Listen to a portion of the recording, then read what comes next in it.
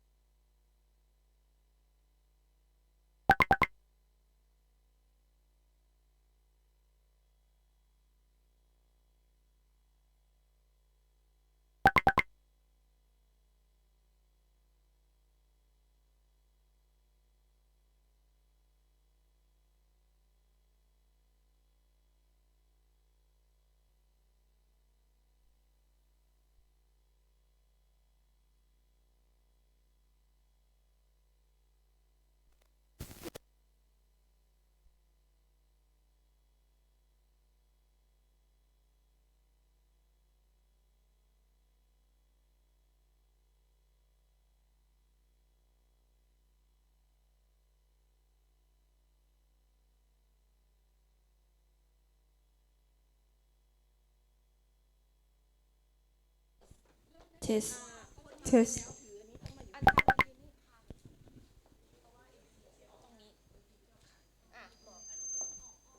ไมค์จะต้องไม่ตรงกับลำโพงอ่ะเช็คกันอีกนิดนึงทำไมไมค์เสียงดัง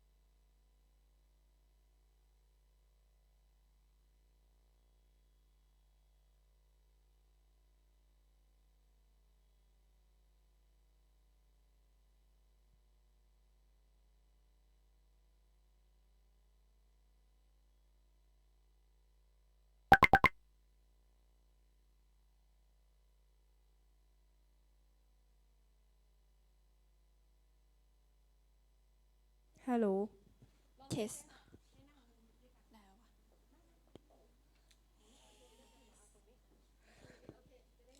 ไปยกเก้าอี้ตัวเองมาอยู่ตรงโต๊ะเบสกับครูไหมนิ่งไหมเกินไหมอันนี้ของเนี่ยจะต้องวางข้างล่างด้วยลูกวางเก้าอี้ข้างบนไม่มีของนะคะอันนี้มีอะไรใส่อยู่เนาะจริงๆอันนั้นพี่ตัดใส่เอาเกล็ดหอยใส่นี่ไงเอาวางเอาเลยนะเอาไว้ยังไงไม่รู้อะค่ะทีแรกวางเลยต้องเช็คเลยนะวางลำดับแล้วก็วางเลยนะคุณแม่โอ้ยไม่ได้แต่ว่าเราต้องตัดเลยนะเก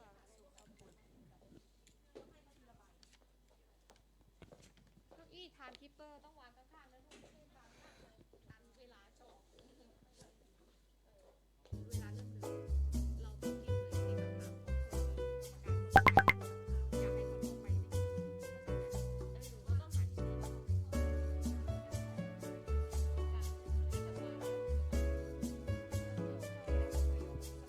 อเวลามันจะรันไปเรื่อยๆใช่ไหมคะแน่นอนก็คือขอบคุณแล้วก็บอกให้ตามสเต็ปต้องบ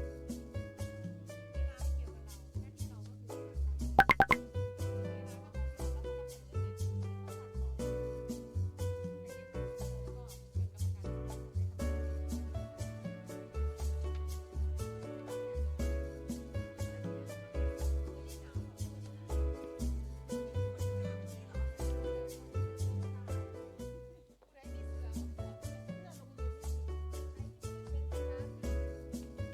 วลาไม่เกี่ยวกับเรา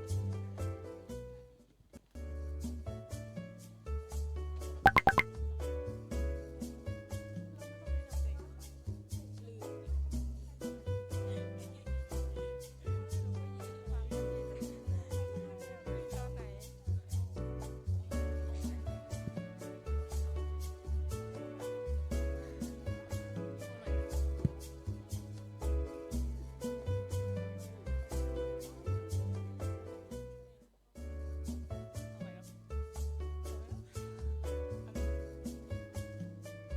Good morning ladies and gentlemen My name is นัทวิภาคำเกต and my name is ปริตาเทพิทักษ์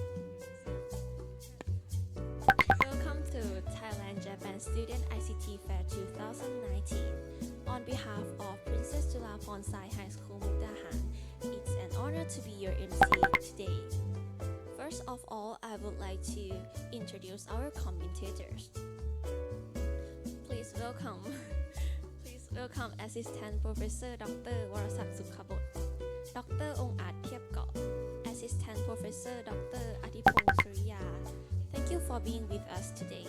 Please give them with a round of applause. Before we get started, here are the following guidelines for the presentation. There will be 3 minutes for preparations, 7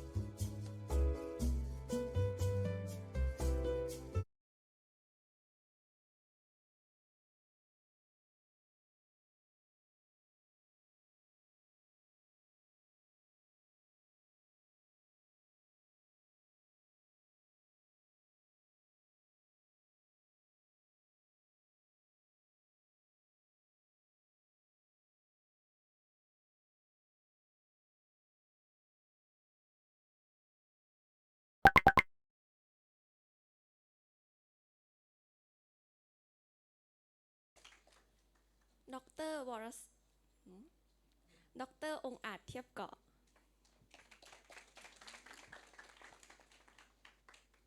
Professor ดรวรศักดิ์สุขบด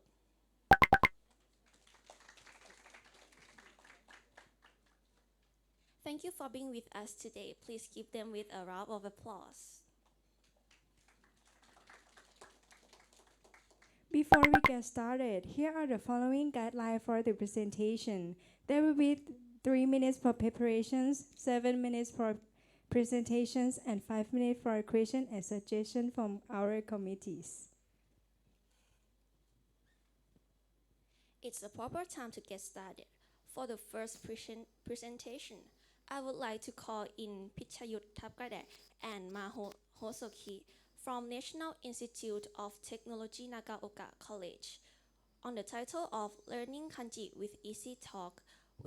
Please give them with a round of applause.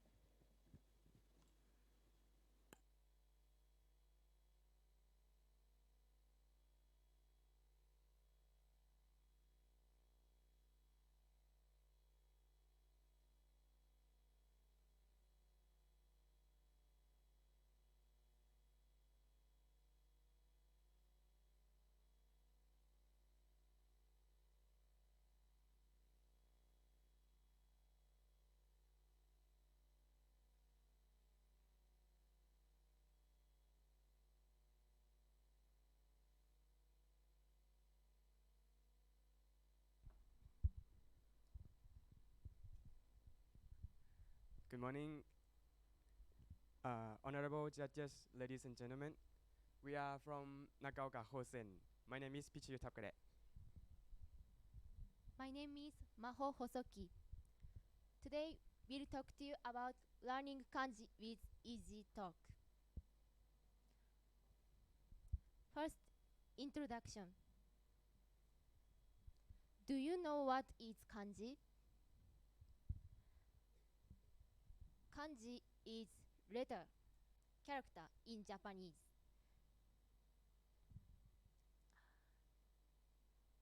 Originally used by Chinese, the Japanese were taught this long ago. Kanji is also one of hieroglyphs, pictographics. They are some examples. An umbrella, a teeth, it perfectly. So we won't solve this problem by using EasyTalk.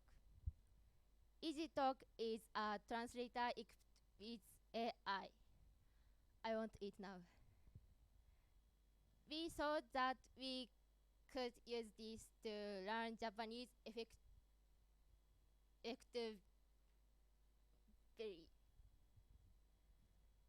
Next, methods and materials. First, we searched for Japanese words by EasyTalk, and we confirmed how is the word translated by searching data. Accumulate search data in Microsoft Word. This is the list of words we searched.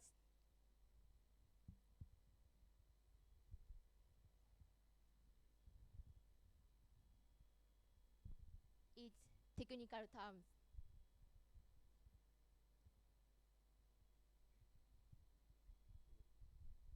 So the next, let's move on to the result part.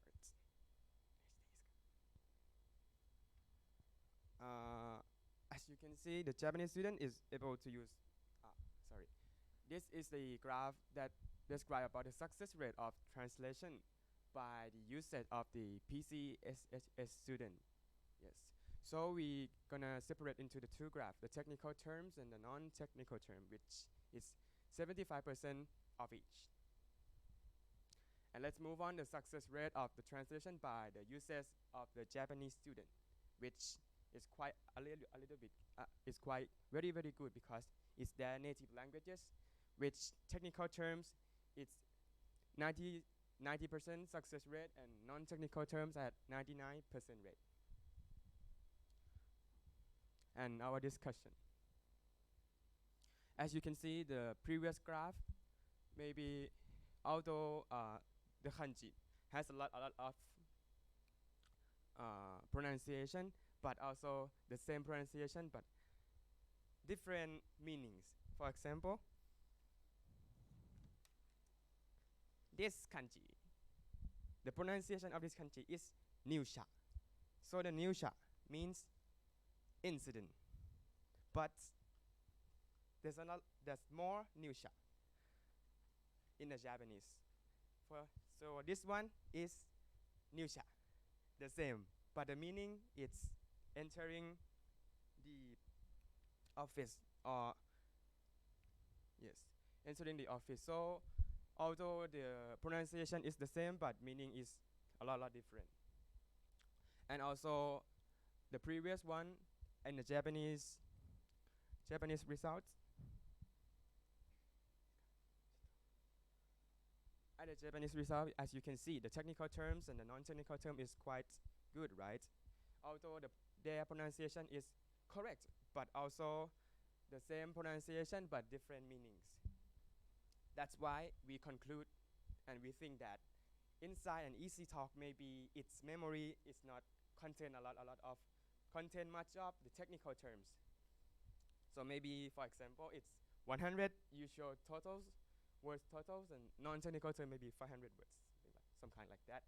And the next is, for my opinion, just like I'm an international student, as Thai people studying in Japan, I'm still need help from Japanese people like Hosuki-san. For example, this kanji. In the past, I can even pronounce this kanji. So I'm not be able to use this device because I didn't know how to pronounce this kanji. This device can allow you to pronounce the kanji and translate it into your own native languages. So let's move to our conclusion. Our conclusion is an EasyTalk is a device that can enable you to translate many types of language, such as Thai into an English, Japanese into an Thai, Chinese into Japanese, some kind of an etc. So it's quite very useful for us. And we conclude that every time this is my homework at Kosen, quite difficult, right? It also has a lot of words, technical terms, and also just the daily routine words such as uketamawaru. Uketamawaru means accept or some kind like that. And every time I do my own homeworks, for the first time I just use it by myself. But the second time I have to practice with my I'm gonna call it he senpai. Senpai means mm, P, pizza, something like that. And yes, so if I use this easy talk with the Japanese, it makes me feel more comfortable and the translation success rate become more effective.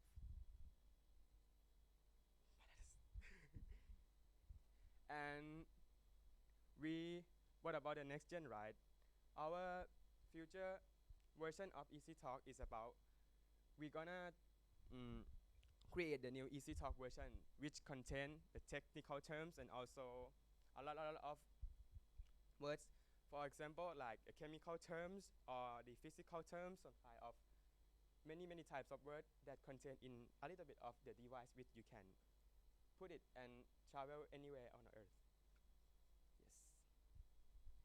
And before we gonna thank you for you guys, uh, I am also now studying at the Kosen.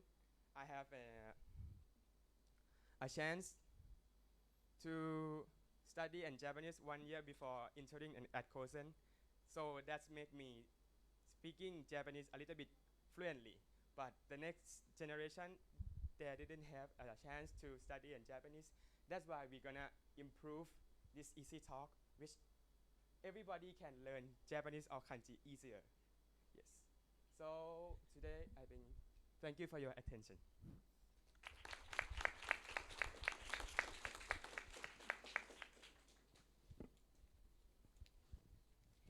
Thank you for that wonderful presentation. Next, we will be hearing some comments and suggestions from our commentators.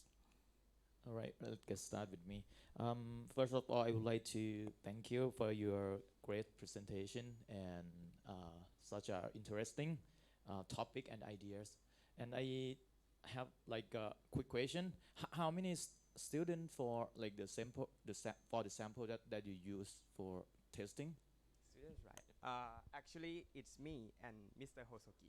Just only two And students. also my friend, we are study at Kosen for that's a Thai two people, two Thai people, and every time this is, for example, this is my Japanese. Suggest, and you say that your future work you will like implement the. I think right now the easy talk is like you can buy it, right? Yes. You can buy it because it's the portable and you can buy from the market, and it's gonna be better if you can implement or develop it by yourself. You can use like the microcontroller or something, and you can train it by using artificial intelligence. It's gonna be smarter. Okay, Thank you very that's much. all. For, Okay, I have one question.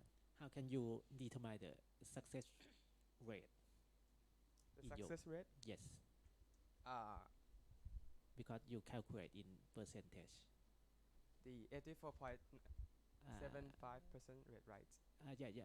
How can you calculate? How can I calculate How it? can you obtain the data? Uh, Actually, it's from this graph. We calculated the technical terms, non-technical term for the PCSHS students and the Japanese students. So that is how we calculated the averages.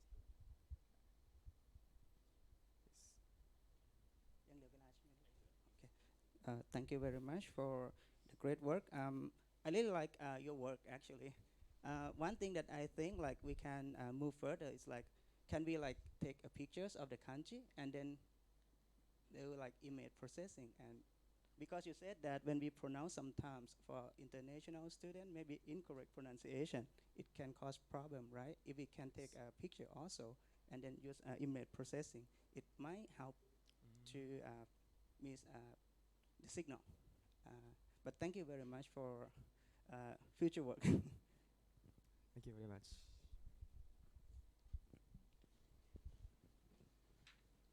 Next, may I invite Assistant Professor Dr. Adipong Sriya to give certificates to the speakers.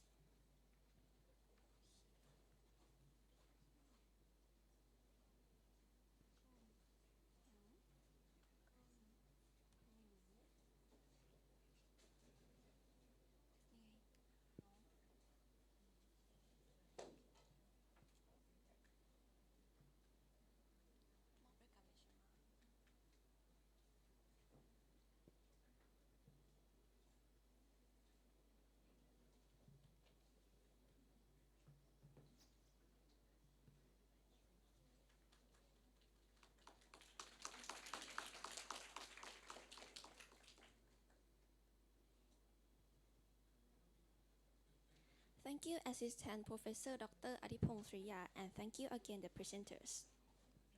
Moving on to our second presentation, we would like to call in Sorachat Warasan and Paramet Daikhaw from Princess Julapon Science High School, Mukdahan, with the title Movement Supporting Equipment for Blind People. Please give them a round of applause.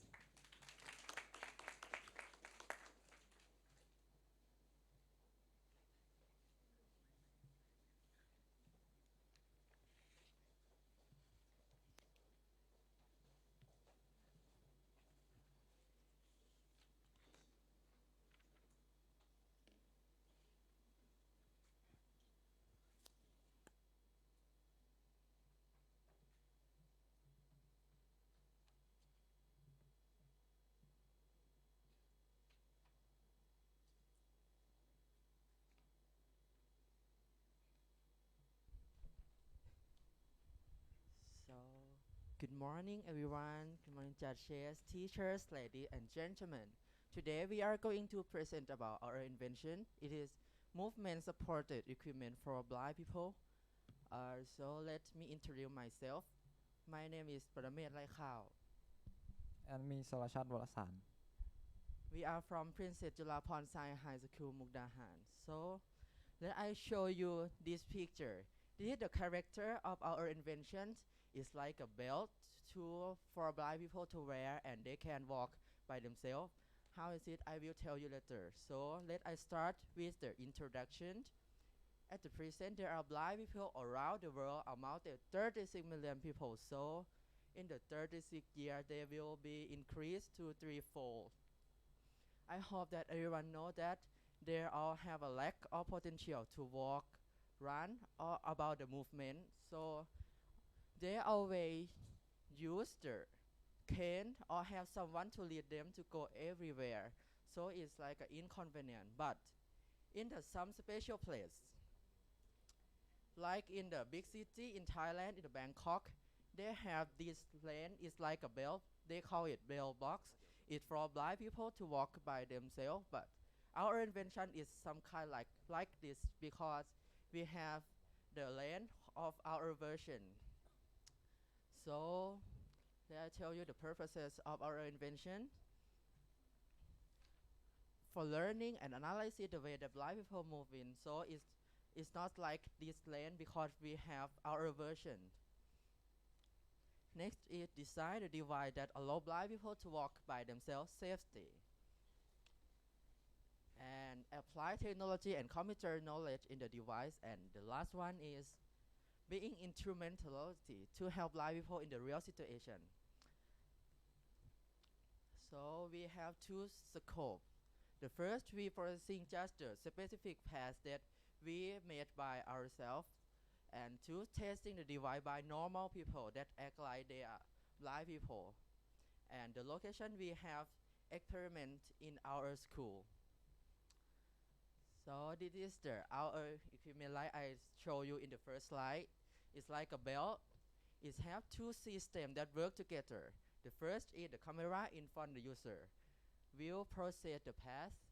It use this Raspberry Pi board and Raspberry Pi camera. And next is the vibration in the left and right to control them to walk. Yeah, we use Node MCU and vibration motor. So I have told you already about our equipment, so my partner will tell you about the working of the device. Okay, next part is how to work. The user have to stand on the specific lane, and the camera will capture the picture to process that to find the position of the user move out of the middle. We use Python 3.5 to run this program like this. Of this called image processing. This is demonstration of how to work. If the user move out of the center, vibration motor will work in the another side. That we run on Arduino IDE. And then if the user move back to the center, it will not work. So this is the real equipment of ours. It have the camera in front of the user, and this is the some kind like the picture when they wearing. So this is the first chart to show the working of the user. But first, Raspberry Pi camera will input the picture of the pad in front of the user and capture it every time to find the position by Python. And when we have processed, we will know about the distance from the center to the left or right. How? So we input the data to the Node MCU, and Node MCU will activate the both vibration in the left and right. Yeah, and this condition, if they move out from the center to the right more than 0.4 meter, the left vibration will work, and you have to move back to the center to don't move out to the lane, because we have the lane like line parallel, so they have to walk in the lane. Yeah, if you can imagine, we have the demonstration of the device. They use this normal people that act like the blind people in the display to show the detection. We call it image processing to find the position of the user in the lane. Yeah, something like that. It is my friends. If they move out, it will burn them to back in the middle. Something like this. Yeah. Yeah, we have, this is the experiment. We have test by normal people, 5 boys and 5 girls. Yeah, something like this. Yeah. So this is the result of the testing. We have 10 people to test, and they move in the 10 meter way and use our device, and this is the success rate. This is about 90% of success rate of our device. So before I thank you for you guys, I hope that our invention will be the standard quality and have the high technology to apply it in the real situation to help blind people around the world to comfort them. Thank you for your attention.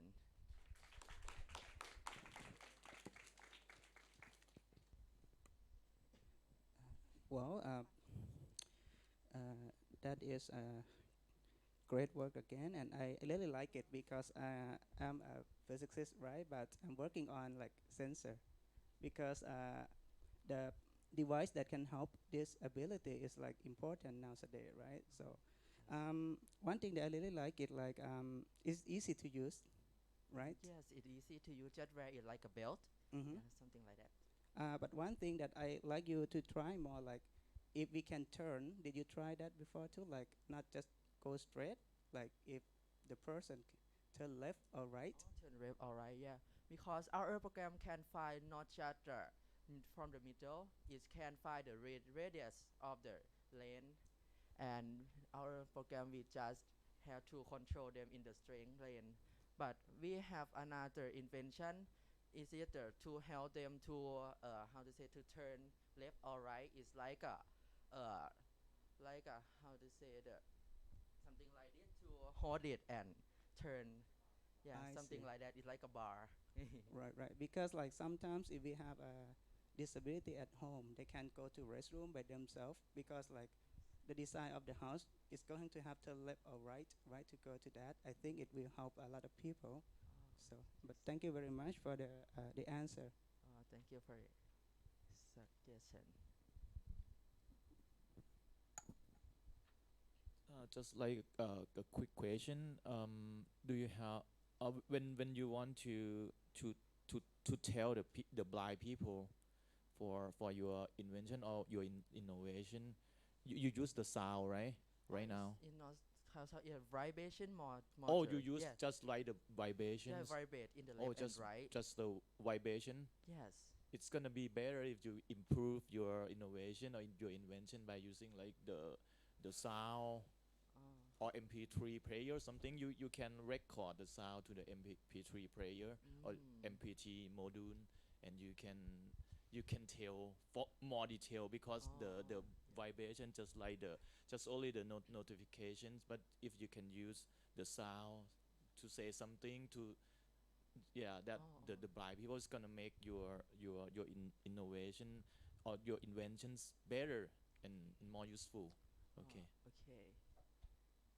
But you know, I like your idea. Keep moving forward to make it in the real market. I'm waiting to see that. All right. Okay. And try to make it to be like the high standard and standard that like you can sell it in the market. Okay. Okay. Thank you for your suggestion. Um. Okay. Actually, today we also have the our honor guest. Okay.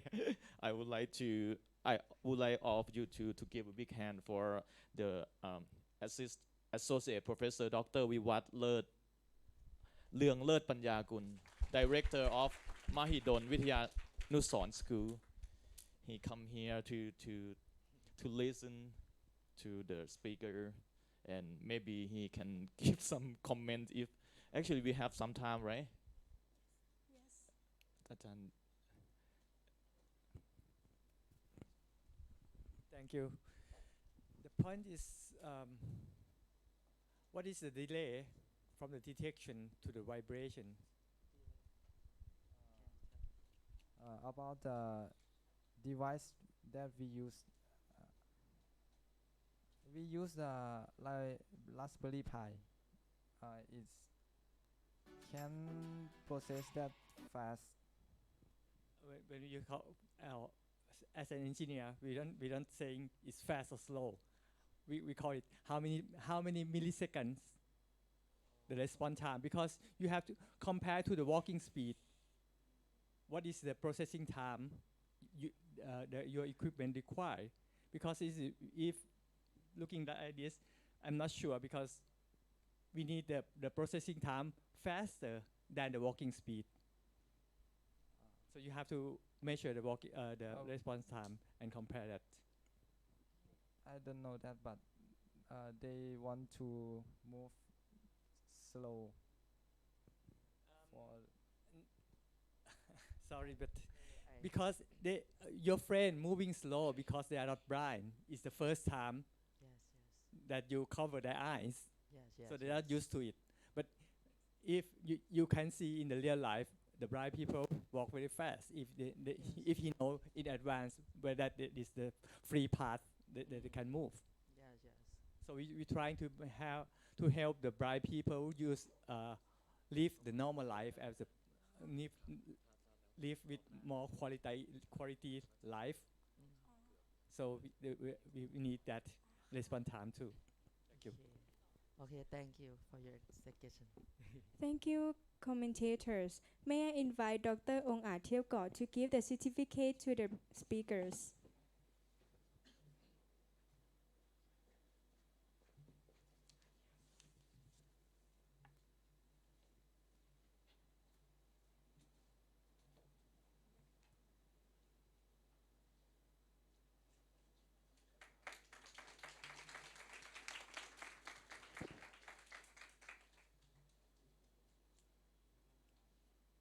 Thank you, Dr. Ong Ah Tiepkor, and thank you, speakers.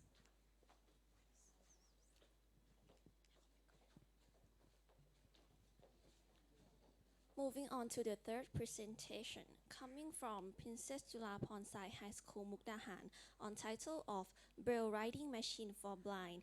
Put your hand together for Prat Boriboon and Kunanun Ratana Koset.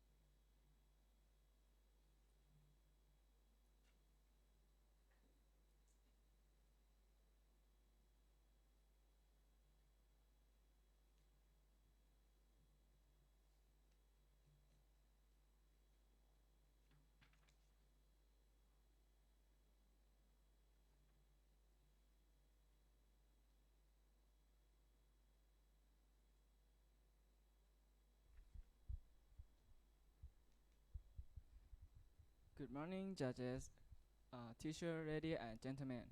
My name is Kunanon Ratanakoses. And my name is Prash Boriboon. Today we would like to talk about our innovation that's named Braille Writing Machine for Blind People. Let's start with our inspiration. In our current society, technology has important for living or anything in life. The popular technology at the moment is use voice to control something if you want. It can give more convenience to the ordinary people or disabled, especially blind people.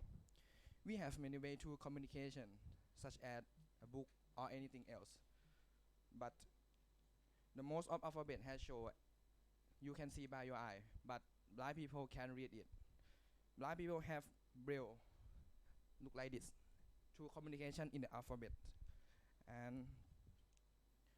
But braille has a high cost to print, and people don't have knowledge about braille, can't understand it.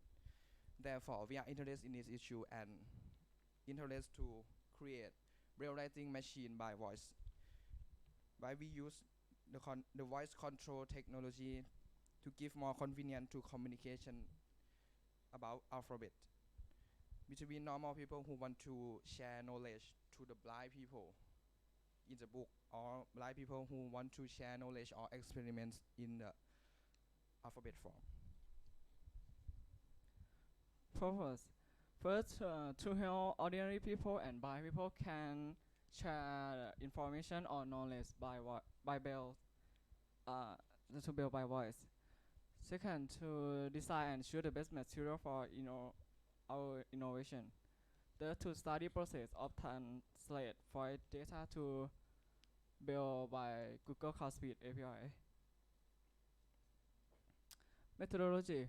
First, we will design and choose the best material for our innovation. Second, design receiving voice data to translate to text data coupled with text file.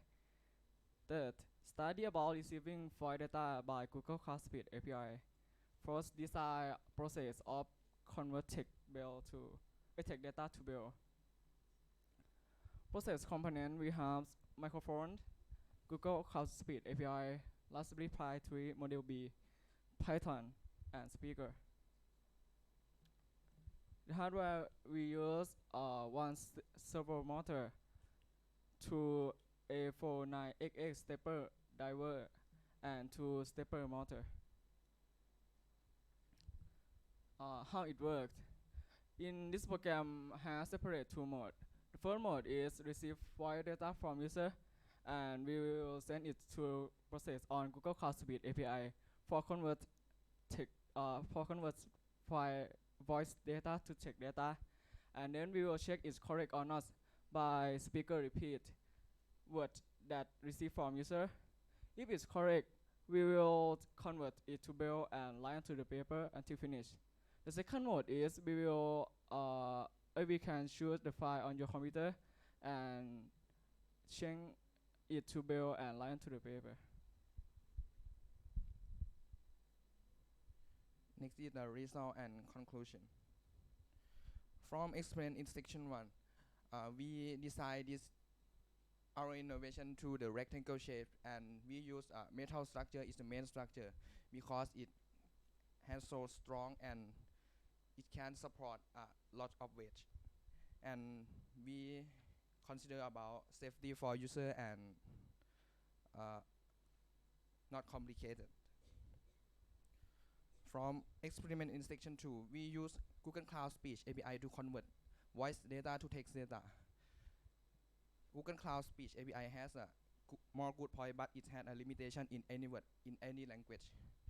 And while using our innovation, you need to connect the internet all the time during using, and it can receive voice data from user up to 42 seconds, and then it will send it to the Google Cloud Speech API to convert voice data to text data and pin it into the paper, into the braille, follow the grammar. And from the experiment in section 3, we interest to second or 30 sentence and can convert from voice to text data and write it into the paper in braille, follow from the user. Our innovation has error percentage at 12% measured by braille pattern and valid in camera. So next is the innovation testing about accuracy. We test our innovation accuracy with by talk any sentence to the our innovation and measure correct sentence. We use sentence about 5 to 9 words to test and measure that correct sentence. The 5 words that correct 10 sentence, 6 words 7 sentence, 7 words 7 sentence, 8 words 8 sentence, and 9 words 6 sentence correctly. Thank you for your attention.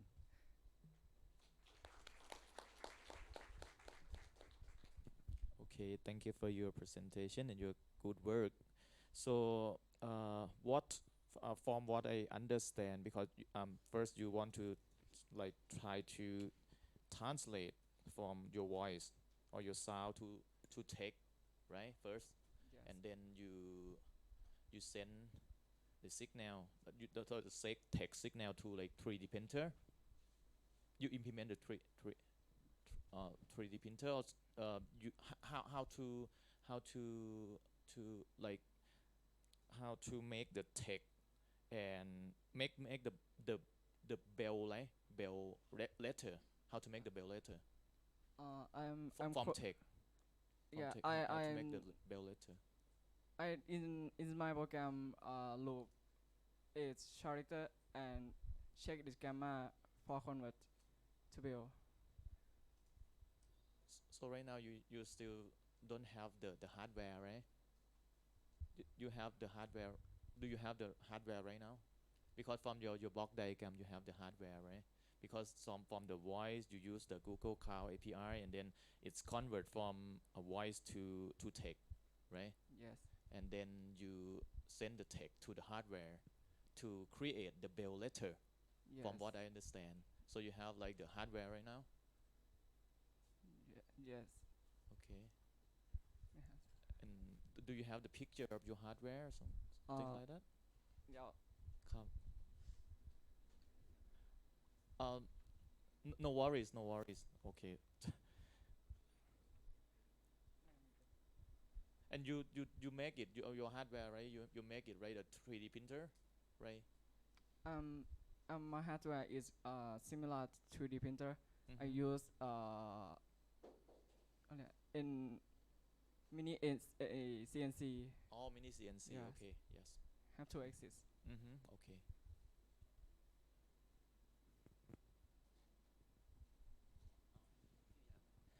Yes, I have just one question. I think in this slide, what is the correct sentence? In the x-axis is the number of the word, and can you describe about the y-axis? Number of the word is number of word in any sentence. Yeah. For I think for 5 words, it should be I prepare to present project, right? Yes. Example of Yeah, and sentence. how can you determine the correct sentence in the y? Because for the file number, the value of the correct sentence is 10. How can you determine this number? Count. Count Count. in unit. What is the unit of the count?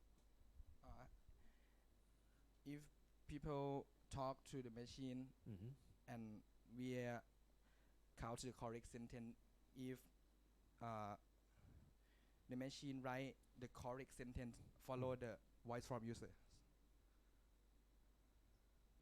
So 10 mean 10 mean 10 words per sentence. 10 what? Or 10 mean correct sentence. Correct sentence. When machine write into the braille, follow the voice from users. Actually,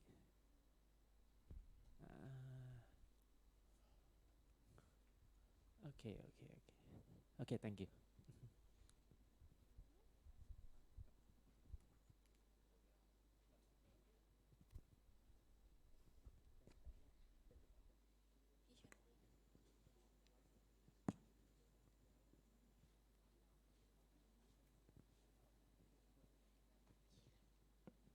Next, may I invite Associate Professor Dr. Vivat Leunglet Panyakul to give certificates to speakers.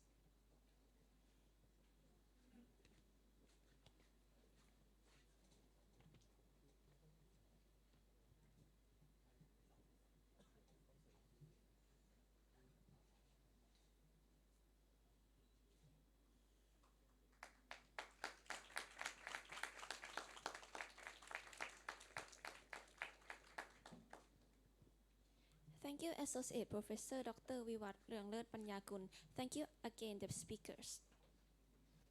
For the next topic, let us call in Laksika Sikamdi and Pej Abdullah from Princess Julapon Science High School student. Please give them a round of applause.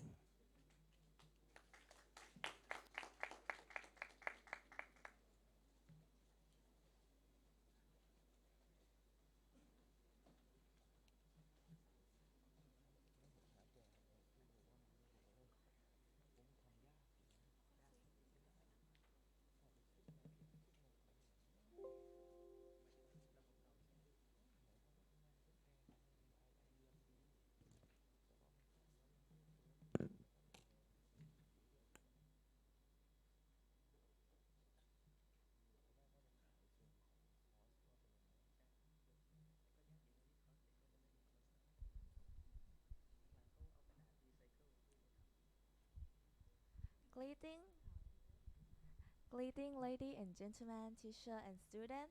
Today we're gonna present our project. It is wristband for coronary and artery disease patients. Let me introduce myself. My name is Laksika Sikhamdi. My name is Prash Abdullah. Let's see the intro of my project. When coronary artery disease attack, most patients have severe chest pain or sudden cardiac arrest.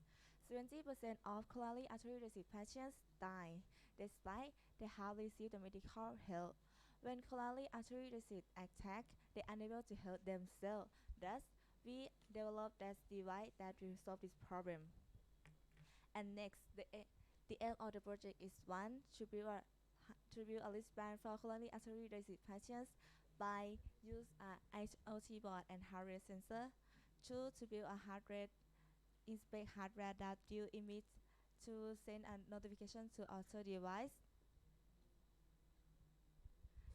And next, C of my material. My material is have a Node MCU and have a OS display and port rate sensor and lithium battery 3.7 volt 200 milliamp hour.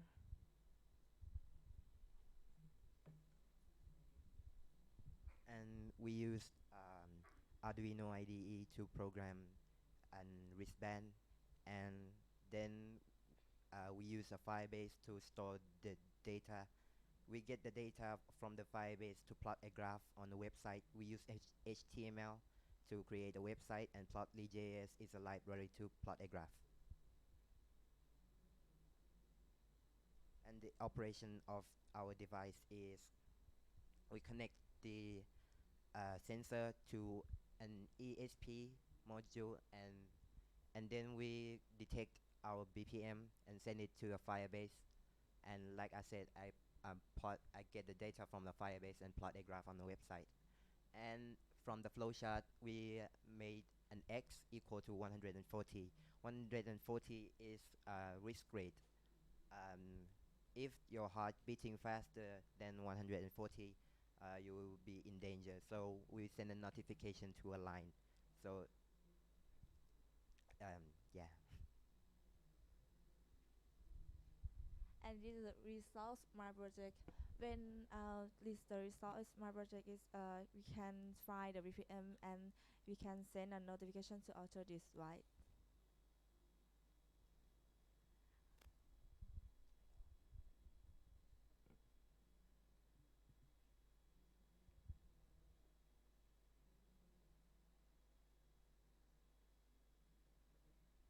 And about our device, this is our device.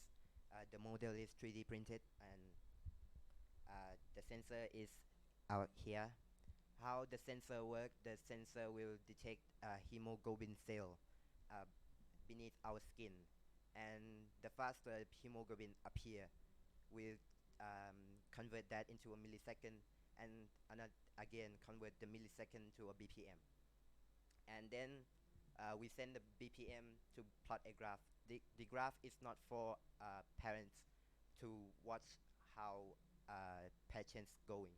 It's for a doctor to see the historic of the patients, so he can like medicine them correctly. And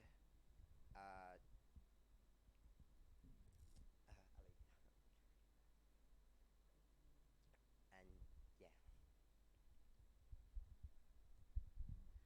Thank you for your attention.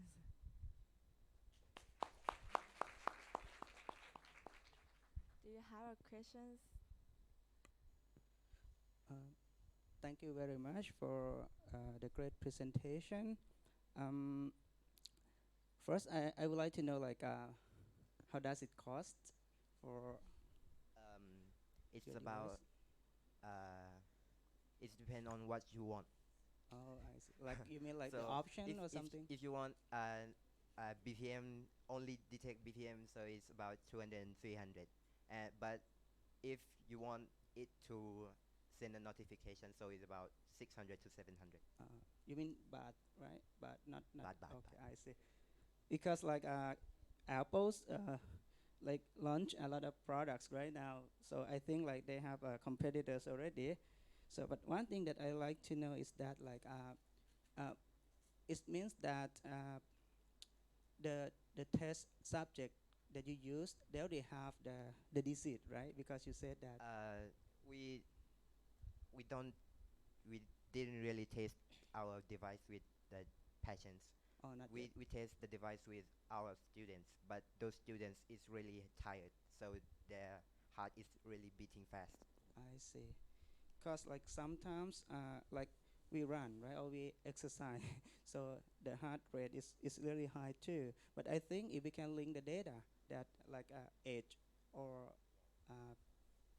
like a lifestyle, like when they eat some food or something that related to the disease, maybe we can predict like better too. I think it one of the good option. So that is my suggestion. But I think this is like good because when I was young, I never tried this because we did not have the Arduino at that time.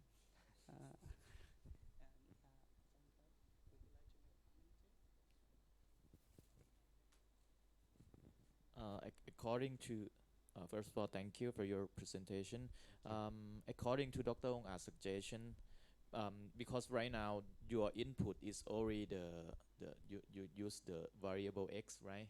It's like the variable for the threshold. You input like 140.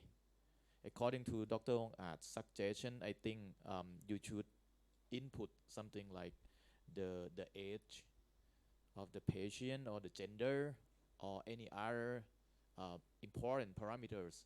All right, and then after you enter all of these important parameters, your system is going to calculate the I would say the appropriate threshold for a specific person, and then it's gonna make your innovation more useful, I think. Thank you for your explanation. And you use the Node MCU, right? Yes. Actually, you can use some other other device, I think, like an that's smaller than this, because wearable device, you have to make it to as little as possible, right? As small as possible, because in the real world, when people want to wear some things, it have to be very small and lightweight. Yes. All right. Thank you for your suggestion.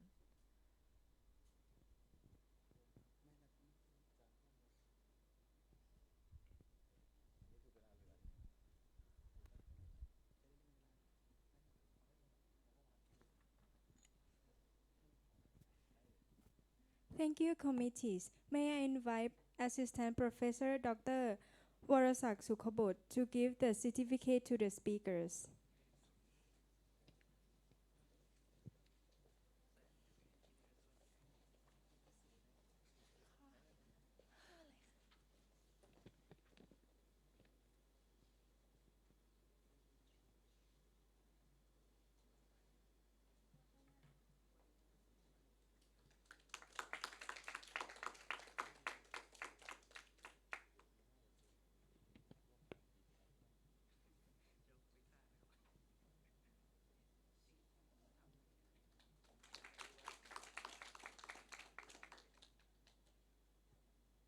Thank you, Thank you, Assistant Professor Dr. Warasak Sukhobot, and thank you, speakers.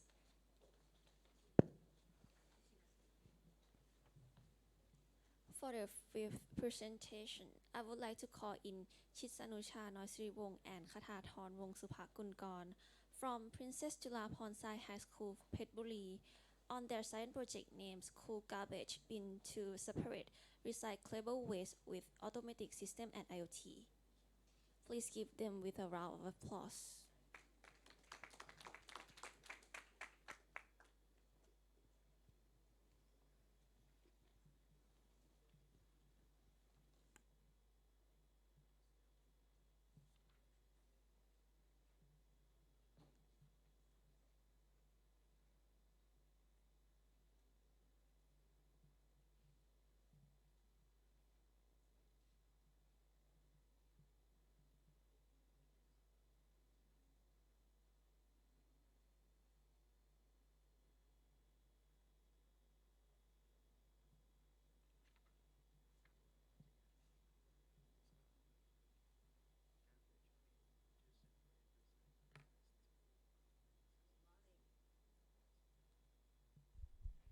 Good morning, Assistant Professor, teacher, and student from Thailand and Japan.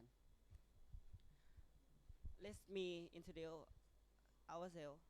My name is คราธรวงศ์สุภาคุณก่อน My name is ทิศนุชาน้อยสวง We come from Princess Julabon Science High School เพชรบุรี Today we present the school garbage bin separate recyclable waste with automatic system and IoT.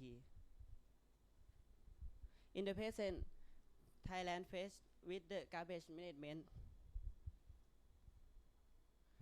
We have the campaign for solving this problem, but it doesn't work. So this project was to increase the efficiency of garbage, recycling garbage. Second, to develop touch bin that can sort the garbage correctly by type and accuracy. And the last, to collect and analyze data of waste management and predict when the touch bin will be full. Method. First, created framework and selected appropriate hardware. Second, model the bin.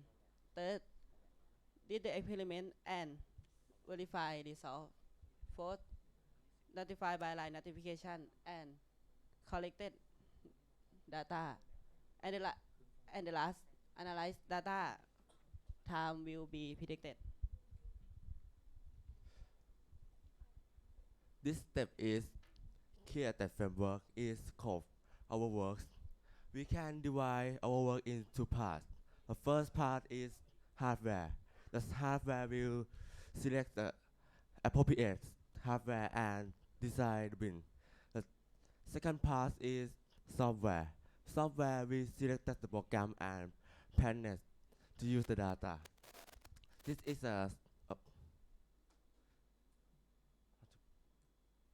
is our diagram from our work. Next step is model the bin. We build the bins as we design and test sensor and program. Next step is experiment. We use ERP32 to connect the Wi-Fi and collect the data and notification. We use Arduino CNC Shield V3 for guide the motor and input the value from the sensor. We use ultrasonic distance sensor for measure amount of touch in the bin. Next is hardware for syphilis. We use inductive sensor for detect the aluminum bottom, and we use the load cell sensor.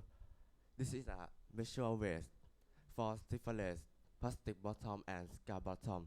Therefore, we have restriction in the bottom plastic and gas bottom mustn't have the water.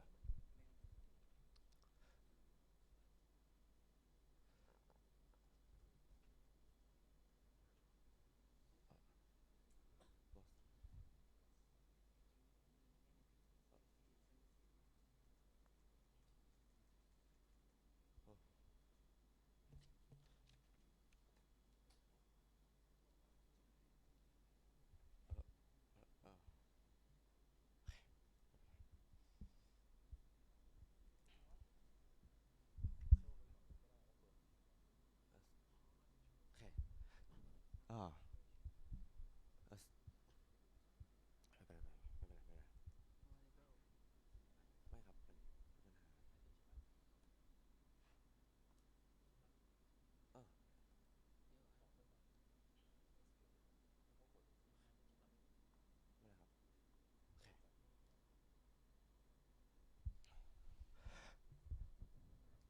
If we put the scar bottom in this pole, that stepper monster will the load cell sensor will measure the waste and guide the stepper motor into the rise and stop the scar bottom in this trash bin. If you push the plastic bottom, the waste sensor measure this and detect is the plastic bottom and drop in this trash. And if you push the aluminum bottom, the inductive sensor was detected and guide the stepper motor to move this into the left and the aluminum can.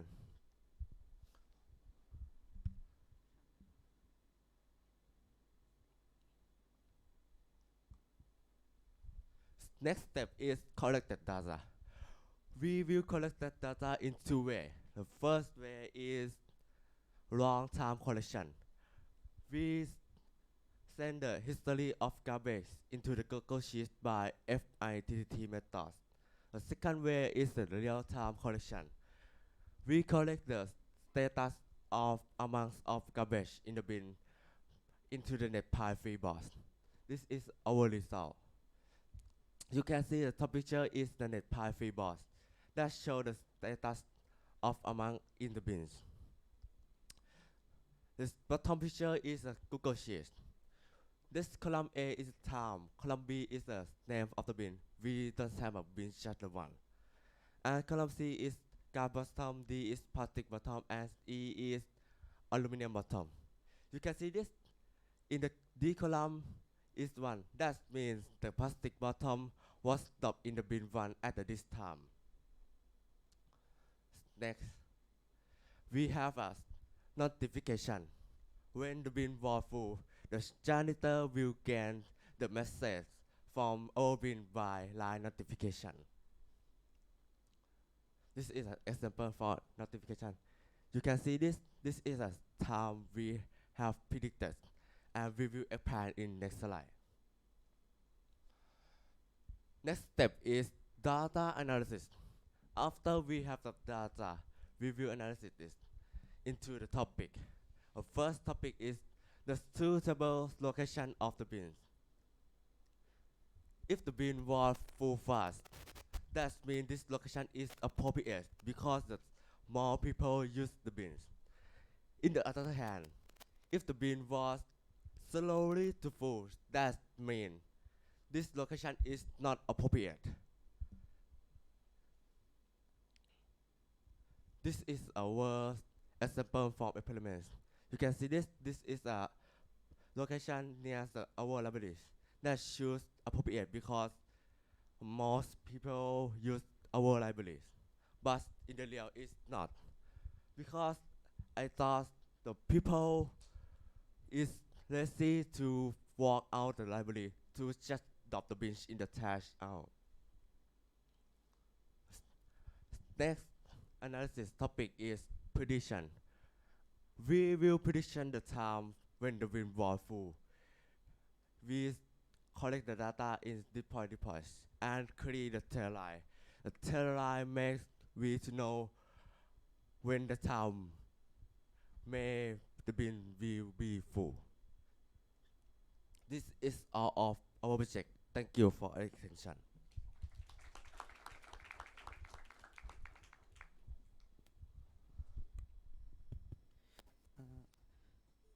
Thank you very much for your great presentation and a great work too. Now we know that garbage is like precious too, right? So one thing that I really like is that you can separate between like metal, right? Glass and also the other one plastic, right? Yes. The question that I have, use the inductive sensor, right? Yes. This kind of sensor, like the distance between the object and the sensor is very important, right? For this one, like yes. How close is it? Like for the sensing distance that you use, like. Oh, okay.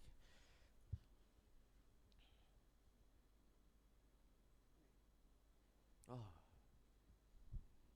Because like I got one project from a company to fix the problem in a company about inductive sensor too. Maybe you can help me too for this problem. We have a angel. This is a curve. Yes. It's not it's a have angel. This. Oh, I see. Like you put at If the you edge of push the bottom, that will. Oh, I see. You move it there, right? Yes. Oh, I see. I get the point. If it's too far, you can move it too. one thing that I like to suggest for this project is that if you can measure the humidity, like if you have the wet plastic or the dry one, like it may help for the recycle process. And the other one, if we can put a scale to measure, so we can calculate if you use for the house, right? I mean, like you can calculate like how much it costs, or you can like get money to from the company, like they take the garbage. I think it would help. That is my suggestion. Like you can you put a scale at the bottom too to weigh, like yes. Can we improve like by put a scale? I mean, tashang a scale, like yeah. Is a little bottle. It's a big bottle. Oh, I see. Like if you put at the bottom, right, and then you can use maybe Arduino to correct the data, and then we can store the data, and you know like how much for the plastic, how much for the iron or something, and then we can even like calculate the value of your garbage. But thank you very much for this good innovation too. Thank you for commentation. I have one question. If I want to throw the garbage, how long can this machine separate the type of the garbage? Again, please. I mean, if I throw a garbage to your machine, how long can they separate for one sample? It's just 1 second. 1 second. Yes, Okay. 1 second. Very fast. Okay, thank you. You said it just 1 second because you use the step motor, right? Your step motor is going to move left and right. Yes. Okay. Very fast. Okay. Thank you very much for your concern about our environment, and it's gonna be the green production. Okay. Thank you very much. Next, may I invite Assistant Professor Dr. Adipong Sriya to give certificates to the speakers.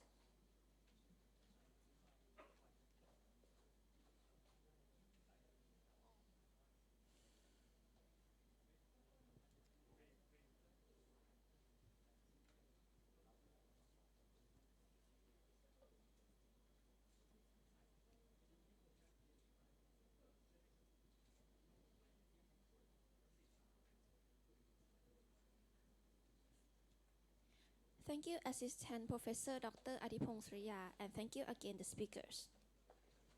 Moving to the next presentation, we would like to call in Suparat Thongma and Patharapon Pathanakul from Princess Julapon Science High School, Buriram, with the title GRBL Automatic Coffee Art. Please welcome them with a round of applause.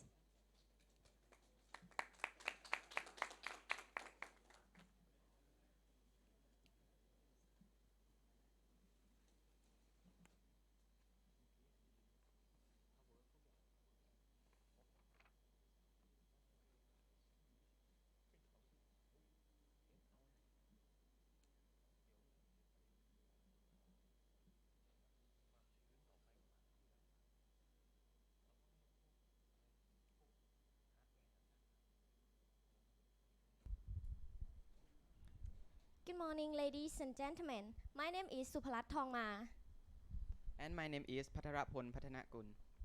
Today, we are going to present about GRBL Automatic Coffee Art. So, you can see a lot of people have to go to work at the outside, and someone have to drink a cups of coffee before they go to the work. According to the interview of population in Buriram, Thailand, and the coffee shop operator in Buriram, Thailand, we found the most of people drink a cups or 2 cups of coffee per day. And if we compare with the plain coffee, the simple coffee, and the beautiful look of coffee like this, and the most people that sure they choose this one. And in the practice process of the barista, do you know barista? Barista who is the girl or the boy that make a latte art in the coffee shop, and they spend time maybe 1 or 2 years to practice. and I think it is waste a lot of time. If you are the coffee shop operator, it's sure you want to get a profit from the coffee, right? And then we think, what do we do to respond this matter? And then we think we invent the GRBL automatic coffee art. This is my model design. Equipment, we use stepping motor to control the x-axis and y-axis. Relay, I don't know you know R3 and CNC shield. And we use solenoid valve to control the pouring of coffee. Coffee tank injector, and we use GRBL laser software to import the picture that we want. And this is my first version. In my study, I have to change a lot of injector because it have a lot of problem that happen with it. And for example, in this one, it have a coffee leak out of around this area. Yes, and then it make the coffee have a bad look. Yes. And this is the my now that we have a machine right now. This is GRBL laser software. We just clicks this button to connect the board with computer, and clicks this button to import the picture, and the program will generate line to G code, and last click this button to run the machine. And this is the process of GRBL automatic coffee art. This is the first versions of my machine. You can see it look bad, right? Because I used a pine wood to make a body of my machine, and it make it a shake. Yes, and then we change it to acrylic.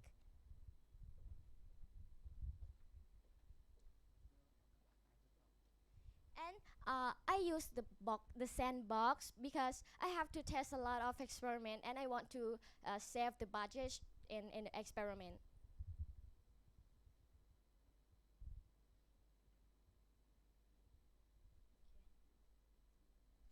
And the pattern that I test with my machine is Heart Star Jopol. Jopol is a Thai letter, and the Simpson is the boy that have a yellow body. Yeah, and the average time of our process is just 30 seconds. And if you have 3 machine, you can get 3 cups of coffee per 30 seconds. Thank you for your attention.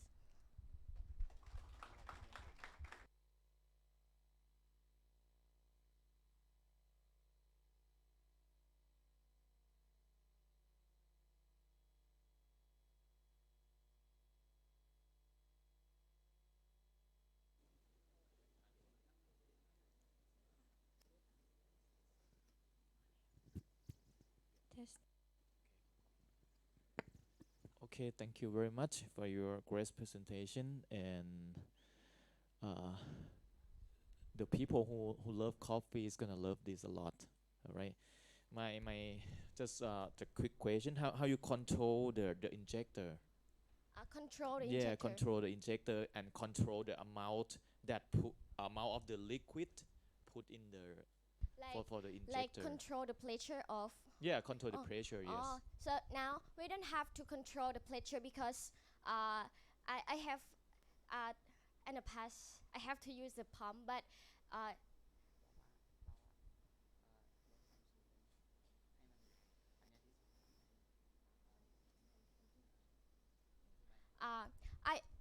at the first time I want to use the pump, but it's not work because the spec of pump is high more than I want. Yeah, and then we create the coffee tank to reduce the pressure. Yes.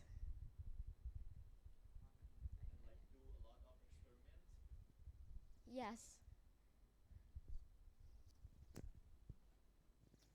Okay, for me is I really like I I like this work because I'm a big fan in coffee, and I have one question. Maybe you can distribute your machine to.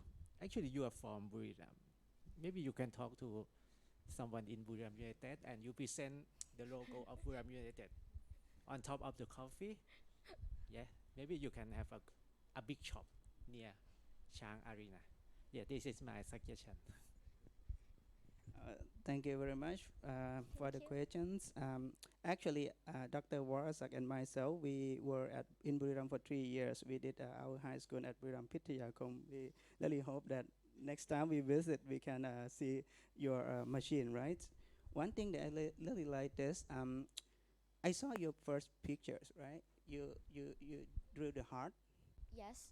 Uh, did you create like the symbol by using a mathematical formula by yourself or something? I use the photo from the internet Oh, or I see. or everything that you want in the line. I Yes. see. Probably next time you will have like E equal to MC square to improve your, I mean, the price of the, I mean, your coffee, right?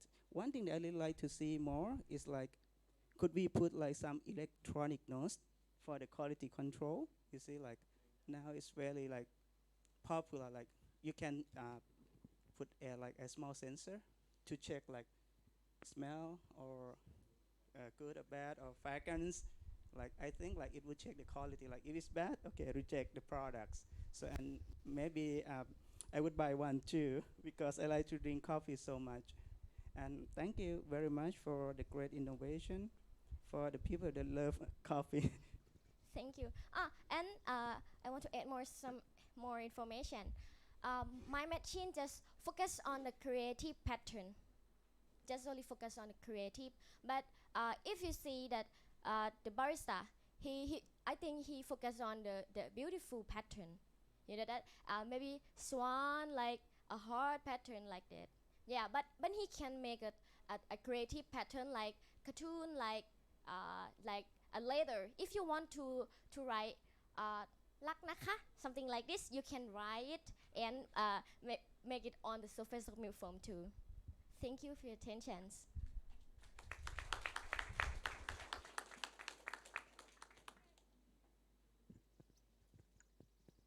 May I invite Dr. Ong Tiapkot to give the certificate to the speakers.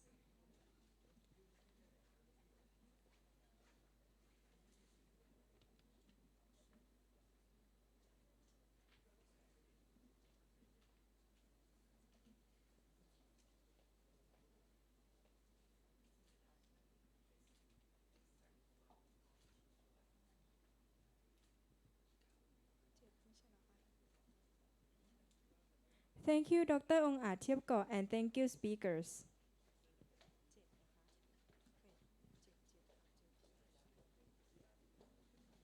Moving on to the seventh presentation, may I invite Intat Panuwat Pinyo and Chanisala Salai with their science project named Smart Build for Blind from Princess Julapon Sai High School student. Please give them with a round of applause.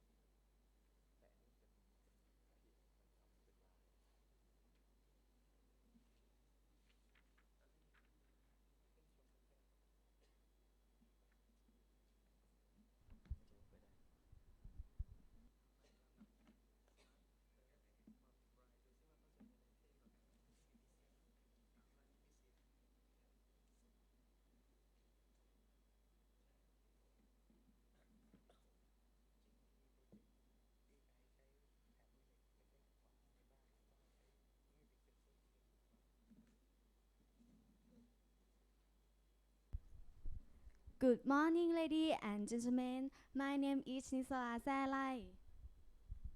And my name is Inat Pinyo. Okay, we come from Princess Juraponsai High School. Today we will present our project. Our project is Smart Bell for Blind.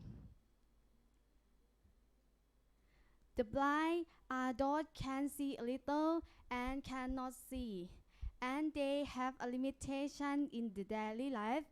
Nowadays, there are a lot of technology that can help them, but they may be limitation cannot at all. So we should to do this project by producing obstacle protection belt because we think that the belt probably at the center of the body. Next, the objective are construction a belt and equipment to help the visual impaired and to facilitate visually impaired in daily life. Next.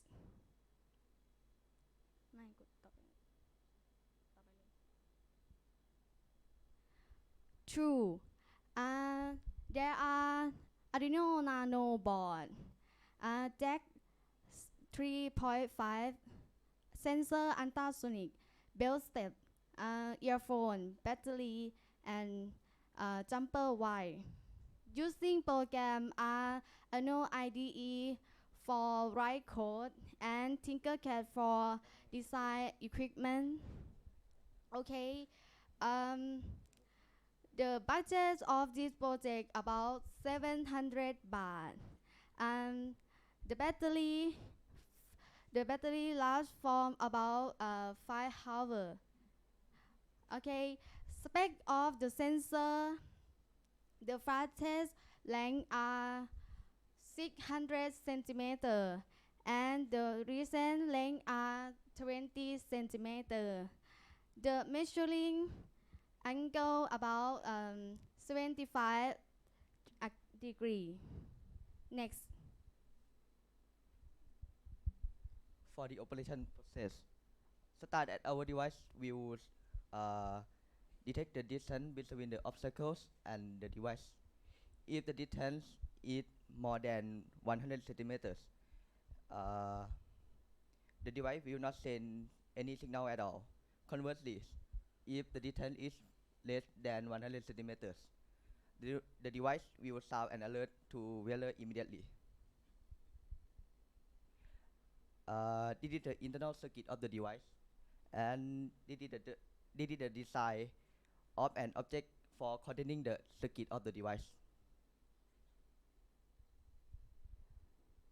The result, the device can detect objects in the length of 20 to 100 centimeters, and will sound an alarm to wearer to remind the wearer to be careful.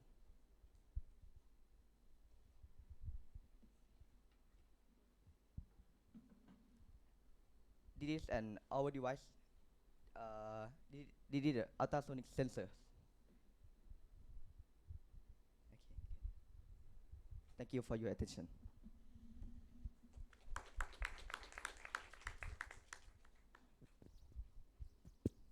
All right, thank you for your good presentation and for your innovation for the blind people, actually visually impaired people. I have just the quick question. What is the operating range for this equipment? Operating range for the sensor, because right now you set it right to be a meter, right? Yeah. 100 cent, right? If you measure the distance less than 100 centimeter, it's going to notify Yeah. the by people, but you can set this value to whatever you want, right? 50 to 100. I mean the maximum range that your ultrasonic sensor can do. What 600 is centimeters or 6 meter. 6 meter, right? Yeah. Okay.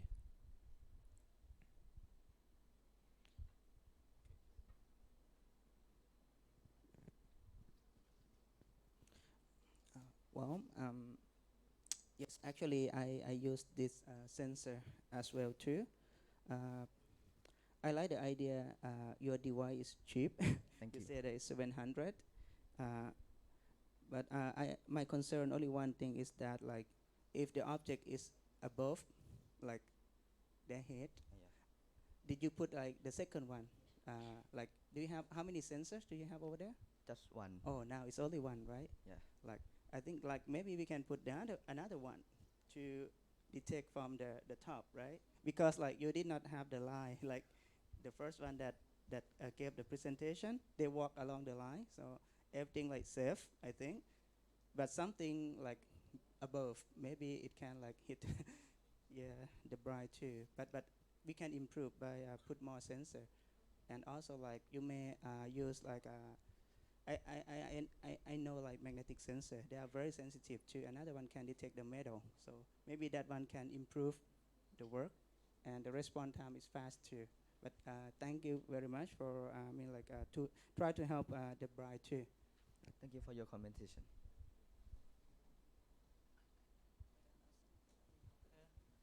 Just wonder this maybe the same, very similar question. What is the angle?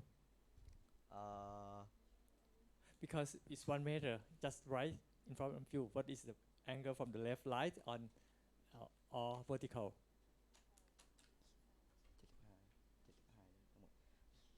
75 degrees. You mean sweep angle is 25 degrees, horizontal and vertical? Yeah. Both? มัน it's a car sensor. It look like car sensor. Yeah, but it's depend on the sensor. If you have 75 degrees, mean you have 37.5 in each. In 1 meter, is in the obstacle, in your obstacle pathway. Thinking about how to say, let me show you. We have something 1 meter in front of me, but on the 35.7 point here, you detect it. But if you walk, you not hit it.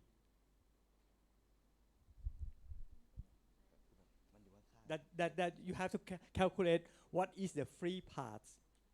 It's free path when you walk straight.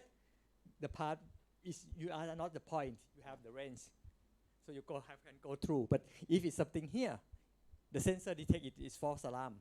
Yes. It will get a lot of false alarm. Thank you.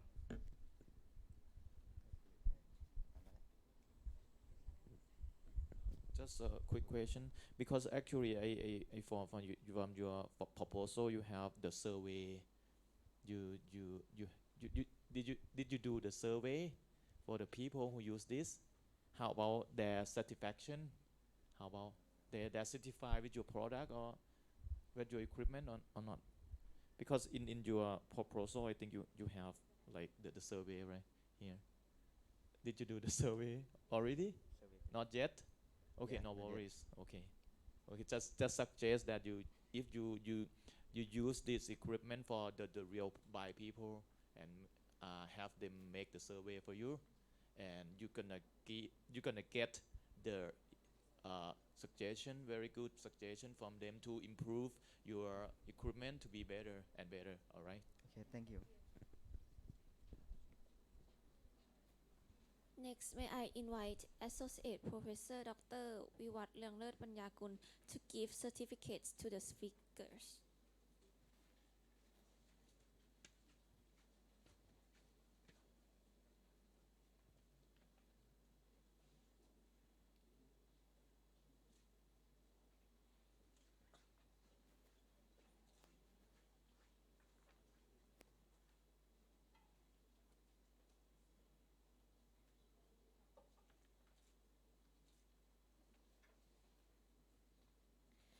Thank you, Associate Professor Dr. วิวัฒน์เรืองเลิศปัญญากุล and thank you again the speakers.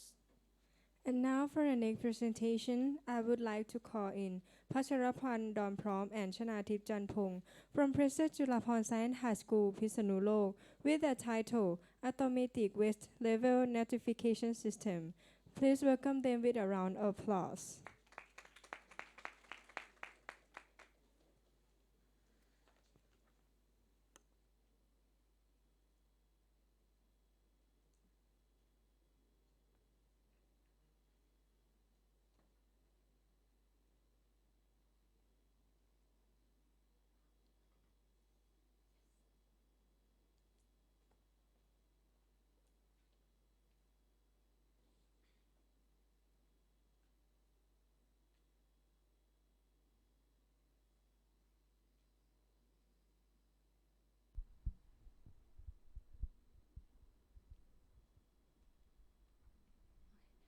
Good morning, commentators, participants, and teacher and students.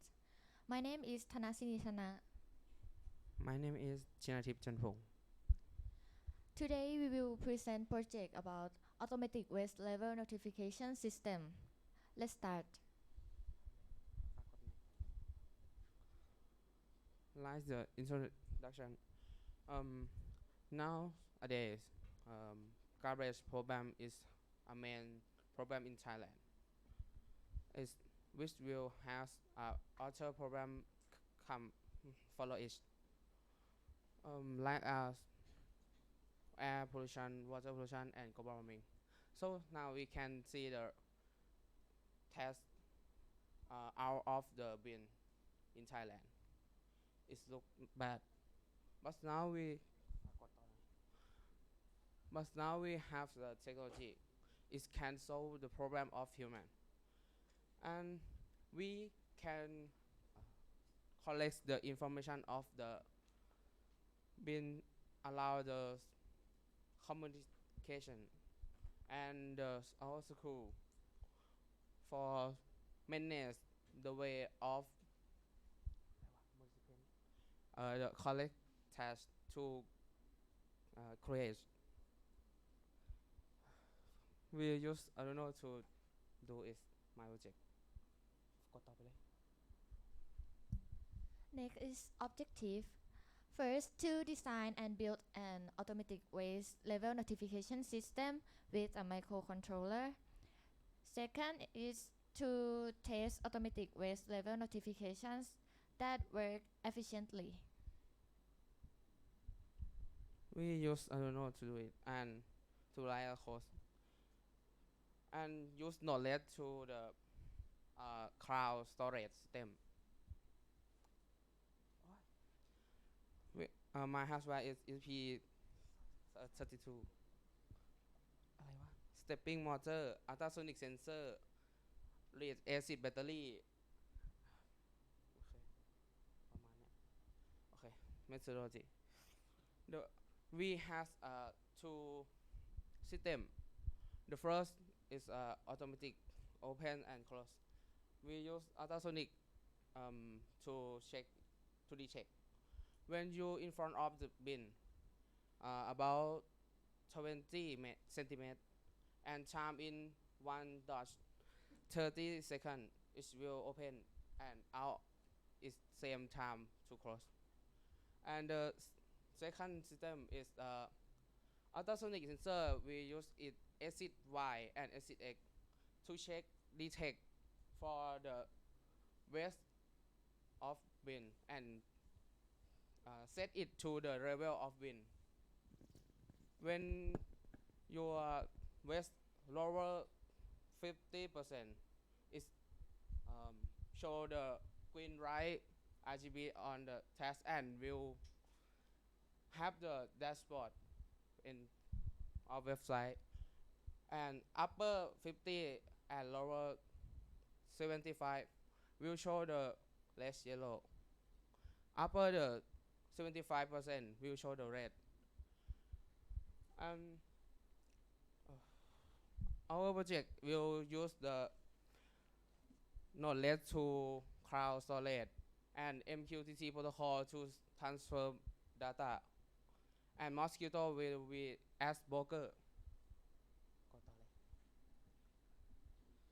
And we use Node-RED function to create the dashboard and website. We will notification in line and has a link to my website dashboard.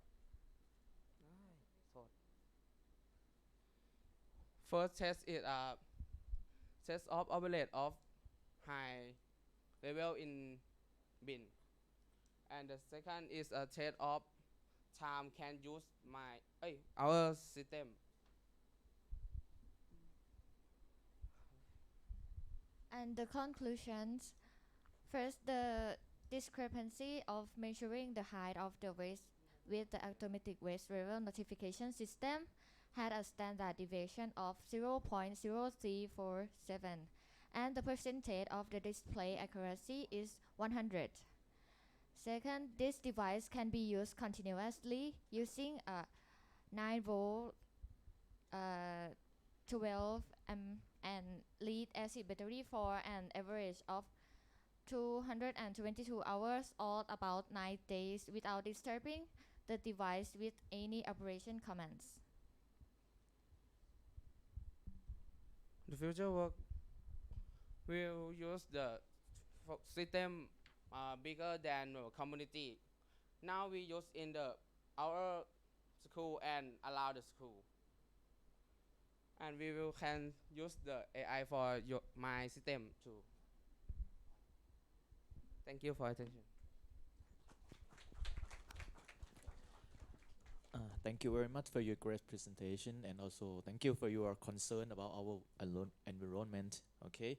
Also, my first question is, how many ultrasonic sensor do you use in your system?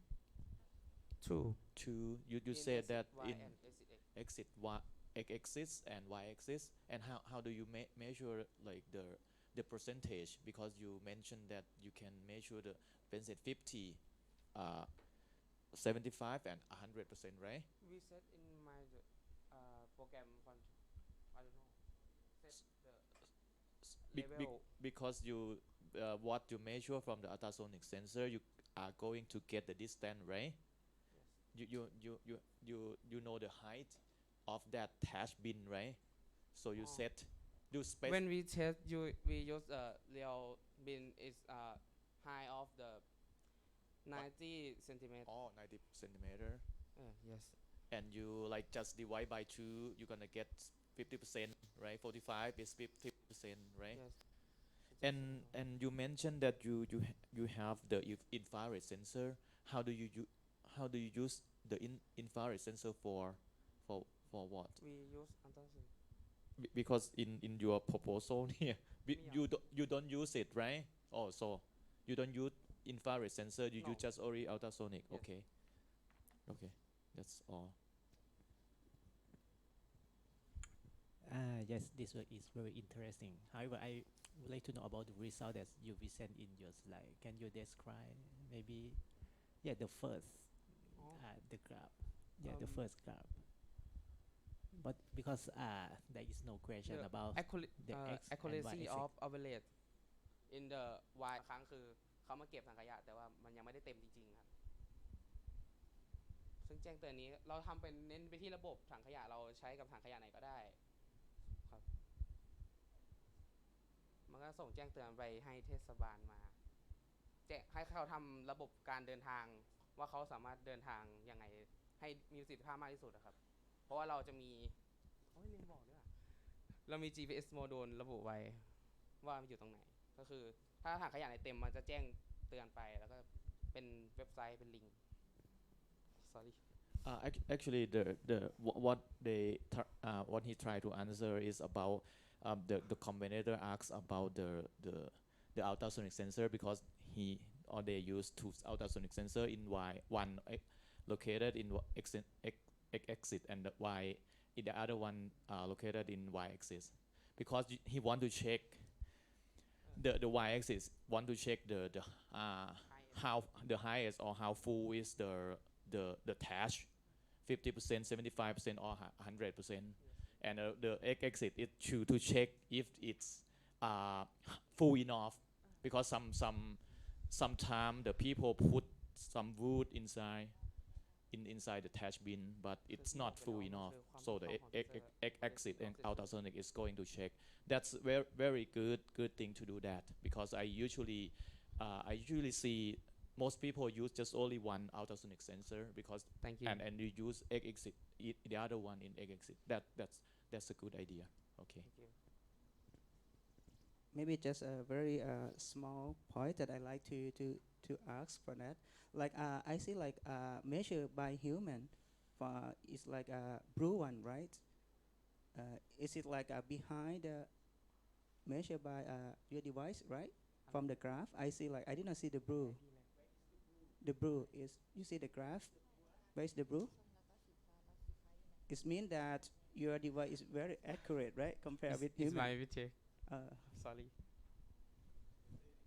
very accurate. It means very accurate. But thank you very much. May I invite Assistant Professor Dr. Warasak Sukhabot to give the certificate to the speakers.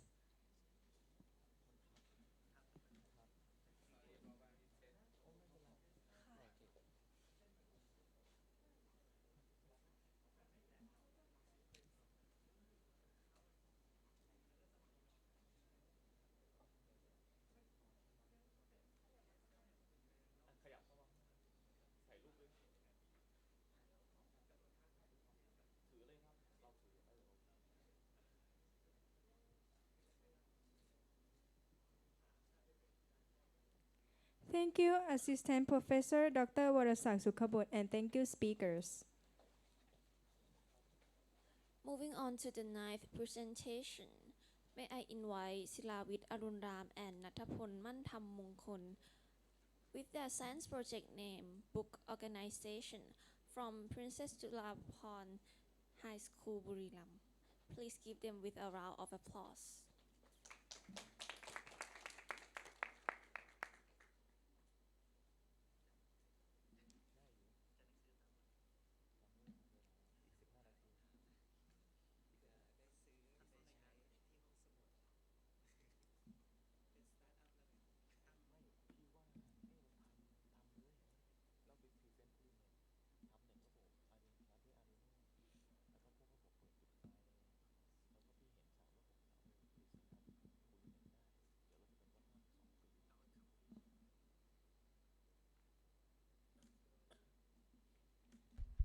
Good morning, ladies and gentlemen. My name is Natapon Manthamongkol from Princess Julapon High School, Buriram. My name is Silawit Arunram. Today, would like to present my project, Book Organizing. Okay. Why we build book organizing?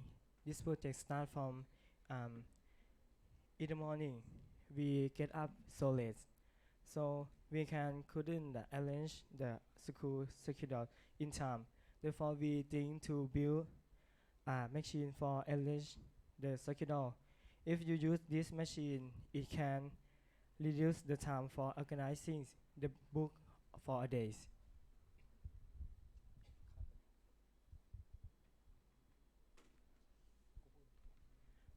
This is operation process. The first, we going to design the machine together. Second, we start to build a machine for according to design. Next, coding and build application, and test a machine and review them.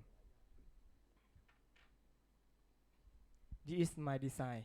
The first design is be a machine full option, and this is a model of inspiration. My machine make from ESP X266 is this slide is not correct. And servo motor, RFID tag, RFID reader. We use Arduino IDE program to coding this project for analyze book that existed on that day or not by looking at the value RFID tag from RFID sensor. As for the day, it will receive from box application I create by communicating via NetPy.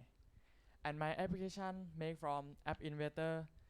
We make the UI easy to use with the one screen that we have. This operation of book organizing. The first, we into the application and put what day you want to organize the book for a day, like this. And next, we put a book on a machine, and a machine read RFID if it on the book pass a machine, and the machine is calculate the books if the books have in circulate in the day, machine send a book out. But if a book not to study in the day, the machine send a book in a storage.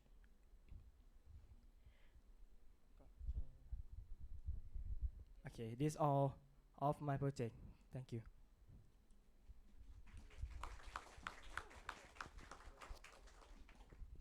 Thank you very much for your great presentation, and it's will be very useful for the library to use it. But right now, I think the your equipment or your innovation right now, it's just the model, right? Or you can use it in the real world, just the model or the simulate. You can, because I think it like right now it's just the small size. Can we use it in the real library now? In this model can use or to organize in real life in this model. Okay. You use it right in the library or just the R&D right now, research and the development, right? Right now. I use for me into the dormitory when I get up and use this for to come to study. Okay. And how do you use the RFID reader for? RFID reader, RFID reader. How do you use it for? I use RFID to read RFID tag on the book for to analyze a book. Because you have like 7 days in a week, right? You want Yeah. to organize it separate. This one is for Monday, the other one Tuesday, and so on, right? Yes. So you use all of this book is on Monday or something like that by using the ID from the IFAD reader. RFID tag for one subject of the book. In a Monday, study a math, a physics or biology. The machine is analysis three subjects for 4 days. Okay. When I come to the military in the night, and when I get up and put our books in the machine, and the machine analyze it next day subjects for next day okay, too. and prepare. Yes. Right. Yes. It's gonna help you, like the students, to organize the book that you are going to carry to the school, right? Yeah. Every day. Okay. Yeah. That's gonna help you a lot, right? Yes. That's a good idea. Well, yeah, I really like your idea too, because if I have a kid, maybe I would buy your idea and then force my kid to study, right? But by the way, like how many books your machine can handle? Like, suppose I have 10 or 15 books, or how many books? The maximum one, like.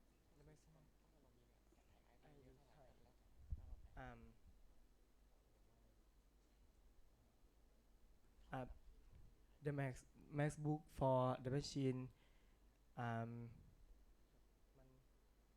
Just by approximation, like, because like maybe we can use for the library too. That's the idea. Because Dr. Atipong, he's the director of the academic resources at Ubon Ratchathani University. Maybe he could develop the idea too, like maybe by your license, your patent. If you have so many IFAD tag, you maybe a book a lot of there. Oh, okay, I see. Maybe we can improve by using more IFID to develop the machine. And one more, like, can we monitor the log, like the activity, by like store the data to double check? Because like, yeah, I mean, like, can we store the data, the activity? You know, when you have the RFID, maybe I can store to this or the database, maybe like to see the activity. Could you do that or not yet? If you haven't done yet, yeah, normally, like, you see when if we have a door, right, and then we have the RFID access, if I scan the ID card, the system can store the activity or record. Not yet, not yet. Okay, maybe that one like I can more. Maybe I can observe my kid too when they study a cartoon or they read a cartoon or study too. I mean like, and then you can sell the idea for develop the products. But thank you very much for your great device.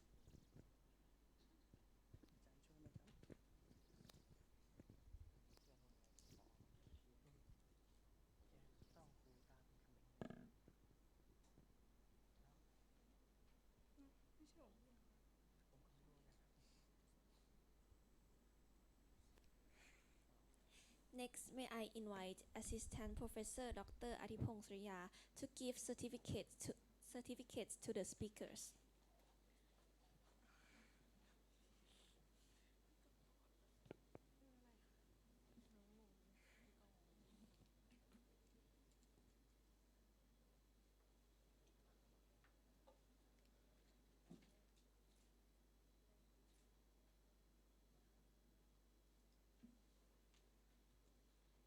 Thank you, Assistant Professor Dr. Adipong Sriya, and thank you again to the speakers. And now for the next presentation, we would like to call Metika Ankara Boribun and Phafa Mangjaran from Princess Julapon Science High School, Chonburi, with the title Non-Blood Diabetes Screening Machines. Please welcome them with a round of applause.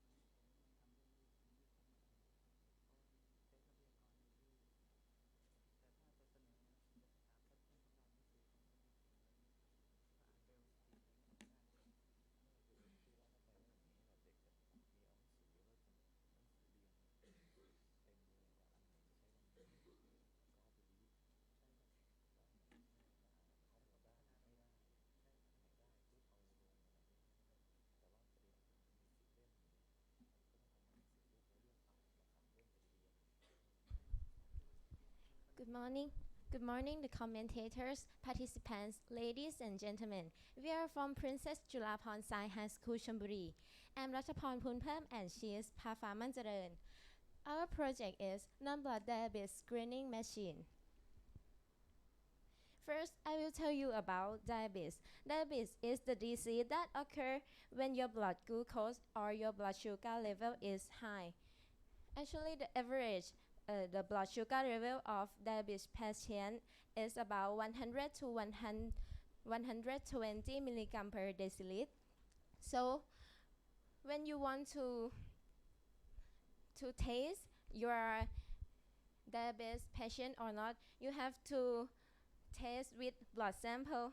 So, sometimes somebody think it's hurt, so we think to create the machine that non-blood taste to taste the sugar level in your blood.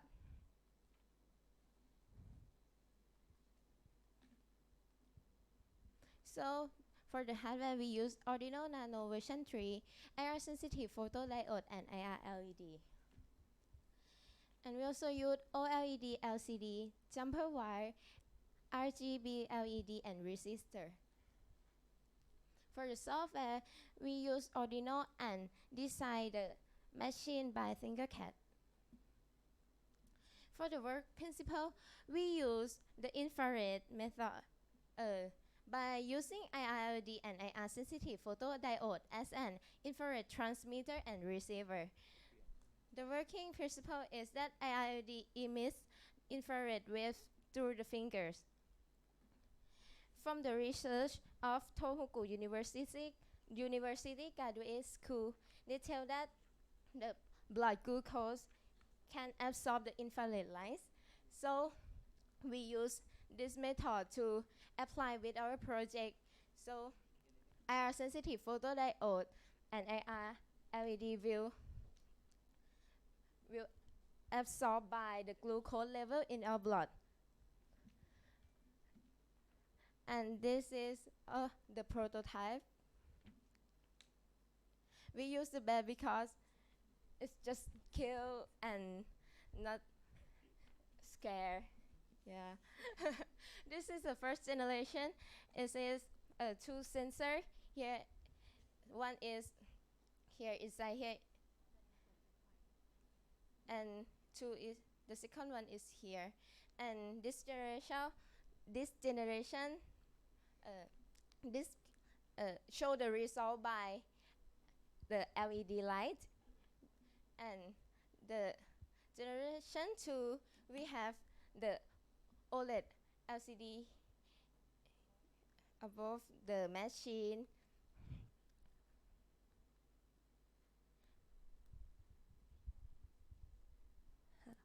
And the first we will start to write the program to send IR LED to the receive IR sensitive photodiode. And this is how to use this machine.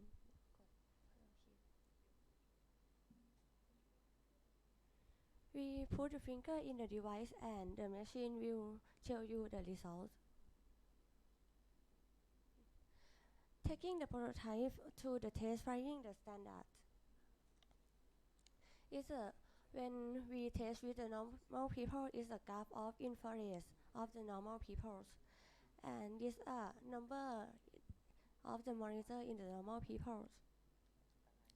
And for the machine will tell you you are normal on the skin. But when you test with diabetes patient, the graph of the infrared is higher than the normal people. And the monitor is higher too. And we display in the screen you are at least. When the diabetes screening device doesn't robot to test with normal people who are not diabetes, the device will display on the screen as you are normal. But if measured from people with diabetes, or there is a list of the display being displayed as athlete. From the results, when the machine shows that you are athlete, it doesn't mean you are 100% diabetes patient. It means your blood sugar level is higher than normal people. That's only basic skin we use to support the consideration to see a doctor. Thank you for attention.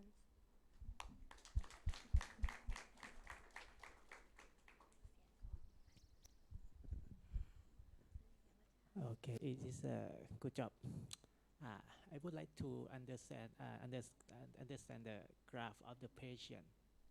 Can you provide me? I think in slide 16 or something. Oh yes. So what is the axis mean? So according that I tell, the infrared light is Yes. absorbing by the glucose. Yes. And the graph is the infrared. So what is the y-axis? The definition of the y-axis, the intensity or something like that. What is the y-axis name?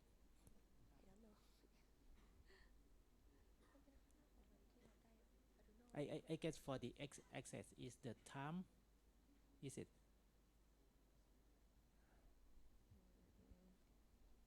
Is when you measure, you insert the finger right into your equipment, and then the machine will operate by time. I think maybe x-axis is time, and maybe the y-axis is the detected value, right? What is the y-axis?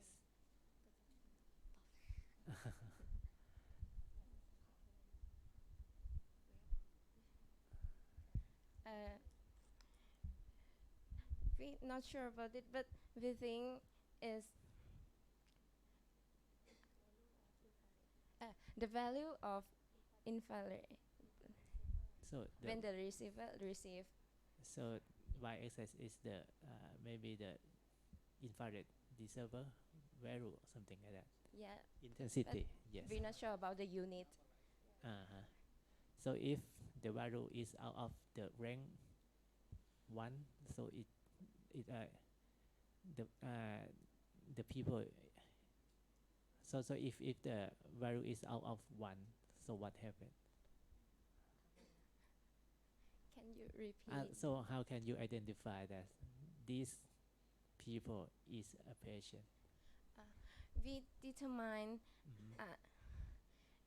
a value of infrared at same as the result that we research from the diabetes patient that they have the blood sugar level around 140 milligram per deciliter. So we transform it and change it to infrared level and set it with program.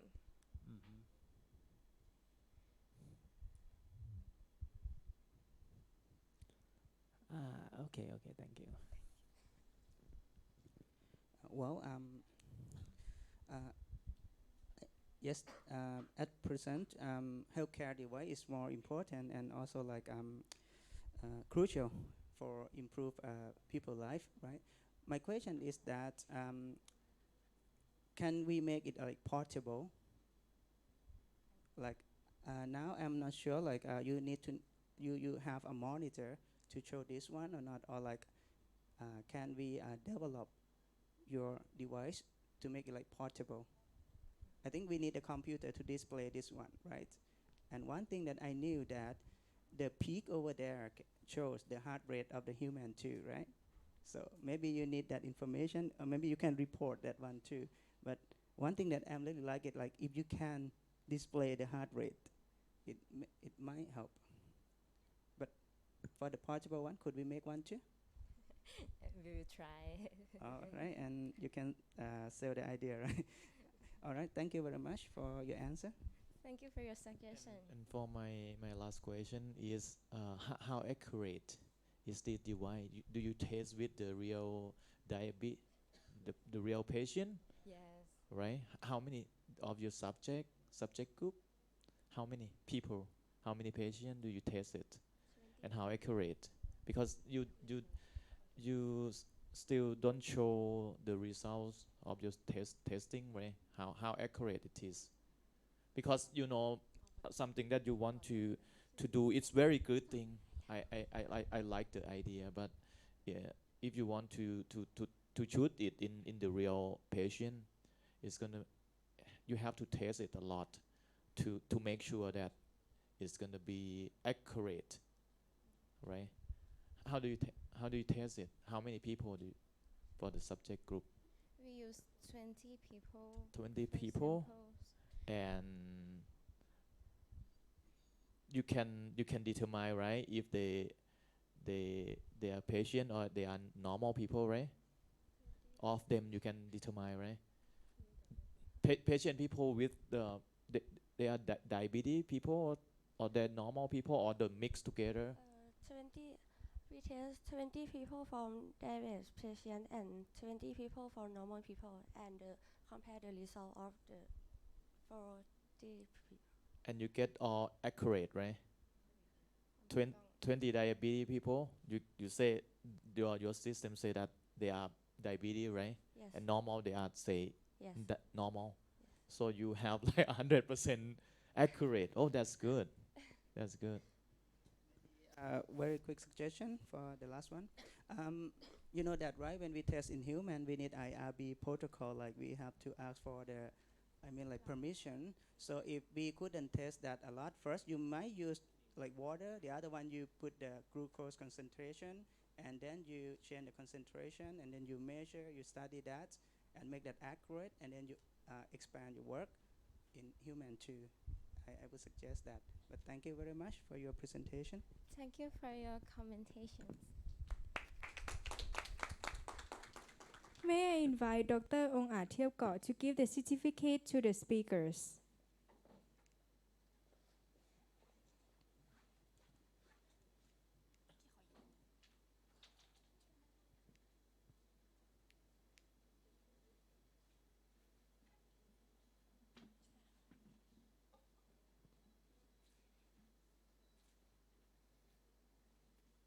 Thank you, Dr. Ong Atiepko, and thank you, speakers.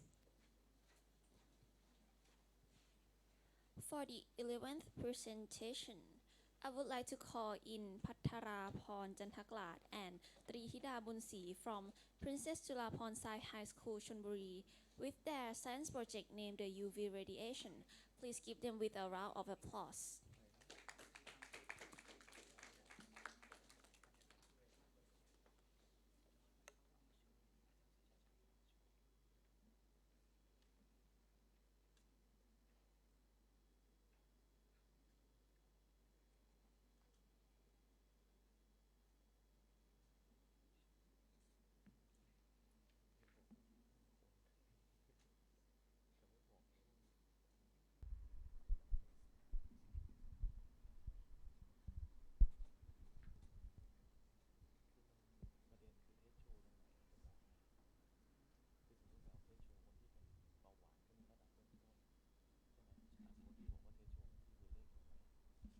Good morning, everyone. My name is Sida Bunsi and Pataraporn Jantakat.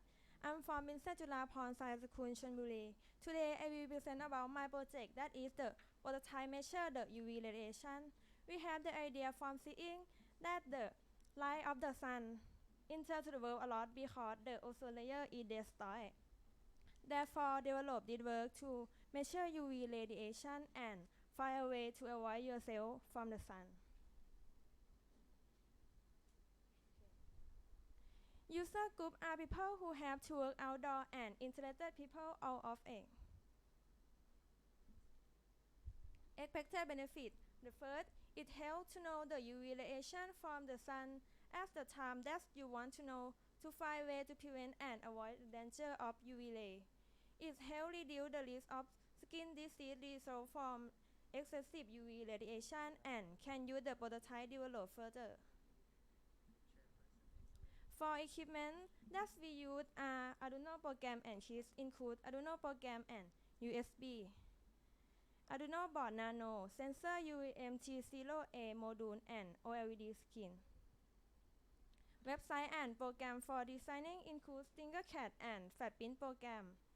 For kitting and connecting workpiece include 3D printer and battery. For Pocket, we start from write the C language code into the Arduino program. Test the circuit to test the operation of the OLED screen. Try to run the value and compile the C code into the circuit. Check the display of UV index on the OLED screen.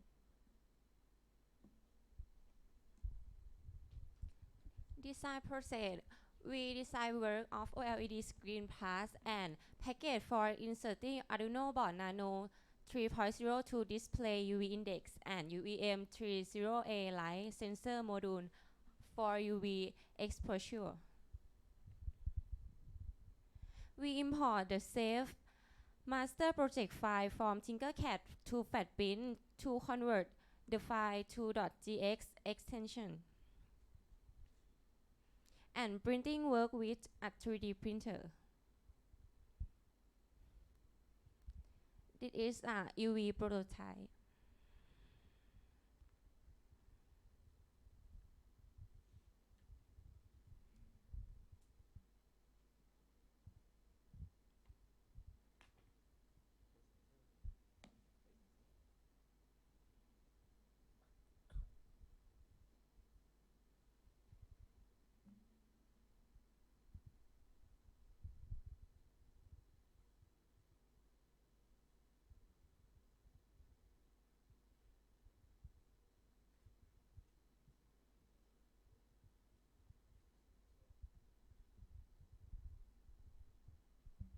How to use to display the UV index on the OLED screen. If the value less than 50, OLED screen show UV index 0. The value is 227, OLED screen show UV index 1. If OLED screen show UV index 1 to 2 mean there's no UV protection. If OLED screen show UV index 3 to 5 mean that you should apply SPF 15 sunscreen as sunglasses. This is test result table that we test at football field at Vincent Julapon Science School Chonburi between 14 January to 20 January 2019 from 8 a.m. to 4 p.m. This is the graph UV index graph that the prototype instrument can measure between 14 January to 20 January 2019 from 8 a.m. to 4 p.m. at the football stadium Princess Julapon High School Chonburi. Test result, the graph is show the comparison of U index value measured from the prototype with standard U index value obtained from the Ozone and Radiation Research Center between 14 January to 20 January at the football stadium. Blue line is the standard UV value and red line is the measure value from the prototype.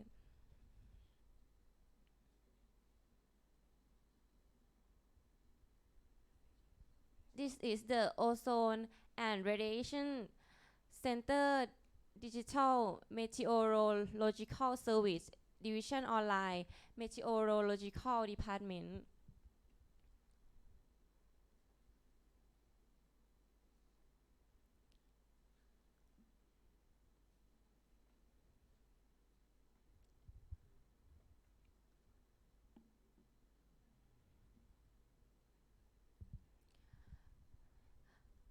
Our conclusion, the project can measure the UV index and display on the screen of OLED is close to the standard UV value measured by the Ozone and Radiation Research Center Digital Service Division Online Meteorological Department. Thank you for attention.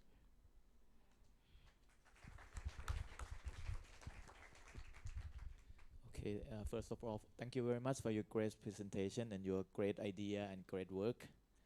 I think it can use in the real world, right? My first quick question is how much does it cost? 1,000.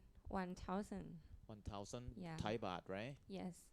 Comparing with the standard equipment, measurement equipment, do you have the information of how much that is cost for the standard measurement? If you would like to buy something from the market right now to measure the UV index, do you have the information? I search information is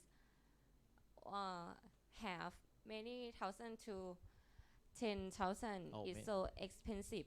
If many people want to know about UV index. So your equipment, that's good thing because your equipment is very cost effective, right? And from the results, I think that you have compared standard and your prototype. I think the result I think it's acceptable, right? It's not it's close. I think we can use for like approximate. That's a good thing, and very good for especially for the women, right?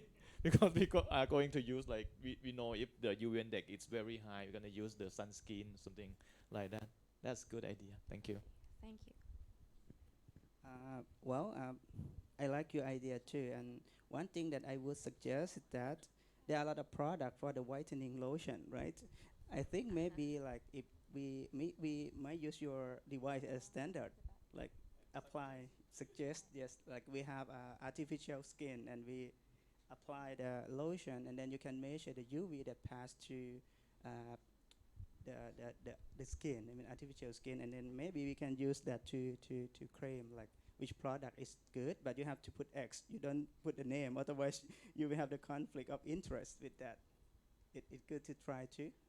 But, thank you very much for your great presentation. Thank you for suggestion. For me, I would like to know about the UV index. Can we identify the wavelength of the UV from the UV index?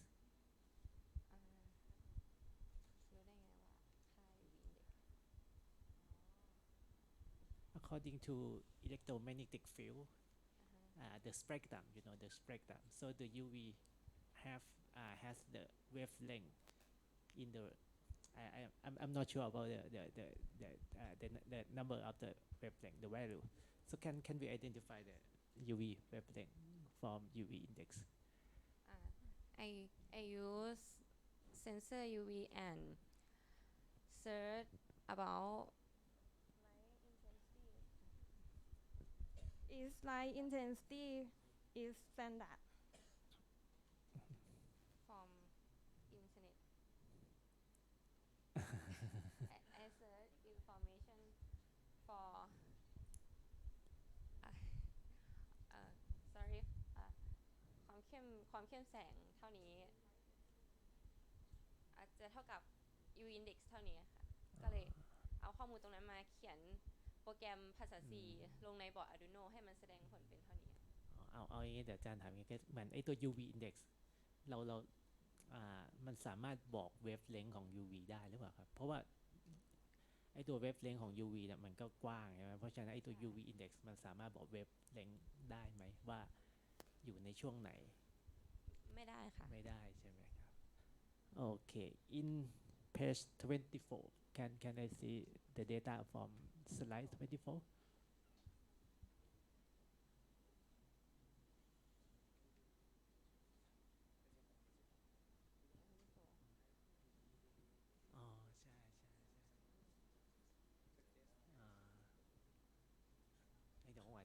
เดี๋ยวพี่ถามตัวนี้I think maybe 23 can yes so to display the UV index so the value something there are so many values what is the value means 50 less than 50 is index 0 227 is for index 1 is light intensive yes so how can you define so you define by yourself or no it's standard from internet yeah so if it's from internet I think the index of the UV must refer to the wavelength so I think we can find the wavelength from the UV index okay thank you Actually, I think I'm not sure that your system can measure what kind of UVA, UVB or something. UVB. Oh, UVB. Yes. That's why because the question that Dr. Warasak tried to ask is the wavelength, right? Because UVA and UVB we use different wavelength. If you want to, because you buy the sensor that can measure UVB. If you buy another sensor that you can measure UVA, it's going to be better. Can improve your equipment and your machine, your innovation. Yeah, that's going to be more useful. You can measure both UVA, UVB, and also can suggest how much SPF do you want to use, right? Because you have the information in the previous page, right? You can suggest from your equipment is gonna add value for your innovation as well. Okay, thank you. Next, may I invite Associate Professor Dr. Vivat Reungleut Panyakul to give certificates to the speakers.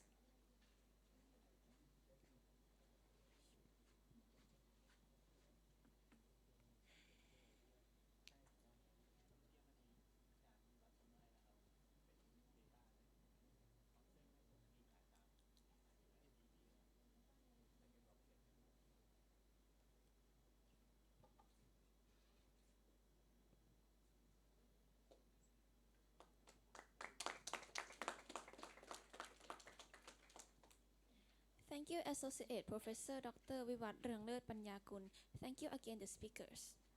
For the last presentation of this morning session, we would like to call นภัสศิลป์บุตรประสงค์จิรวดีวงศ์ปิง and พรพิมลวิชิรยจันทร์ from Princess Julapon Science High School Lopburi with their science project name LED Handing Garbage Can. Please welcome them with a round of applause.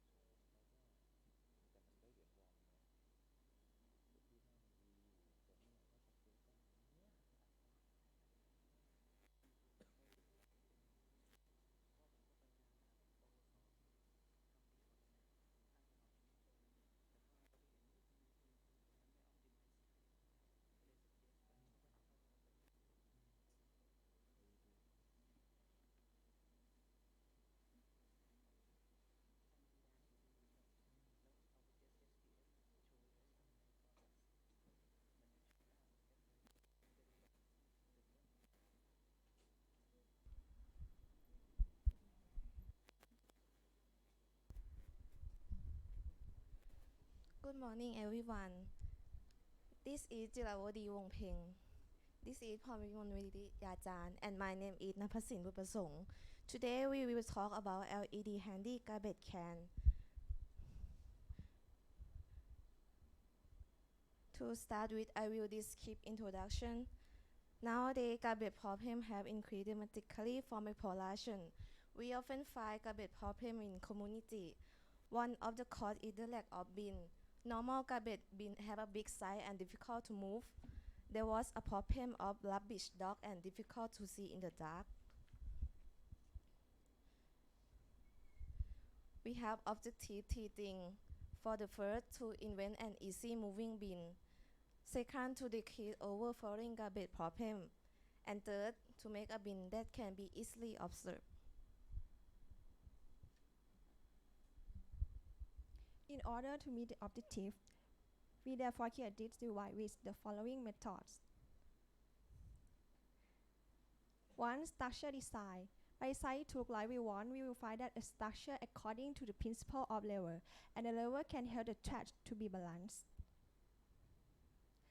And then it can fold. It's LED for alert. And we will add the plastic bag to about this to pulling like a tissue. And it's the scope of trash. And stainless steel railing. And write control code. We write control code by board node MCU as follows. Start and check the quantity. If the amount of garbage reaches to the specified limit, the board will send signal to board node MCU, and then LED is flashing and send line notification to apply to alert the staff. And mount the sensor, we use infrared sensor and LED stick fixture, and it's ready to use.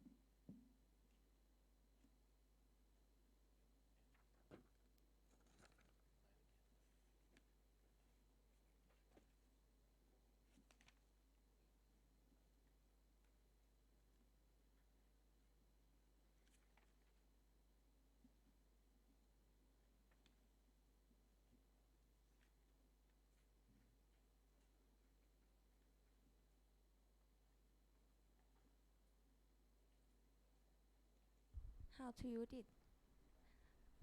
1. Bring the LED handy garbage can to install on pole or T using a step. 2. Release the lock and pull the garbage bag to where and lock the garbage bag. 3. Plug the USB to the battery to enable the sensor. 4. When the garbage is full, the sensor detects and sends the line to alert the administrator. 5. When the administrator changes the garbage bag, can pull out the original garbage bag and the new garbage bag will be ready to use by applying the principle from tissue paper. Result. From the evaluation from the operation of the fabrication of the LED handy garbage can, it was found that the LED handy garbage can be used with good performance and meet the design objective is 1. To fabricate tasks that can be moved easily and install new equipment quickly with an average installation time of 45 seconds, as shown in the following table. 2. So that the task can be easily observed, the LED lamp is very bright, can see the task clearly at a distance of 100 meters. 3. To reduce the overflow of waste task, is designed to have a new garbage bag ready to be replaced for new use and had a full task detection sensor with 95%. When the task is full, the LED light on the task will flash and send the light to alert the administrator. And from the evaluation form from 25 people using the LED handy garbage can, most of them give the highest satisfaction score, 61%. Benefit. 1. Reduce waste overflow the tank. 2. Facilitate the transfer of trash. 3. Save time for moving and installing and save installation space. Thank you.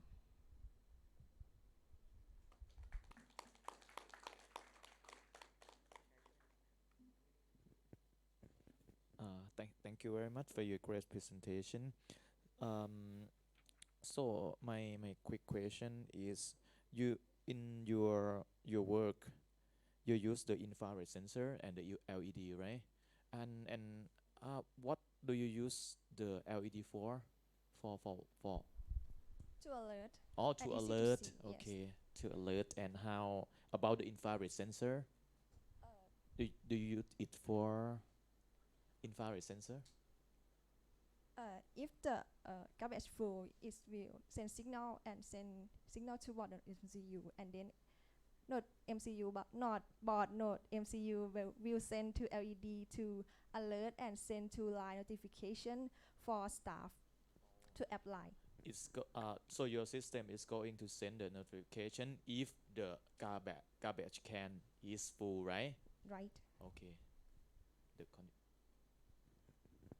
Maybe very quick one too. Well, I saw like in your proposal or the abstract, you show like you use it in indoor garbage, right? But the one that you just shown us that you use it outdoor for the outdoor one, right? Did you try what would happen if like it rains or something? Like, did you decide for that, or maybe like you can put a lid or something?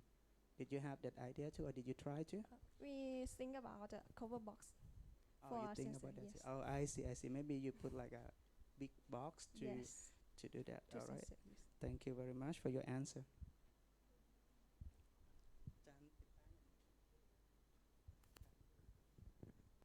If I would suggest for the improvement of this work, like Dr. Ong said suggestion before, because right now all of your sensor and microcontroller is outside, so it's gonna be better if you put it in the box, okay, and make the wiring is very good and ready to use. It's gonna be compact in one box, right? And it's So right how many do you create right now? How many of the task can do you create and you use in your school right now, right? No. You already use only it. one, only Oh, one. only one. Yes. You just use it only one. It's gonna be better if you have many of them and use it in and you use it like our sensor network.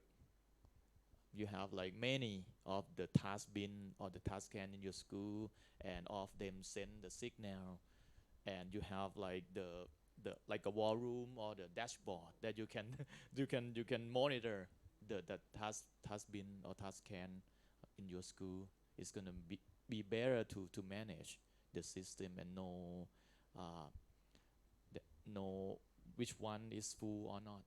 But you have the notification. That's good. Okay, it's gonna be better if you can do it for improve your work. Okay. Thank you for suggestion. May I invite Assistant Professor Dr. Warasak Sukhabot to give the certificate to the speakers.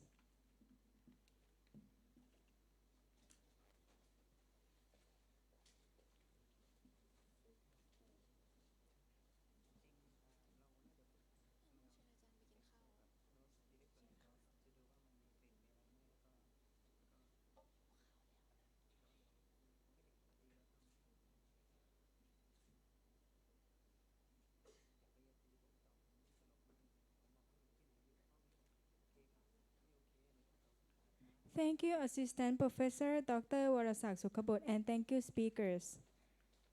Finally, we have reached the end of the oral presentation morning session. You can have your lunch at the canteen or the place appointed. You can come here for the afternoon session at 1 p.m. Thank you.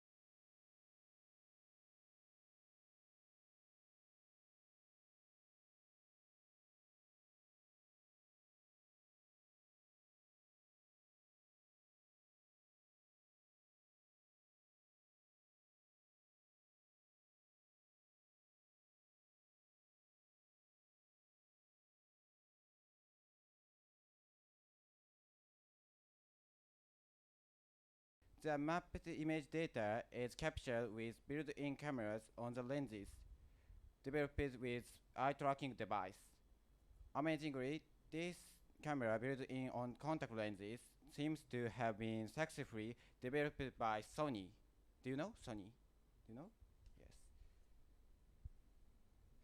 Then this captured video image data is transmitted and processed with the animated images of the design drawing.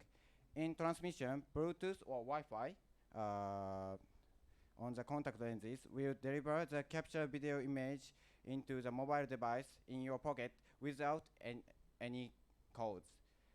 Finally, an animation suitable for mapped created by mobile device is sent to the contact lenses.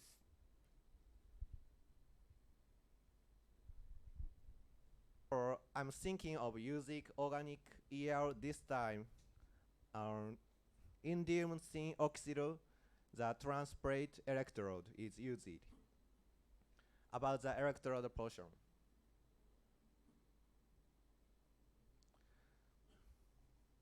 To generate heat, a display should also consider the influence on a human body. The advantage of using organic EL that doesn't need a backlight.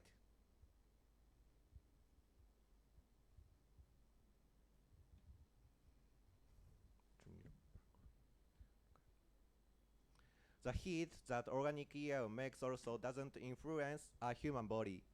Therefore, I think that organic EL should be used for display instead of liquid crystal. To indicate a display immediately in front of the lens, we should consider how to mix focus. We proved this is possible if the contact lenses are incorporated with two types of liquid crystal lenses. This lens is kind of a bifocal lens which can focus in an instant. To place a convex liquid crystal lens on the lens of the eye, it means superimposing two convex lenses, where you can see the display clearly. And by placing a liquid crystal concave lens on the outside, the refraction of the liquid crystal lens convex lens is eliminated, focusing the view as a whole. So, this is the lens's argument, and the focus of liquid crystal lenses to object for eye focus is calculated by a conjunction director. Eye conjunction director.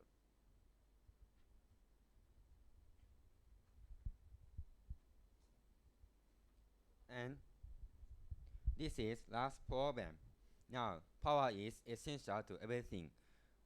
Well, it's matter of course. Some people may wonder how to turn on such the power in such a small device. But this time, we thought of a way to power it up rather than using a battery. For example, here, this is a train card. This is a train card. What principle is this using? It actually generates magnetic fields and generates electricity through the action of the coils inside each other. AR contact lenses use this principle to put magnetic fields generator in their pockets, for example, near the body. We move the AR contact lenses in conjunction with the magnetic fields that is generated. So you don't have to worry about charging or taking your glasses off. And when we put everything together, it looks like this.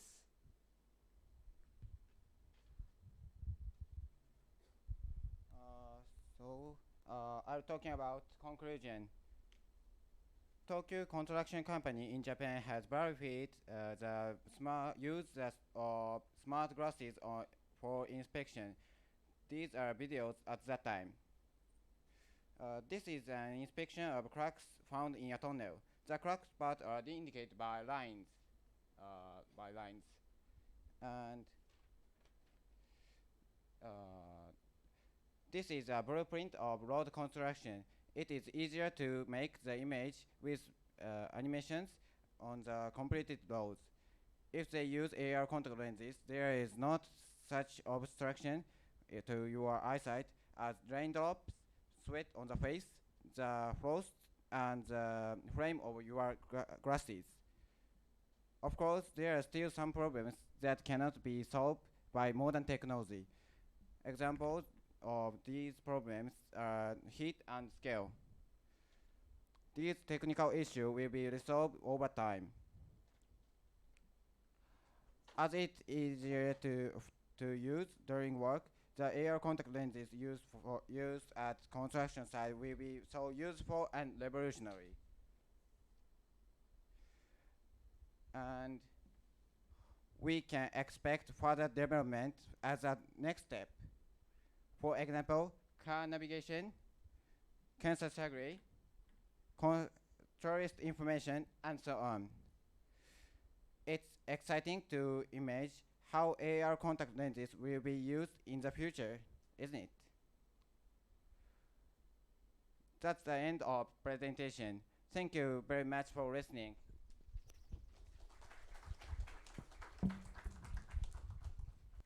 All right, thank you very much for your impressive presentation. Actually, I have learned new thing and new technology. Thank you very much. I have just a quick question for you. How much does it cost for your AR contact lens for your prototype? I see.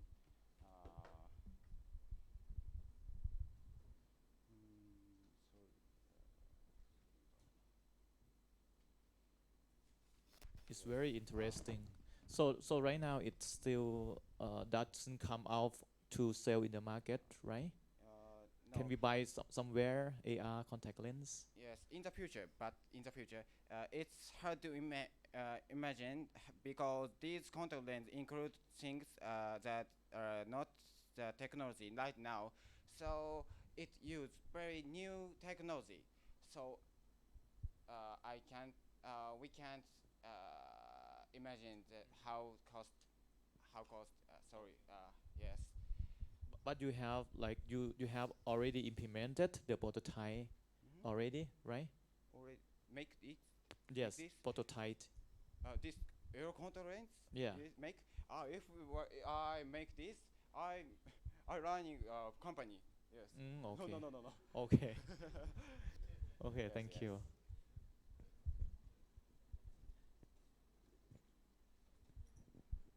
Okay, thank you for the presentation. Uh, Actually, we can use the AR contact lens for many applications, right? And in some slide, you show about the component of the AR component, right? There are many parts of the component of the AR, right? Yeah. Uh,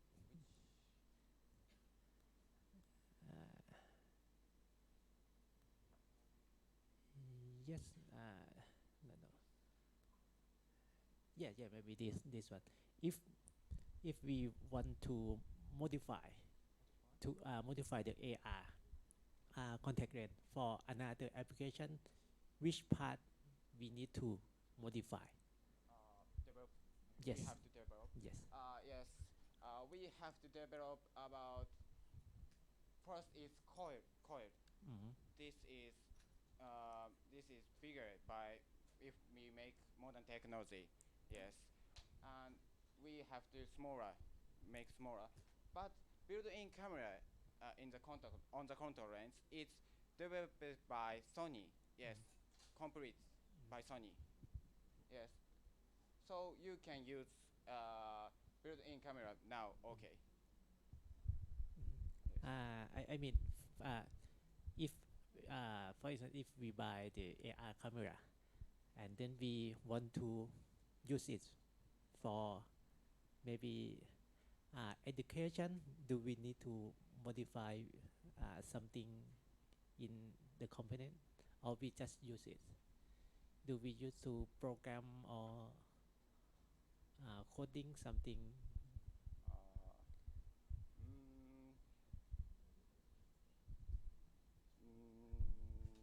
This is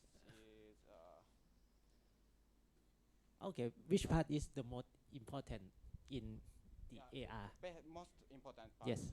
It's of course this display. If Uh-huh. this not this, we can see any animation. Yes, we can see any animation. So this is most important part. How about chip? How chip? Chip and antenna. Is it important? Important. The most important part. Oh, okay. Yes. This. Okay. I trust on you. Okay, I hope maybe in the future you will do the AR contact and maybe give it to us for free in the future. We are waiting. He do. Okay. My department is chemical. You provide the financial, chemical right? engineering. So different department. Okay. Okay. So he will. He They will. will. How about you? How about you? Which part will you do? Will develop about this part. Okay, Contact. I will. Okay. In the future. Yes. Okay. I'm waiting for that. Thank you very much.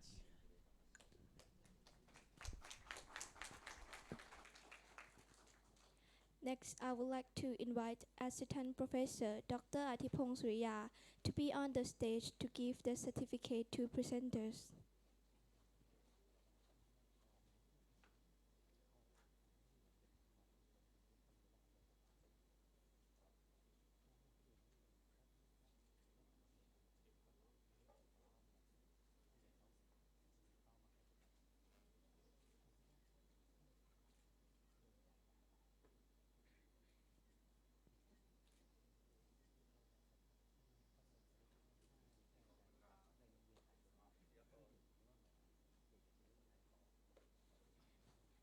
Before we moving on to the next presentation, I have to say sorry about the wrong information.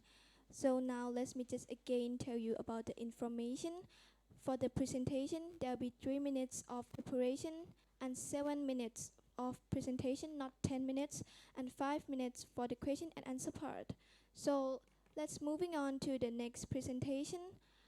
We would like to call in Presentroom and Takdanai Sri Sombat from Princess Chulaphon Science High School, Nakhon Si Thammarat, with their science project name Coral Database Coral Bleaching Image Processing to store data and calculate the possibility.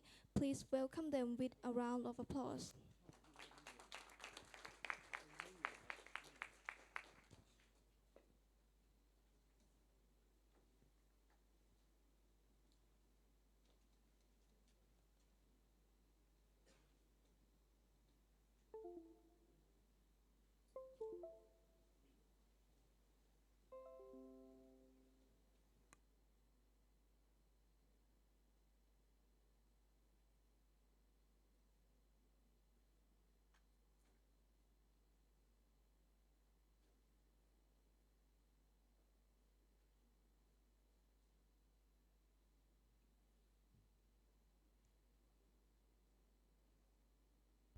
Good morning, all the judges and everyone. Today, my name is Presentroom. My name is Takdanai Sombat. We are from Princess Chulaphon Science High School, Nakhon Si Thammarat. Today, I will be presenting my project, Coral Bleaching Database. Do you know that nowadays corals is worth about 12 billion Thai baht, and it has been a habitat of about 25% of all marine life. Nowadays, the coral begin to bleach as the temperature rise. When nowadays it's only 30% of coral left. When coral bleach, it means that the coral is losing the algae within its body. leaving only the limestone structure which is white. So our idea is to improve the investigation process. Nowadays, we investigate the bleaching coral by taking a photo of one small area and compare to the whole area, which has a lot of errors. So we get our idea to use image processing in the investigation method. The equipment we use in our project is drones, computer, and we write down code in Visual Studio Code. This is the drone we use to take photo, the high view angle photo.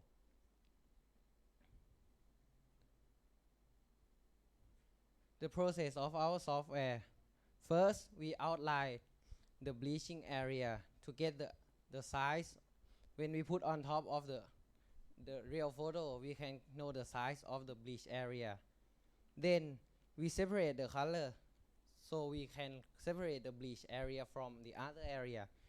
Like this, in this program, we use it to separate skin color from other color.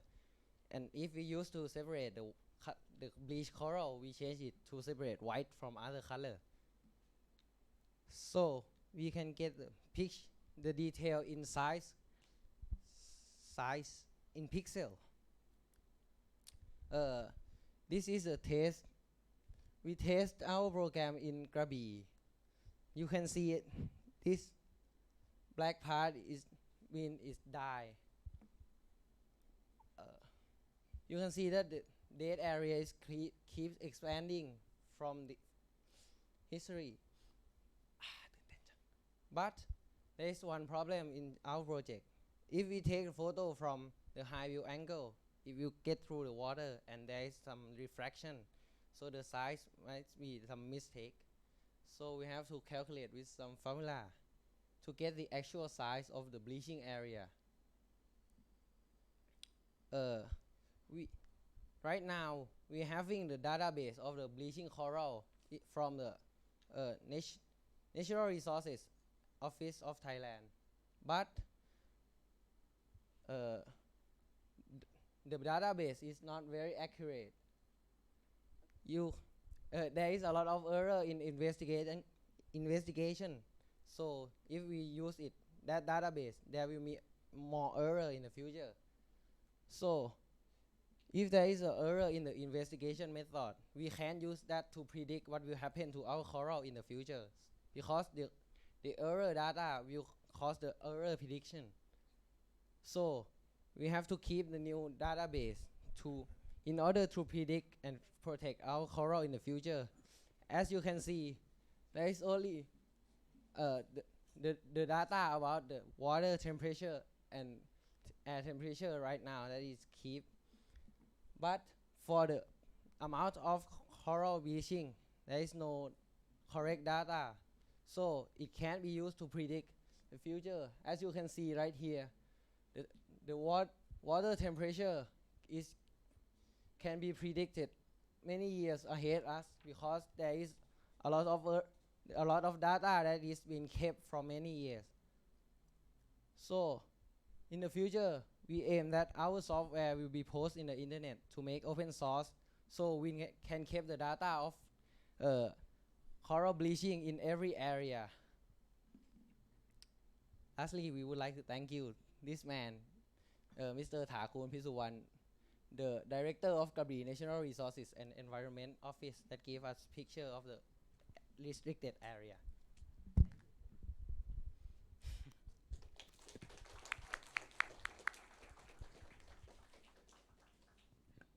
Thank you very much for your great presentation and very interesting idea. So right now you try to do like the image processing, right? Yes. And you want to separate the white area from the other area. Yes. And how accurate it is right now? You have like any comparisons? Can I open my computer Yeah, to show you software? Okay.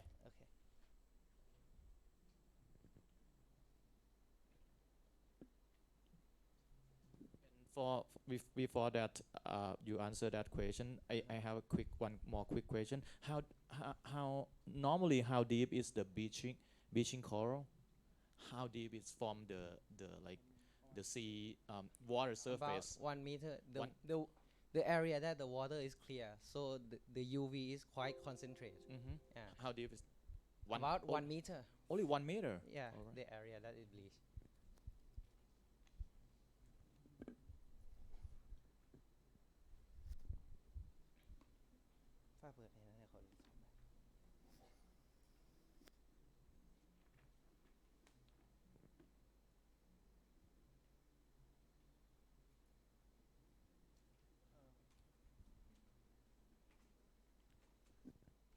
What is the meaning of the green line and the yellow line? That's Huh? your software No, process it on. No, this is just a line that shows the dead area. You can see our software right here. Simple to select the color. We select the color, and that is used to separate from other color. ภาพเปิด software เปิดที่เป็นกล้องเปิดได้ปะ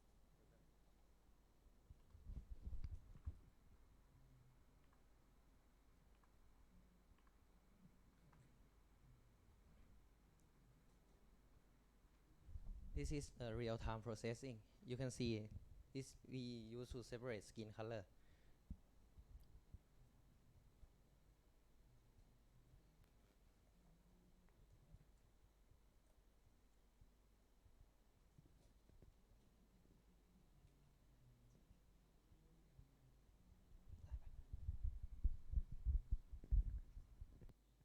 Okay, no worries about that. Okay, that's okay. I know the concept, because you have like the threshold that, and you put in your program, and it's tied to separate the white color area from the other part in the Yes, picture, yes. right? Okay, that's good. Okay.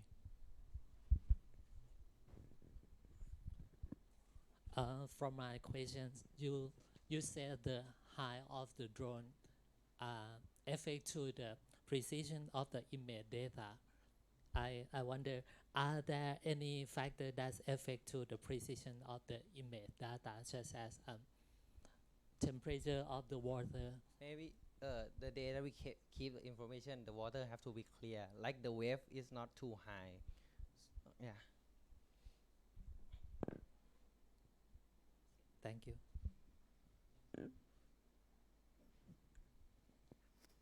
I have one question. Similar to Dr. Sula said, you have drone and then you detect the color, right? No, take a we picture. just use drone to take a picture. Yeah, take a picture. And you said in the slide that you consider the reflection.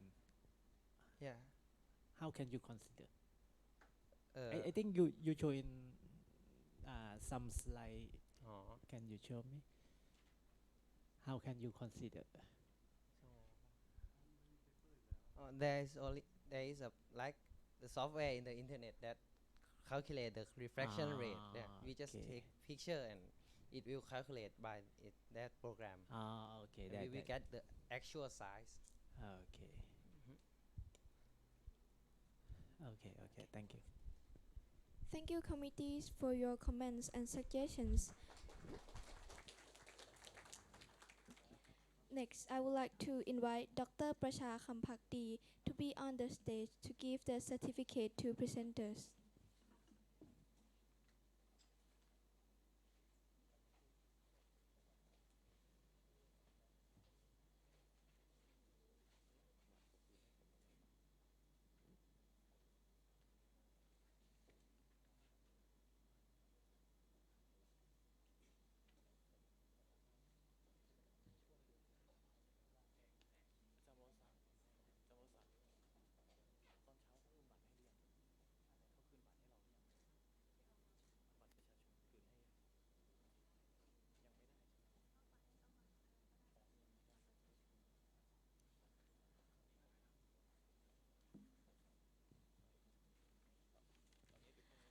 For our third presentation, please welcome Danudet Kongkawai and Thanapat Jankeo from Princess Julapon Science High School, Nakhon Si Thammarat, with their science project name Electromagnetic Wave Detector for Reduced Possibility Cancer.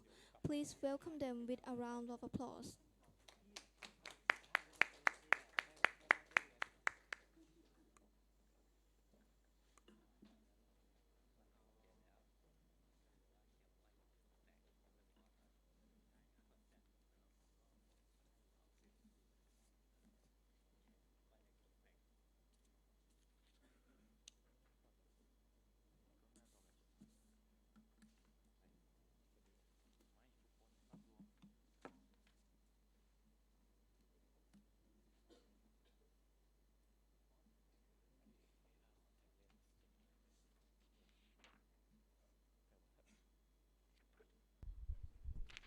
Good afternoon, judges, ladies and gentlemen. According to BBC.com, currently there are 18 million cancer patients, and the number will increase steadily. At present, we are widely using mobile phone and communicating device even the small children. Therefore, it must be installed many phone showers cause electromagnetic wave exit everywhere. Our team have studied that the danger of radiation cause cancer to many patients in the area where phone shower is. So our team invented an innovative detector. Today we would like to present to you detector to reduce the risk of cancer called electromagnetic wave detector to reduce possibility cancer. My name is Thanapat Jankeo and my partner name is Danudet Kongkawai. We come from Princess Julapon Science High School, Nakhon Si Thammarat. Detector to serve alert when away from phone shower in high dose over. When detector receive high frequency from phone tower, detector alerts inline user keep out this area. When user leaves the area, user be safety. Procedure. When I found the problem, I study in the problem. I correct data and develop model, and then I create innovation and test innovation to get feedback. The three objectives: the first, to reduce the number of patients with cancer and tumor in the brain. The second, to reduce the problem of change in gene expression that may cause mutation. And the last, to reduce the risk of skin cell damage. Do you know how many cancer patients in the world we have now? Can you guess? We have gathered some information, and then I want to show you this. It's a cancer stat according to BBC.com. In the year 2012, is a number of cancer patients is 14.1 million, and in the 2019 is the number of cancer patients is go up to the 80 million, and by the year 2025 cancer patients is 19.3 million. So in the 2014 cancer patient will rise to the 29.3 million. This is our model design from SketchUp 3D. The box width is 8 cm, length is 14 cm, and height is 3 cm. This is real model design. The model show all material we use. This is electromagnetic wave version 3 sensor. This is wire connect with power supply. This is LCD blue screen. And inside the box has microcontroller and wire use connect between material. Working system. Electromagnetic wave version 3 receive analog signal from phone tower and send data to microcontroller. Microcontroller can convert analog signal to digital signal and send data to LCD blue screen. Show volume frequency. This is volume frequency and this is color. Green make feel safety and when high frequency this show red. And microcontroller connect with line user. When high frequency, microcontroller alert in line user. Keep all this area.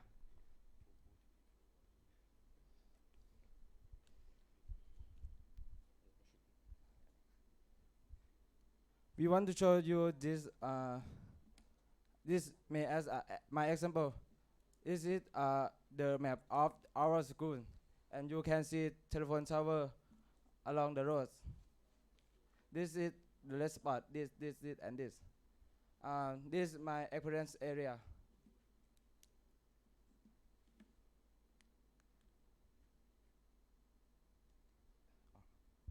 This is an example. This when they have high frequency, URI application will notify automatically. And at the present, they have already have in the market, but I would like to compare our device and to the market device.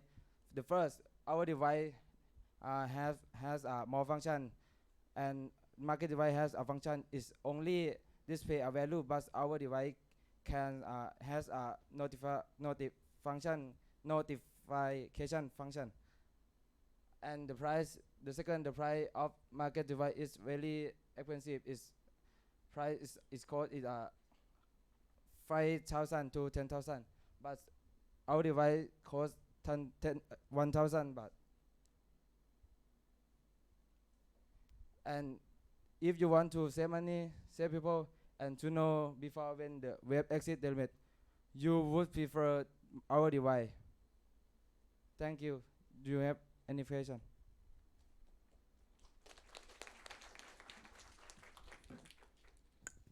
Thank you very much for your good presentation. My first question is about the frequency. What is the operating frequency that your inventor can do? Because we have several frequency. I mean the mobile station, it's radiate several frequency out of the tower. So what I ask is, what is your operating frequency of the system?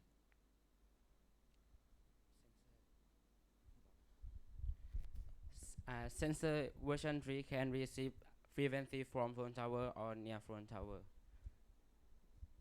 Which frequency, like 800, 900 megahertz or something, 2.4, 5 gigahertz or something like that? Our team write code 15 megahertz to boards. When up 15 megahertz, alert in line user. The spec of your sensor, that it can receive the signal in the range of 15 megahertz, like as you said before. Yeah. But for the mobiles, I think it would be better if you try to use other sensor in the market that can receive several frequency, because from the tower it's radiate several frequency. For the mobile phone right now, it's use 800, 900, 1.8, 1.9, 2.1 gigahertz. So you have to focus on that frequency as well. Okay, it's gonna make your invention better. Okay, try to improve it. Thank you. Okay, I just wondering about the frequency also. So, how many frequency range that your sensor can get the signal? I mean the lower and upper, the limit of the frequency from 1 kilohertz to 15 kilohertz or more than that. Sensor can receive 0 to 100 spec of sensor. Oh, 100 Megahertz. megahertz. Yeah. 100 megahertz. Hmm. So do you know the normally frequency of the tower? Have you ever measured the tower directly by the the sensor, standard sensor, for example, GSM or something like that, true or detect or something? Have you ever measured, or have you ever get the information? When we lies in near phone tower, frequency in high or is hundreds or 1900 megahertz. When I go in city, you don't know you near phone tower.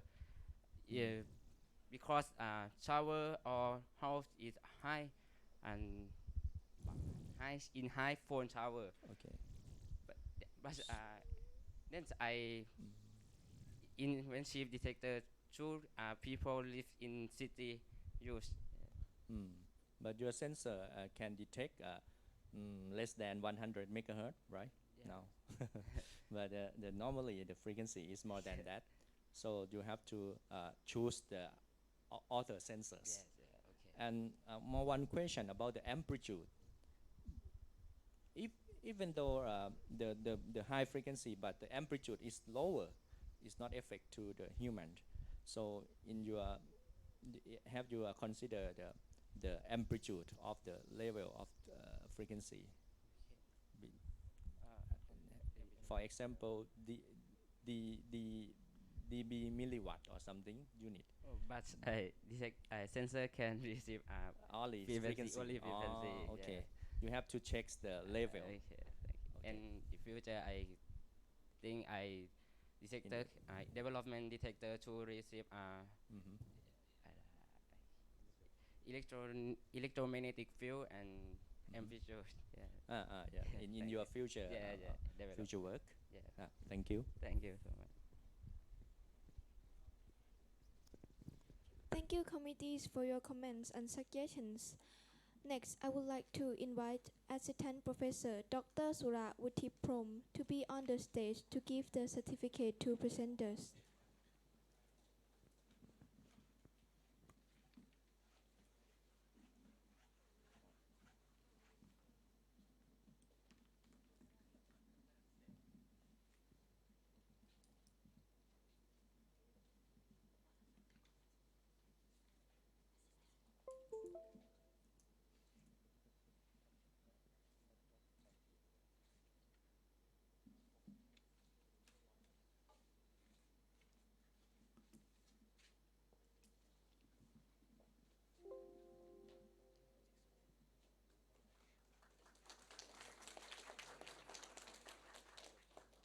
For the next project, let us call in Misuna Teraoka from Ismail Keisho Senior High School in the topic of different efficiency in generation of electricity from several music chords. Please welcome.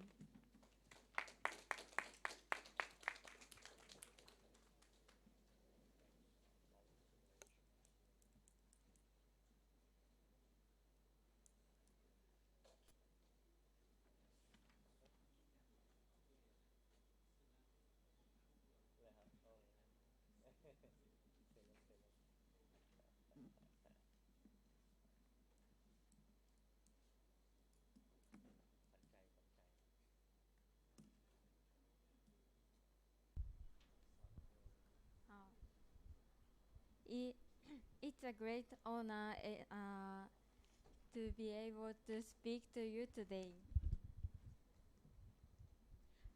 I'm Ms. Teraoka. I will tell you about introduction. The sound power generation developed by Mr. Kohei Hayami. He is Japanese scientist. So I examined a method to extract energy from sound more efficiently. I have been playing piano since I was little. In music, vague expressions such as having spread or power are used. So I thought that the composition of the chords might be expressed as such in music. because the sounds that make up the chords was stronger or weaker, so the sound pressure level was different depending on the chords. And if the sound pressure level depends on the chords, I thought that there might be a chord that can obtain energy more efficiently with sound power generation. To that end, I decided to investigate whether the sound pressure level really differs depends on the chord.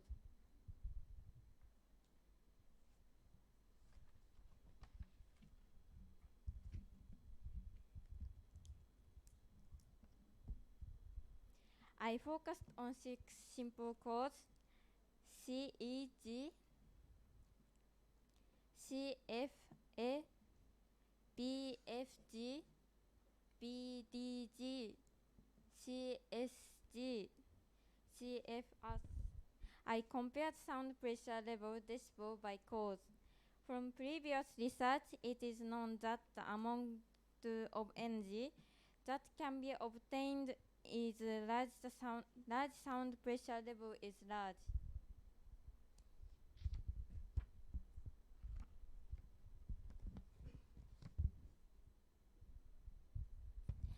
I used the electronic piano and multimeter. It is measuring instruments. Multimeter is a little old machine and it takes some time to get a reading. So I used sound that does not attenuate but stages constantly. This time the tone of the pipe organ sound.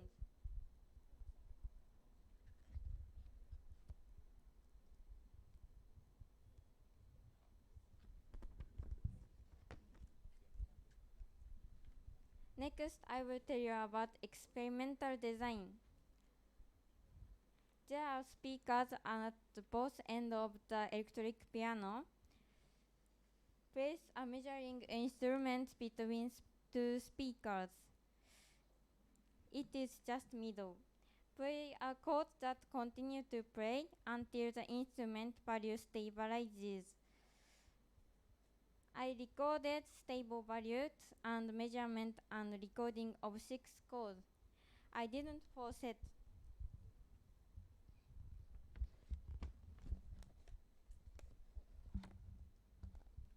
The figure is measurement result and the figure is make a graph of while ago figure.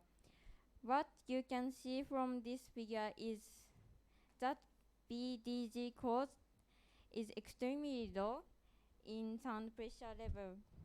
Was it problem electronic piano or measuring instruments machine? Is it difference in wavelengths or tone? Is the organ sound composed of various waveforms?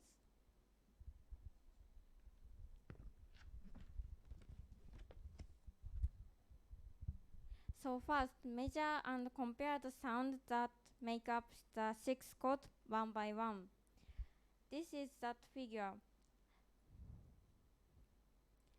The value of BDS is small, but almost the same, so I thought the chord was the tone of the pipe organ.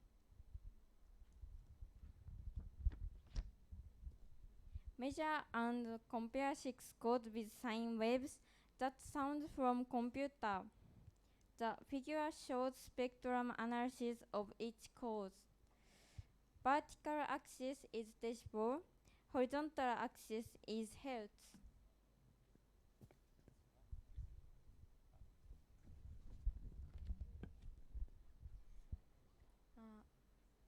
Compare with the sine wave graph from the computer. The figure of sine wave clearly shows 3 component sounds, but the figure of electronic piano shows some unexpected frequencies other than their constituent sounds.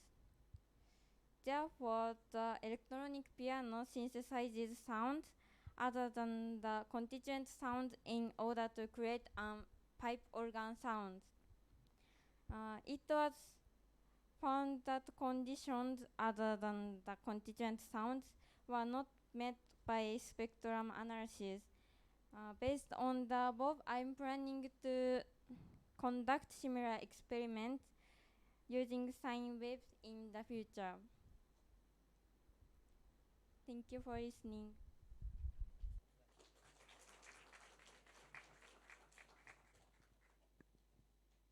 Okay, thank you for the speaker.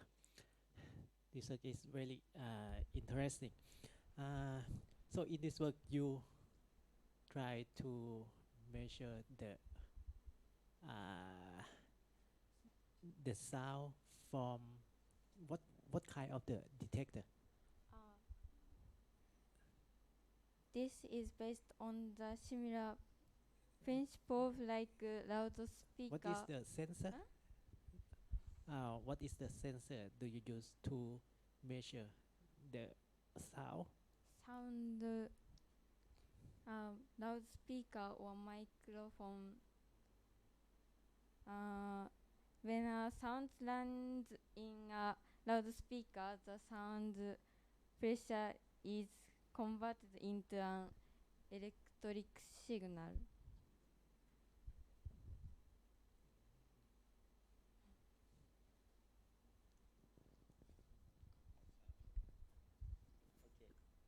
So about the multimeter, this is only one measurement, right? You use the multimeter Yes. to detect the the the sound level and spectrum frequency. Spectral analysis by free software. Oh, by software. By software, okay. So, in your topic, talk about the generation from electricity from the music cord. What? Please show me the the the the graph again. Yes. So what does it mean, the sine wave from computer and the right hand side CEG 10 second? What does it mean? I mean the different. Please describe the in detail again. Okay.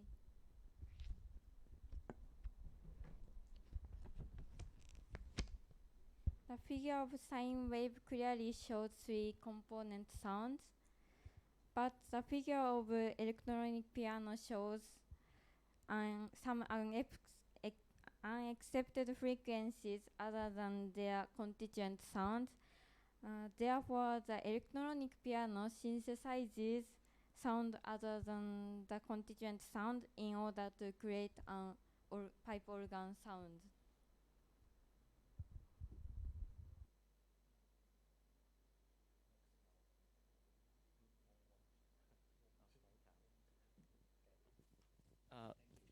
Actually, I read from your proposal, the purpose of this study is to find a way to generate electricity from the sound, right?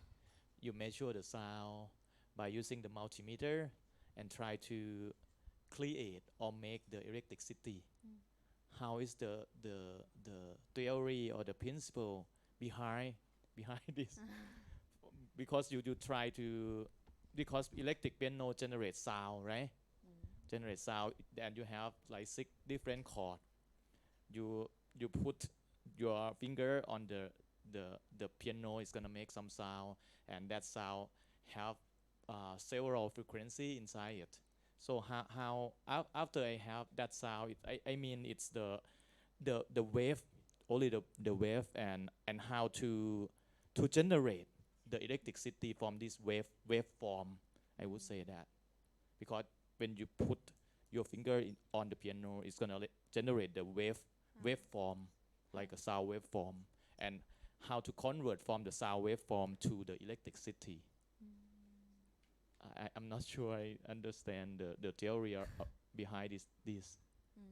Because because the measurement that you use only the multimeter, because multimeter usually we use for measure the voltage the resistance or the current, but we normally we don't use the multimeter to measure the sound, right? I'm not sure how to convert from sound to the electricity. I'm not sure about this, but no worries about that. Okay. Okay.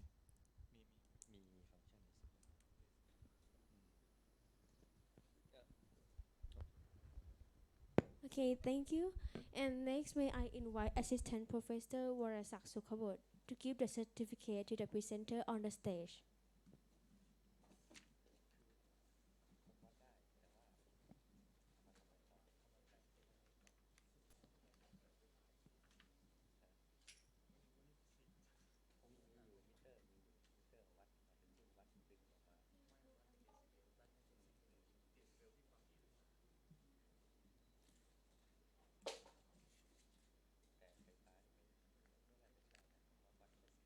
Moving to the next project, let us call in Achariya Kamhan, Apasara Namsi, and Pishamon Taipet from Princess Julapon Science High School Loi in the topic of the Intelligent Medicines Box.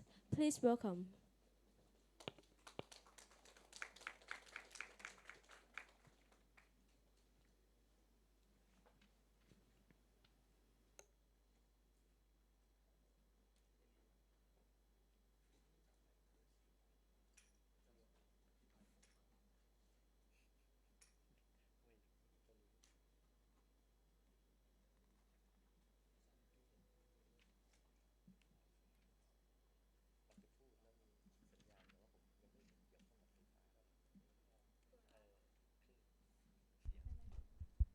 Good afternoon, ladies and gentlemen. We are from Princess Julapon Science High School. Hello, my name is Chamun Thiapet. And my name is Achariya Kamhan. My name is Apasara Namsi. The first, I will to talk about the introduction of why we think to KSD project. The problem of taking medication timing. Forgetting to take the medicine or having the wrong medication we have can be a normal matter, but in fact, it's very important if those individuals have regular diseases that require regular medication. Especially the elderly who start to have a recession problem is they have to operation to forget to take the medicine or taking overdose is high. A dual drug use problem. According to the research from the 18.3% of adult people will have one personal disease, 36.1% of adult will have one, and 44.2% of adult will have more than one. 19.7% of the adult indicate will they have medication problems. There are 21.3% of forgetting to take medicine. 14.8% of lacking knowledge and understanding about the use, and 6.6% of lacking caregivers in drug use. Method. First, we are design square box and medicine to tilt. Second, we cut the box to fit equipment to be put. Third, we attach the battery and control board.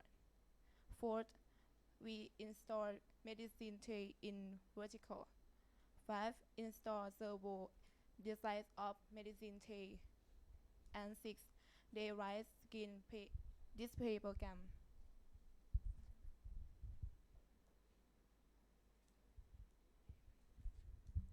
The benefit of our innovation. The first is reduce forgetting to take the medicine or overdose problem. The second, assist the elderly for taking the medicine. The last, reduce the risk of forgetting to take the medicine or overdose. The principle, white button for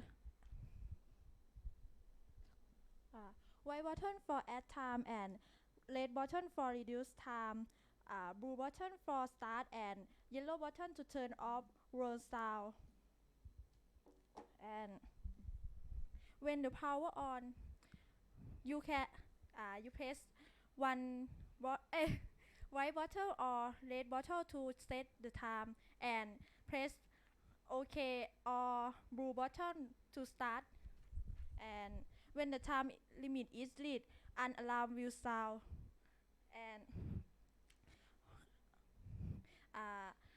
back button for turn on and turn off LED light in this box. And if you want to reset time, you can reset this button in back.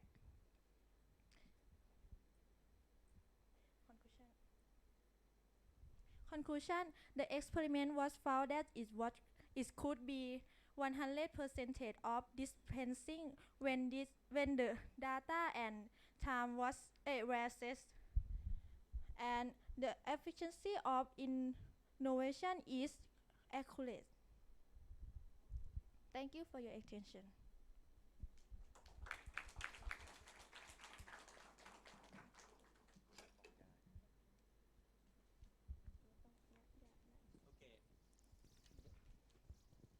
This is a very interesting project. I have some question about the programming. So could you show me the flow chart and some programming or something? The system,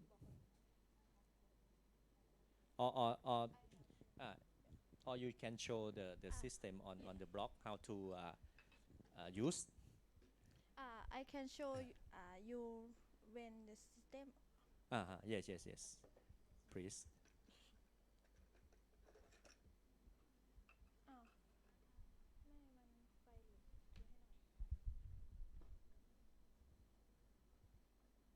And you can describe the procedure of Wait a system. minute.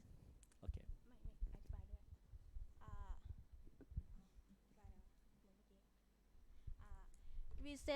We set time by white button and red button to add or reduce time, and start blue button and wait.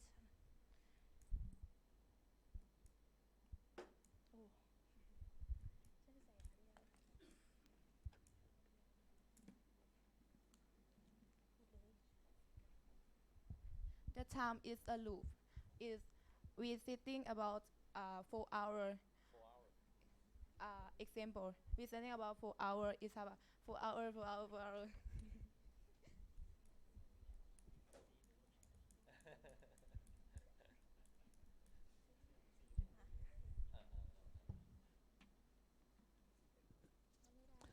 So in my questions,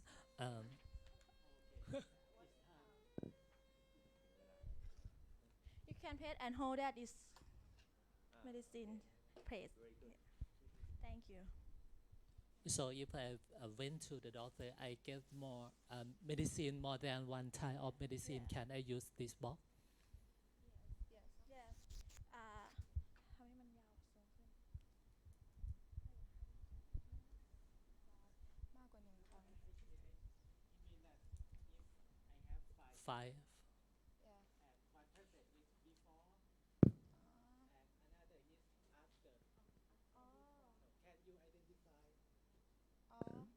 We can identify by a code. Yes. So the time is can use only one type of med. One type of medicine.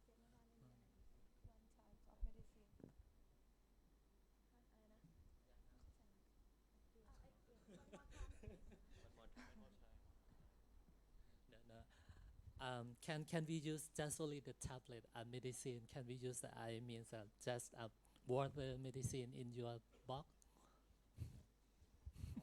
Water liquid medicine.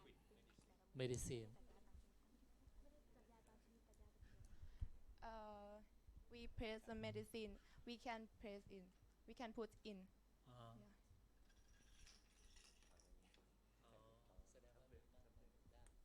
We can put in myself. From your box, I see from your box, it means you can use more than one medicine in the box. Yeah. Yes, can. Okay.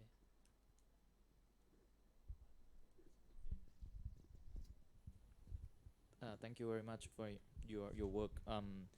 Actually, I would suggest because based on according to several comments, also right now your medicine box you can put just only one kind of medicine, right?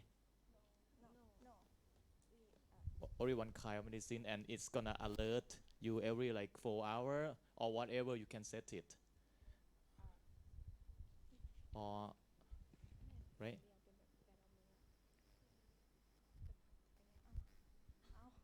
It's gonna be. I would suggest. Okay, please correct me if I'm wrong. I would suggest you can put like.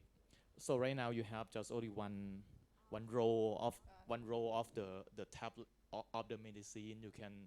You can expand, like for example you have like several rows of the medicine, and the first row for this type of medicine, the second row for the other type of medicine.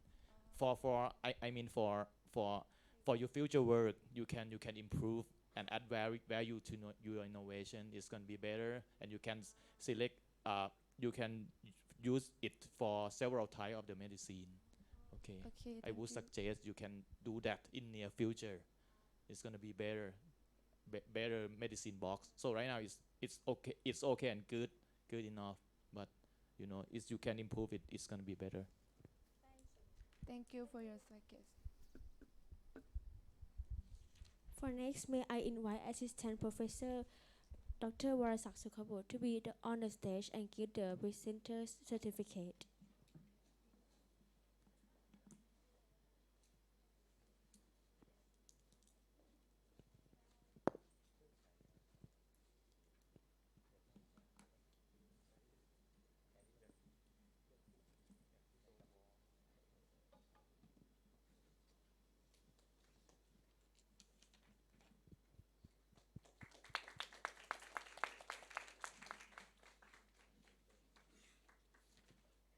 For the next topics, let us call in Janyaporn Phumnak and Paritanan Genpo from Cherem Kwan City School in the topic of algorithm A-star development search for the best part with automatic trash bin and notice volume of trash. Please give them a round of applause.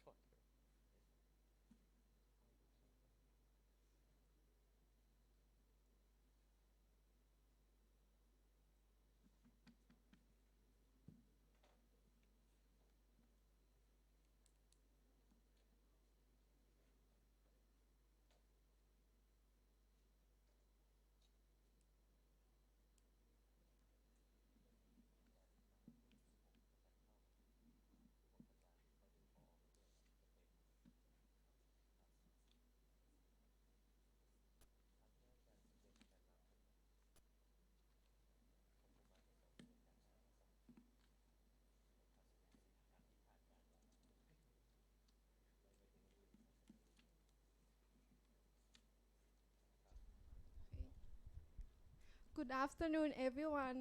We are students from เฉลิมขวัญ Street School, พิษณุโลก Let's we introduce ourselves.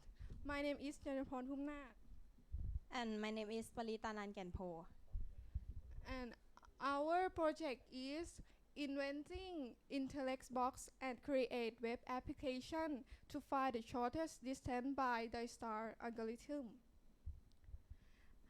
Our inspiration at present waste problem and waste management are important problems. It cause waste accumulated waste to a high price and waste time for garbage selectors. So we developed the automatic bin to work with 3 functions. By 1, an automatic on-off system to on-off the bin by automatic. And 2, measure the amount of waste in the bin. And 3, calculate the shortest distance between the garbage selector and the bin by the star algorithm. Methodology. Step 1. Creating an automatic task opening process by sensor system. 1. Draw a flowchart diagram to plan and decide the location of ultrasonic sensor and protoboard on the touch. 2. Bring the protoboard to the ultrasonic sensor, node MCU and motor. And 3. Coding program and test automatic touch through the Arduino Uno board. Step 2. Show notification result garbage level with the color. 1. Draw a flowchart diagram to plan. And 2. Bring the protoboard to the LED and coding program for test the color. 3. Coding program for web application and apply with LED to show the color. This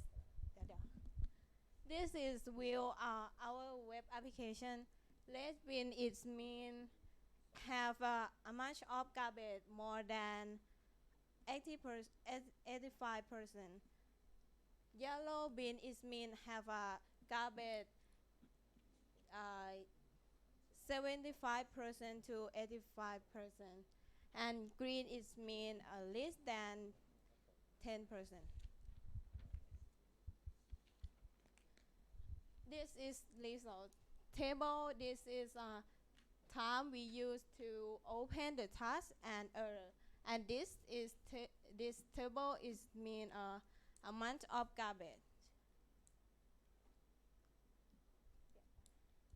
This table show the shortest way from touch and to other touch. And this table amount of garbage where LED with the color. Conclusion. We can create a web application to display the coordinates of the touch to find the shortest path and can tell amount of garbage in the H bin. Thank you for your attention.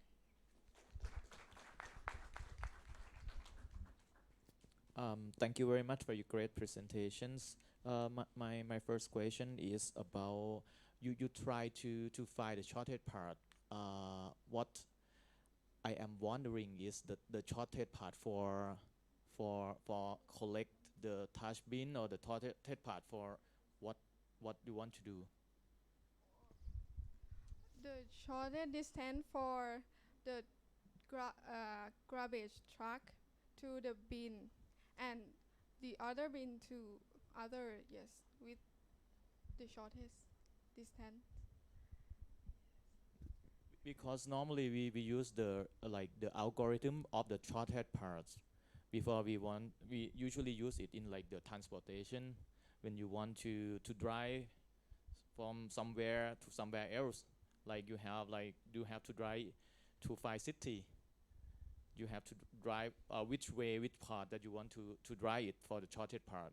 So I think the way that I would suggest the shortest part in this case may be if the first thing you have to know which touch bin is already full and you can identify which one is full, and you have to have someone to collect that or empty that trash bin. So you have to find, you have to know, because your system can know which one is full already, right? And after you know which one is full already, you have to find the shortest part to empty that full trash bin, something like that. It's gonna be, yeah, I think it's the main thing that you have to do and concern about that. Okay. Yes.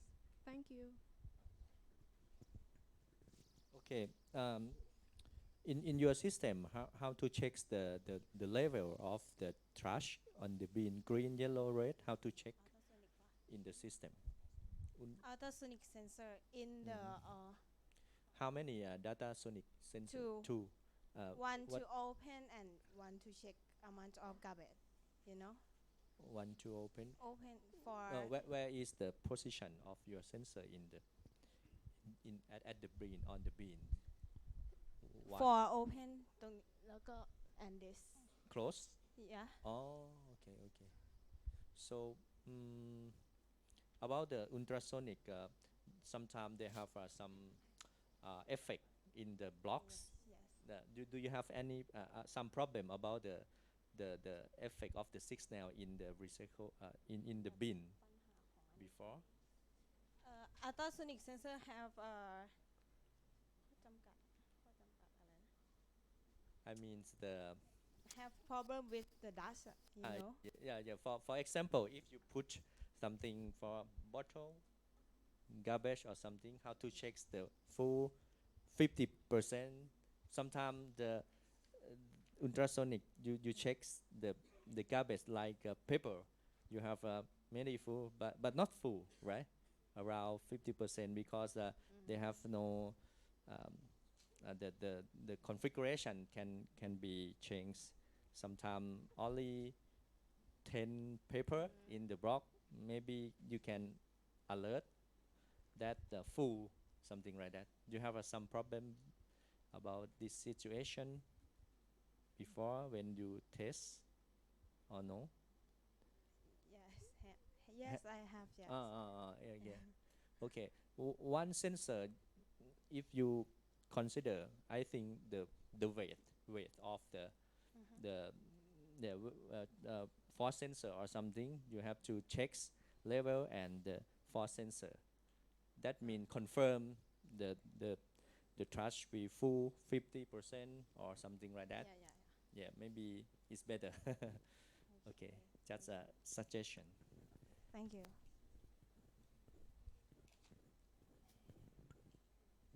In your presentation, I heard you said about some algorithm, right? Star Yeah. algorithm Can you give me some detail about this algorithm? is our algorithm that show that calculate with one point to other point with the shortest distance. Yes. So our project have many points, right?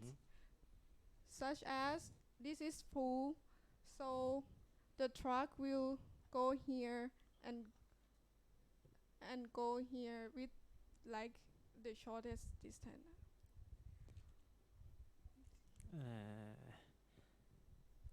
If we write our code, I think maybe it's quite easy.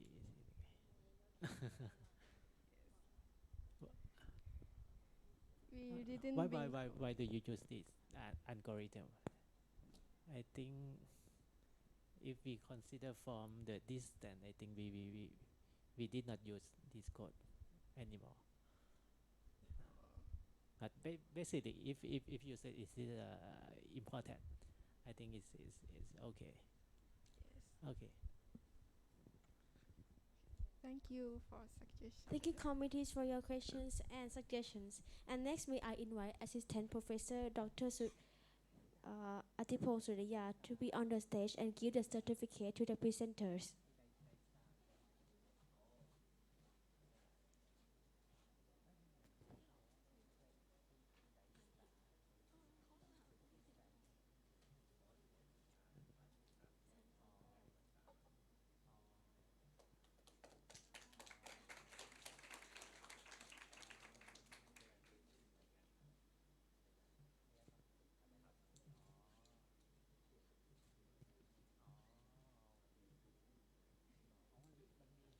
We are now in the seventh presentation.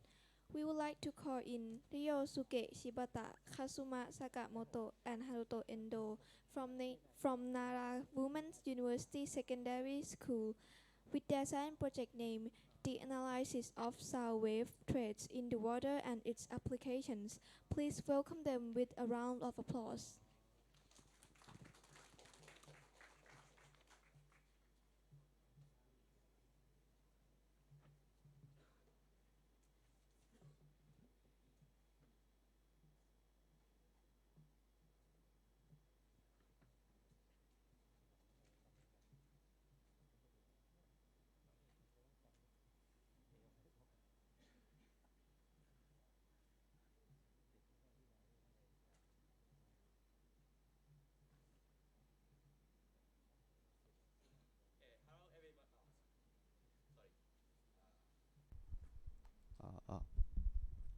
Hello everybody.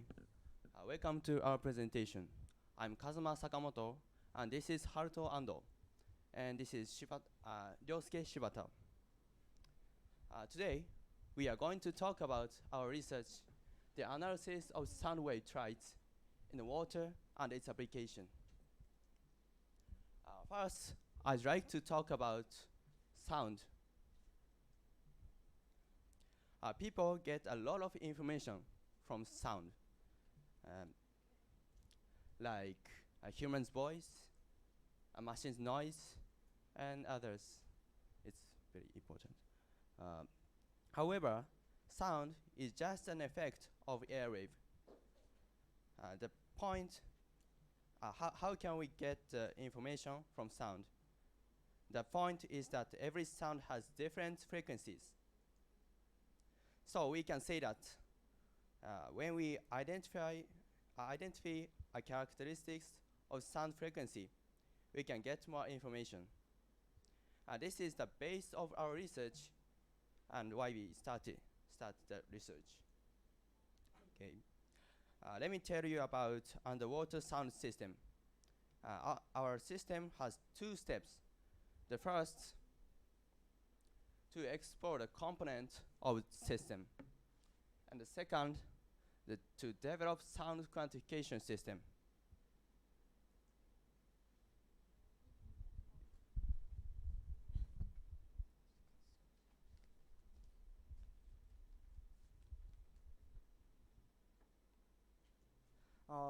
This is Arduino. It's a single board microcontroller. By using Arduino, we developed two systems. Our first development is DC motor control system. This system consists of three components: distance sensor, Arduino, and motor. You can control the motor by measuring the distance between an object and sensor. This is the process. The sensor measures the distance. Arduino gets the information and decides whether it's start or stop the motor.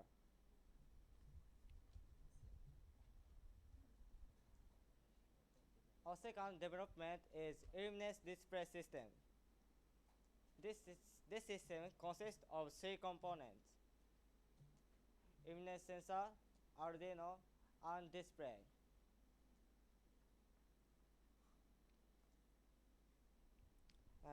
This is the process. The sensor measures the luminous intensity. Arduino gets the information and shows the intensity value on display. This is our discussion. The system needs three components: sensor, computer, and actuator.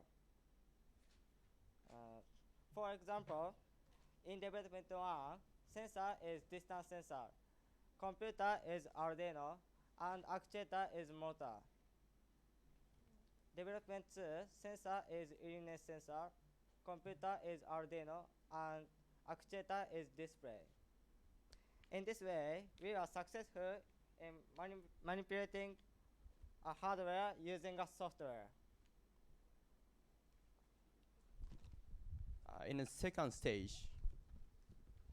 okay. So, have you ever heard about Sony? Sony is a Japan company which has the state of the art technology in audio.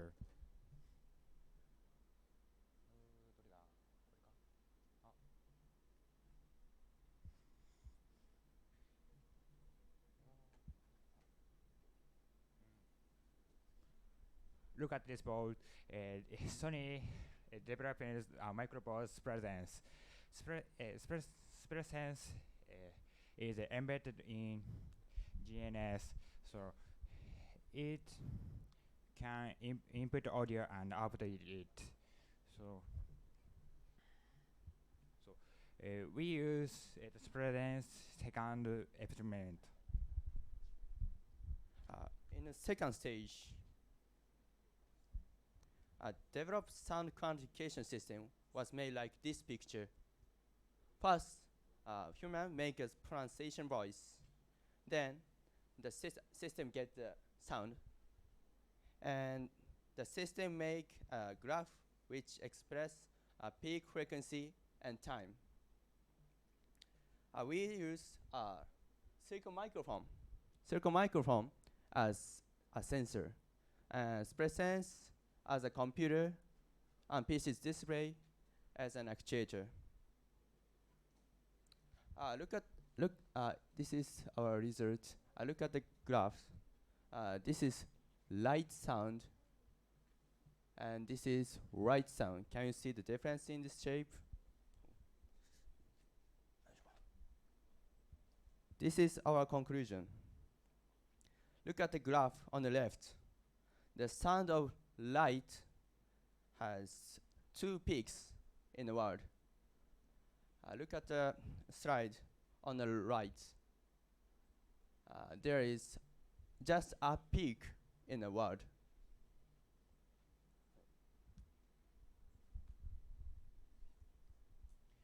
In fact, we found the characteristic of light and light.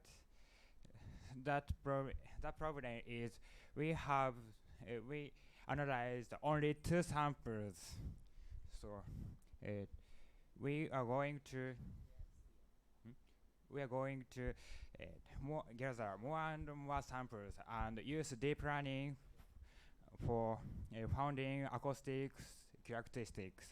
And we are also going to this quantification system to sound water sound to expose the environment underwater.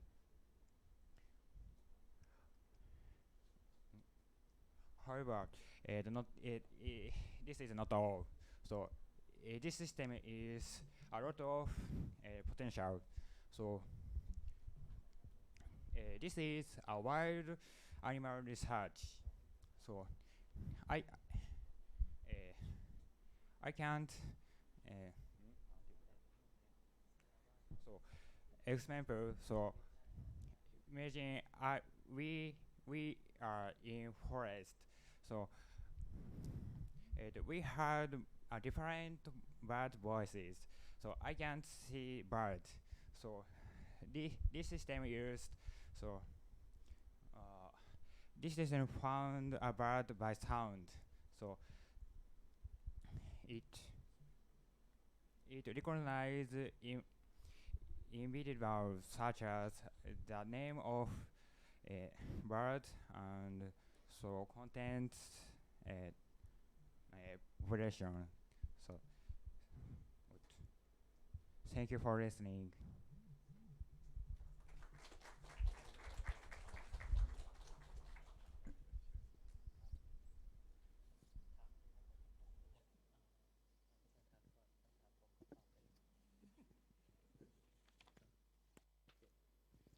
Okay, thank you for your nice presentation. So, in your application, you mean you can discriminate the sound of the animal, right?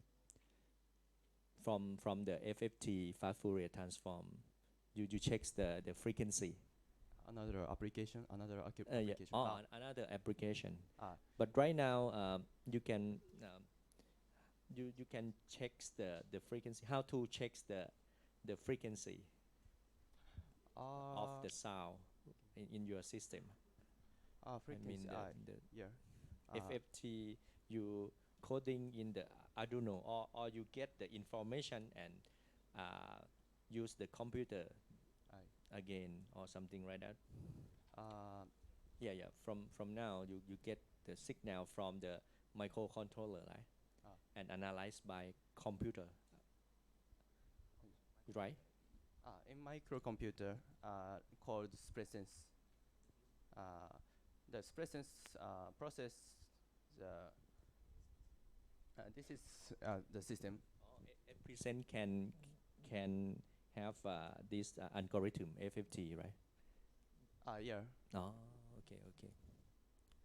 So I have one question for. Thank you for your interesting work. And so right now, your system, you have like the microphone, you record the sound from the microphone. The system right now, you can differentiate between two words, right?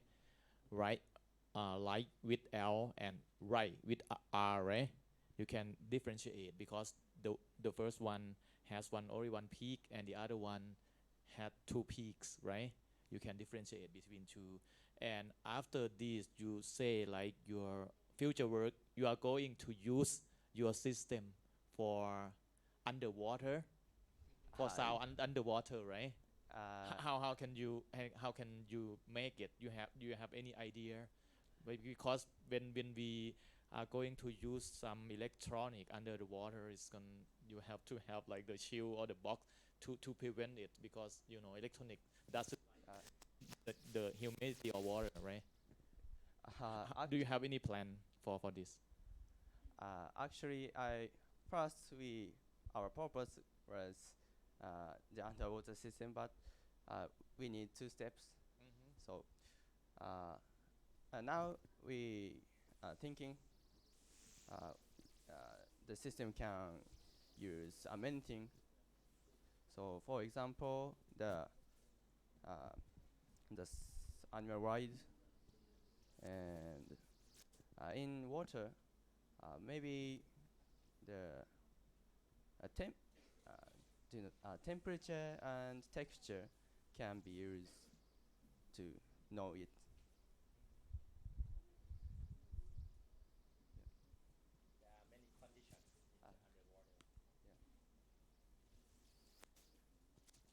And another application, you are gonna use your system differentiate between two type of the birds or something, because it's have different sound, right?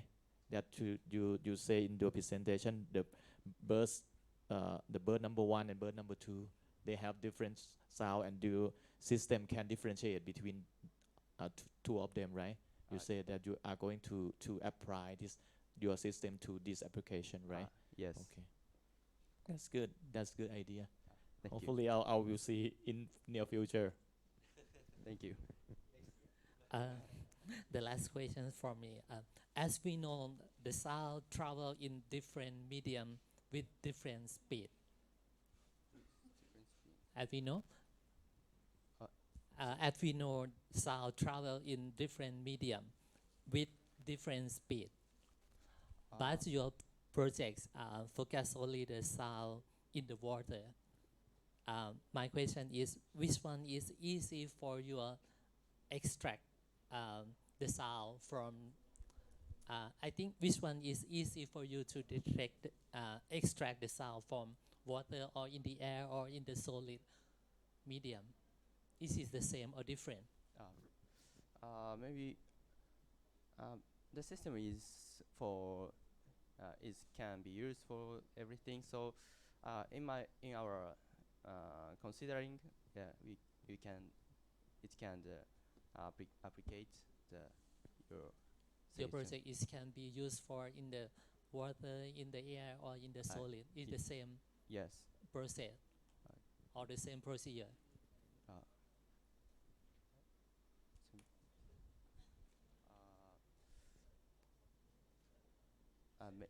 The same. Yes. Same. Okay. Thank you. Thank you, committees, for your comments and suggestions. Next, I would like to invite Dr. Prasha Khampakdi to be on the stage to give the certificate to presenters.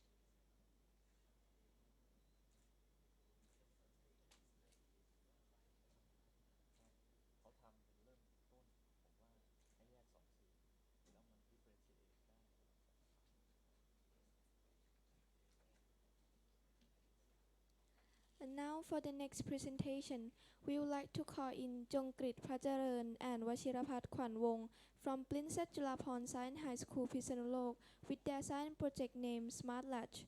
Please welcome them with a round of applause.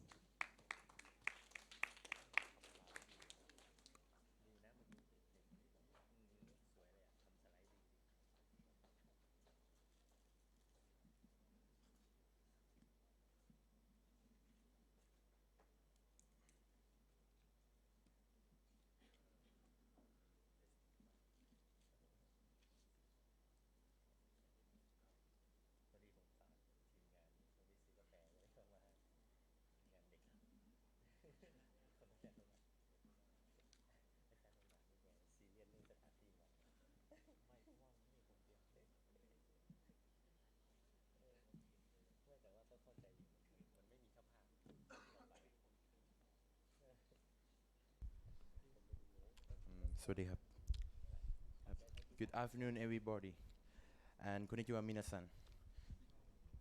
So my name is Nachpon Inpon, and My name is Washirapat Kwanwong. today we will present about my project is a smart lash.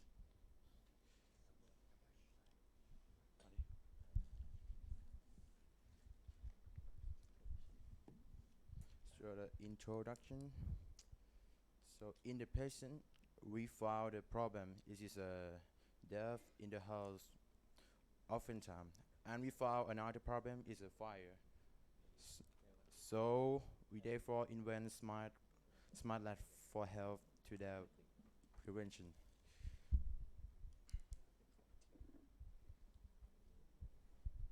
Objective to study and apply the Arduino board to create smart latch to prevent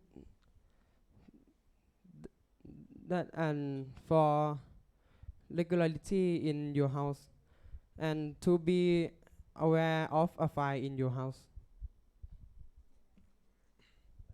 Study area is a school, and we choose a time at 8:30 a.m. to cross 4:30 p.m. Working smart latch can set the timer to lock and unlock. And when gas LPG 300 to 10,000 ppm, there will be a sensor to open the door and send a message to your phone, and the buzzer will make noise.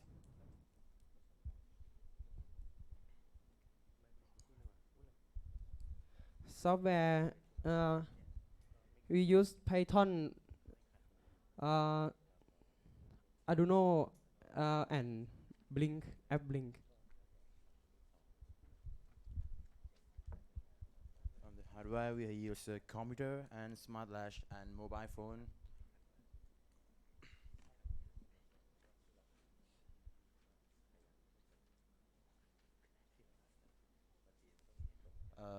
Metrology. We will write a program on the order the smart lash can set the timer and to lock, and when anyone fly in the room, the smart lash will send a message to your phone and open the door.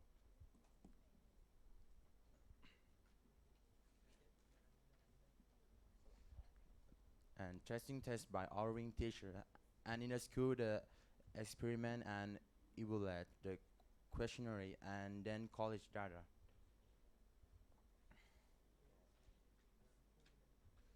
This is a result from us.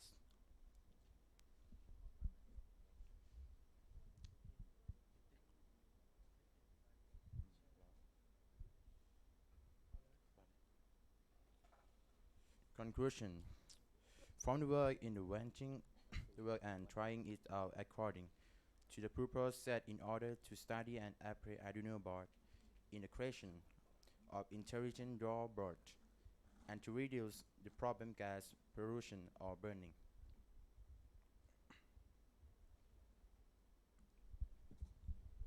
Future work.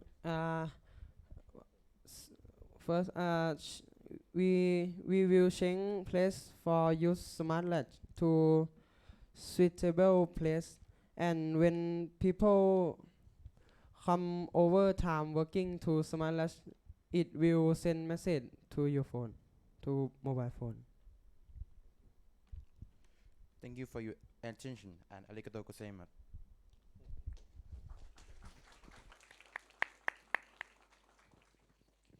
Thank you for your good presentations. My first question is about do you apply your work to use in the real system to use in your school right now? Yes. Did you use it in for Yeah, any application? We use from the application bring in a mobile phone, and we use in a real life in a school. Because your system have to be used with the door in the school, right? Yep. Okay. And so right now you use it with the door in the school. And if I compare with you know about the magnetic door, right? Magnetic door. Magnetic door. We have like the magnetic that you can put with the door and have the magnetic field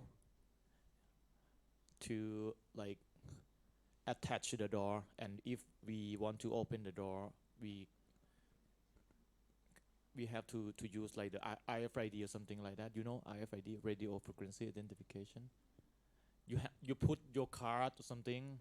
Oh. Yeah, Alright, with I know that. key card with the RFID reader is gonna open the door. How to compare your system with that kind of thing? We can control the Do you door like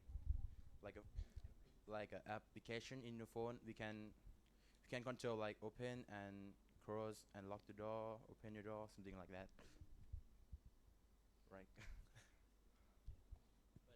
In the real situation, when the fire alarm, maybe the system about the communication maybe have a problem, something like that.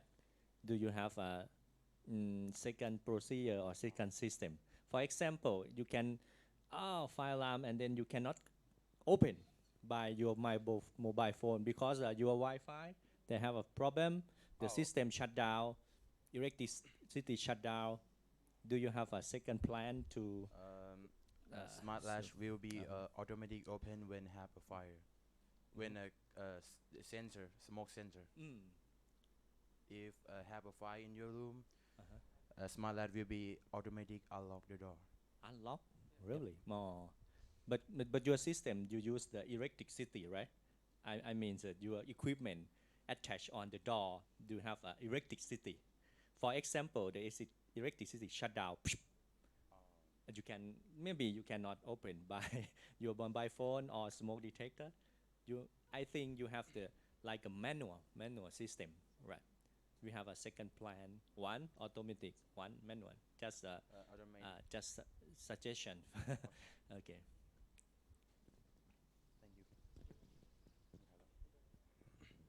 Okay, I would like to see your future work.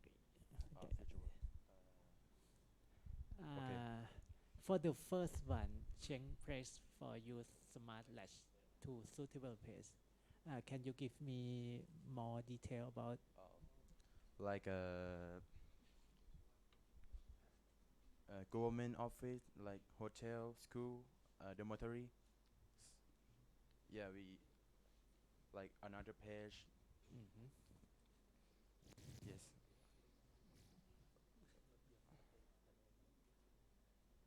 Um,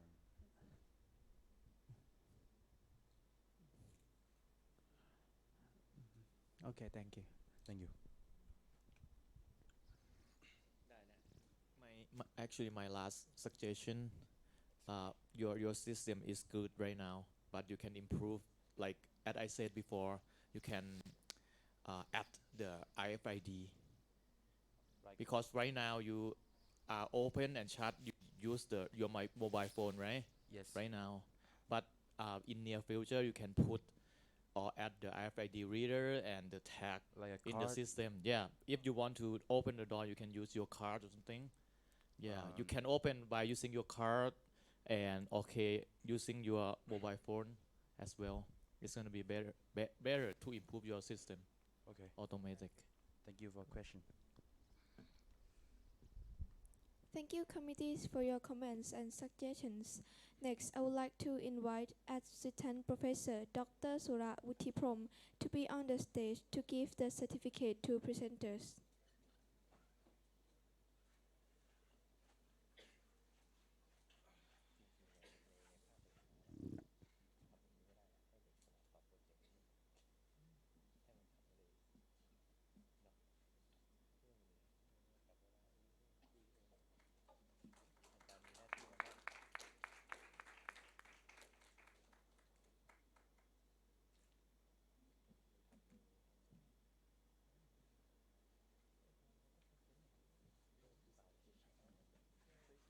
Moving on to the next presentation, coming from Jitlada School with their science project name, the development of the tool for physical therapy after anterior cruciate ligament surgery. Put your hands together for Natcha Suwannamath Napasha Mahadamrongkun and Laksana Walai Yemsiri.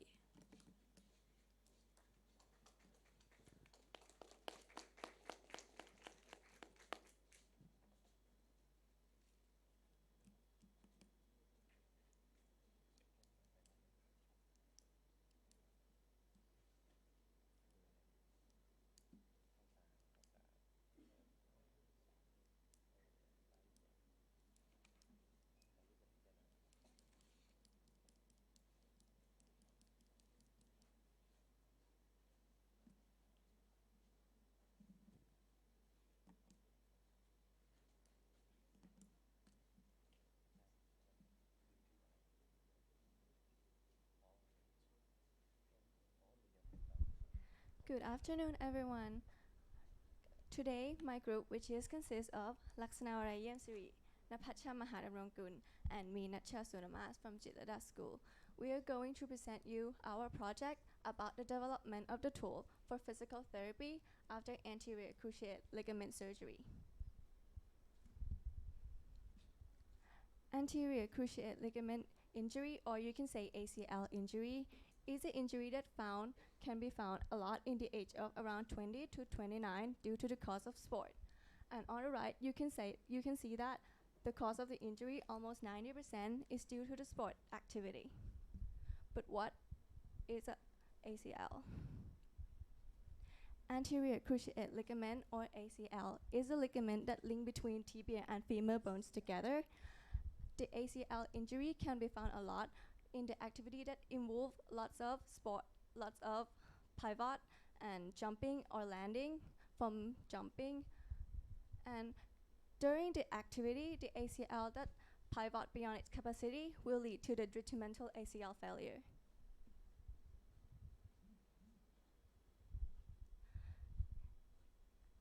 The ACL injury can be cured by the anterior cruciate ligament reconstruction program. But after the surgery, we need to do the rehabilitation. So the doctor have to limit the weight bearing on the surgical site. And after that, week by week, the patient have to do the progressive weight bearing. But we found out that the patient are not capable of bearing the right weight as they intend when they try to do the rehabilitation at home. So we decide to develop the tool for controlling patient compressive force according to the percentage that the patient body mass during the rehabilitation process through the cell phone application, and also to test the efficiency of our tool. Here's what we have to use. The first one is the right insole from Suratech company, which consists of 8 frost sensors. This is where our 8 sensors are, 1 on the toe, and 3 on the metatarsal bone, 1 on the middle, and 3 on the heels. And this spot have already been tested by Suratech company that the most weight usually apply on to prevent the deviation of the average mass. This is the component of our force sensor, the semiconductor, spacer, and electrode. And the more area of the electrode contact to the conductive films, the more of the resistance of the film will decrease, and it results in the more compressive force in arbitrary unit sent to our phone. We also have the Arduino microcontroller, Arduino Nano, MIT App Inventor, and Android cell phone. Arduino microcontroller will be on the shoe tongue.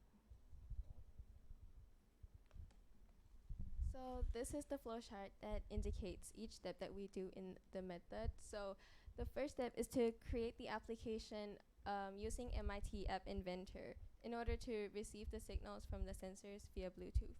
The second step is to study the relationship between the compressive force from the sensors and the mass. The third step is to use the regression equation obtained from method 2 to convert the compressive force values to the mass. And the final step is to test the efficiency of the tool. So the first step in our method is to create the application using MIT App Inventor to receive the signals from the sensors via Bluetooth. So we call the signals that we get from the sensors compressive force values, and there are 8 sensors in the insole, and each sensor will send the signal to the application. So as you can see in this image, there are 8 compressive force values we collect each time there is weight applied on the insole. And then our application will calculate the average compressive force from these 8 values. The second step in our method is to study the relationship between the compressive force values, which are the values that we get from the sensors, and the mass that is applied on the insole. So in this step, we have our sample population of 10 persons. Each person applied their weight on the insole, and at the same time, their body mass was weighed by using a digital scale. And we collect mass and the average compressive force from each person. And after we had collected our data, we will use the Microsoft Excel program to find the relationship between compressive force values from the sensors and the mass. In the third step, we will use the regression equation obtained from method 2 in coding, so that our application can convert the compressive force of any values to the mass. And then the mass will be displayed on the cell phone screen, allowing the patients to know how much weight they apply for each step.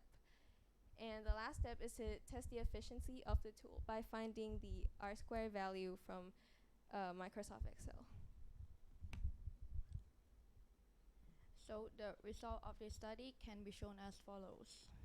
The mass body of the volunteers show the same values and parallel with the compressive force values. And this is the relationship between compressive force values from the sensors and mass. After we find this relationship, it will give us the regression equation as shown in these figures. And we've got the R-square with a good fit of R-square is 0.909. Which indicate the reliability of the tool. After the step of coding for implementation, the patient will inform of a suitable mass on the cell phone screen in real-time walking during the physical therapy treatment. And this is how our application look. First, the patient have to input their body weight in the first box, and then input the percentage of weight bearing, which is recommended by doctor in the second box. After that, this application will calculate it into the appropriate weight bearing and also show the current weight bearing. And this is how we use our tool. In a real-time physical therapy, the patient have to support themselves with a parallel bar and with each of their hand with so that the patient can control their weight bearing on the surgical site. From all of the experimental, it can be concluded that first, the tool can receive compressive force value from the sensor and accurately convert to the mass. Second, the tool can be efficiently used in real-time practice by displaying the results on the cell phone screen instantly. And third, the tool can be utilized to support the patients with the compressive force adjustment during the rehabilitation process. And this is our reference. Finally, we would like to thank Associate Professor Aruni Interson for her valuable advice. Also, we would like to express our sincere gratitude to Princess Julapon Science High School, Mudahan, and Jidada School for supporting our project, and the teacher SIF 2019 program for giving us such a wonderful opportunity and experiences. Thank you for your attention.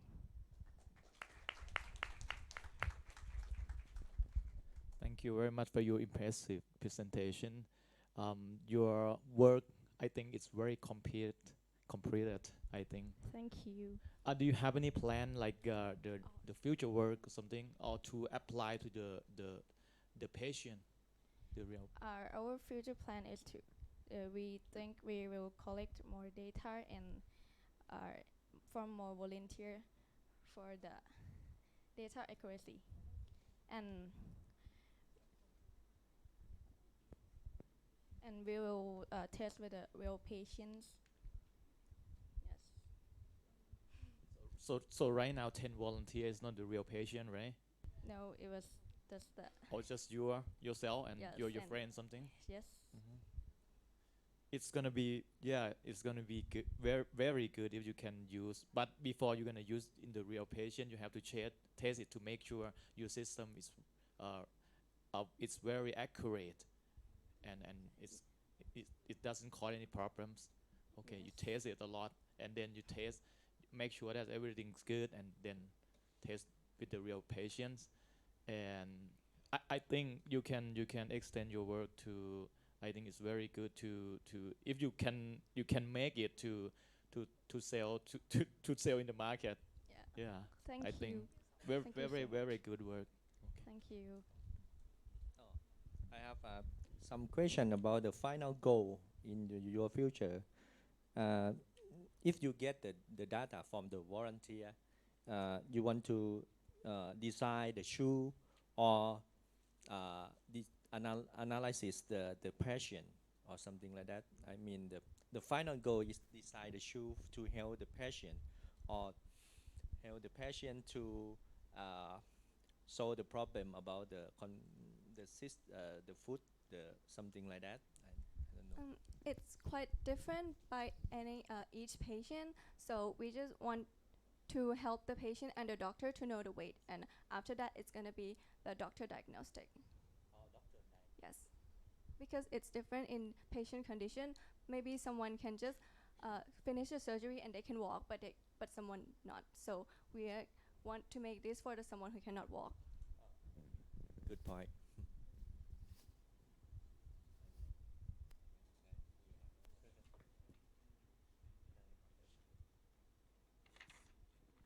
I think we have done very well with time here.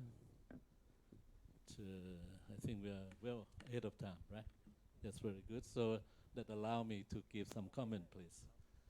I think this is, I have noticed something nice, because when you show your few slides in the first stage of your introduction, and you take the work from other people and you show references, and that is good. And I want to tell all the students here too, is part of learning. So in the future, when you make slide for presentations, if the drawing or something that you take from other sources, and it is very good practice and ethical and correct way to quote the references on the slide of your presentation. So I hope that will happen more in the Thailand Japan Student Science Fair 2020. Thank you, the coordinator. Thank you. Thank you, committees, for your comments and suggestions. Next, I would like to invite Assistant Professor Dr. Sura Uttiprom to be on the stage to give the certificate to presenters.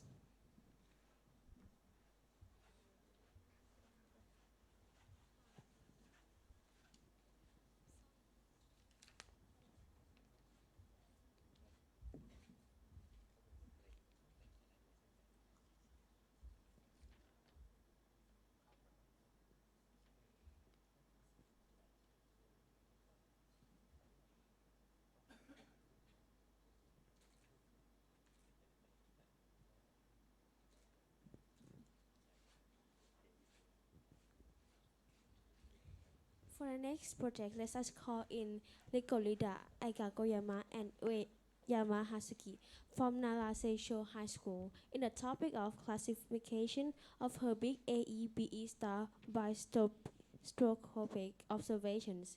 Please give them a round of applause.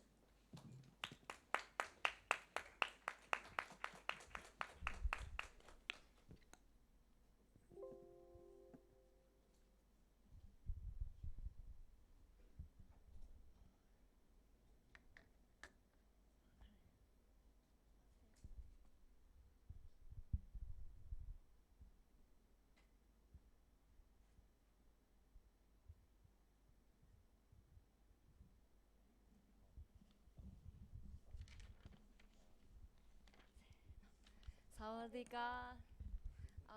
We are Riko and Aika. We are from Seisho High School in Nara Prefecture.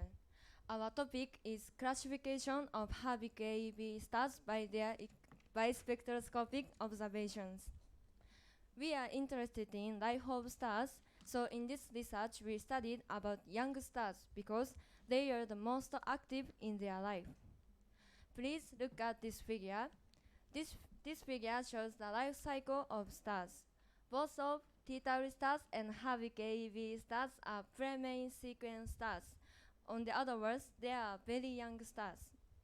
The mass of T-Tauri stars is smaller, and that of Habig AEB stars is larger.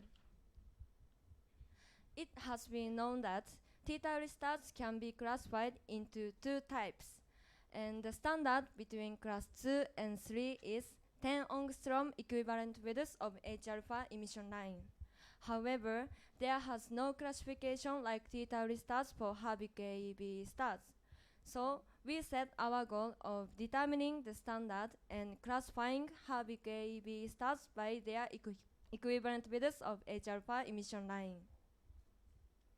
I'm going to talk about spectroscopic observations. Star has core part and the gas around it.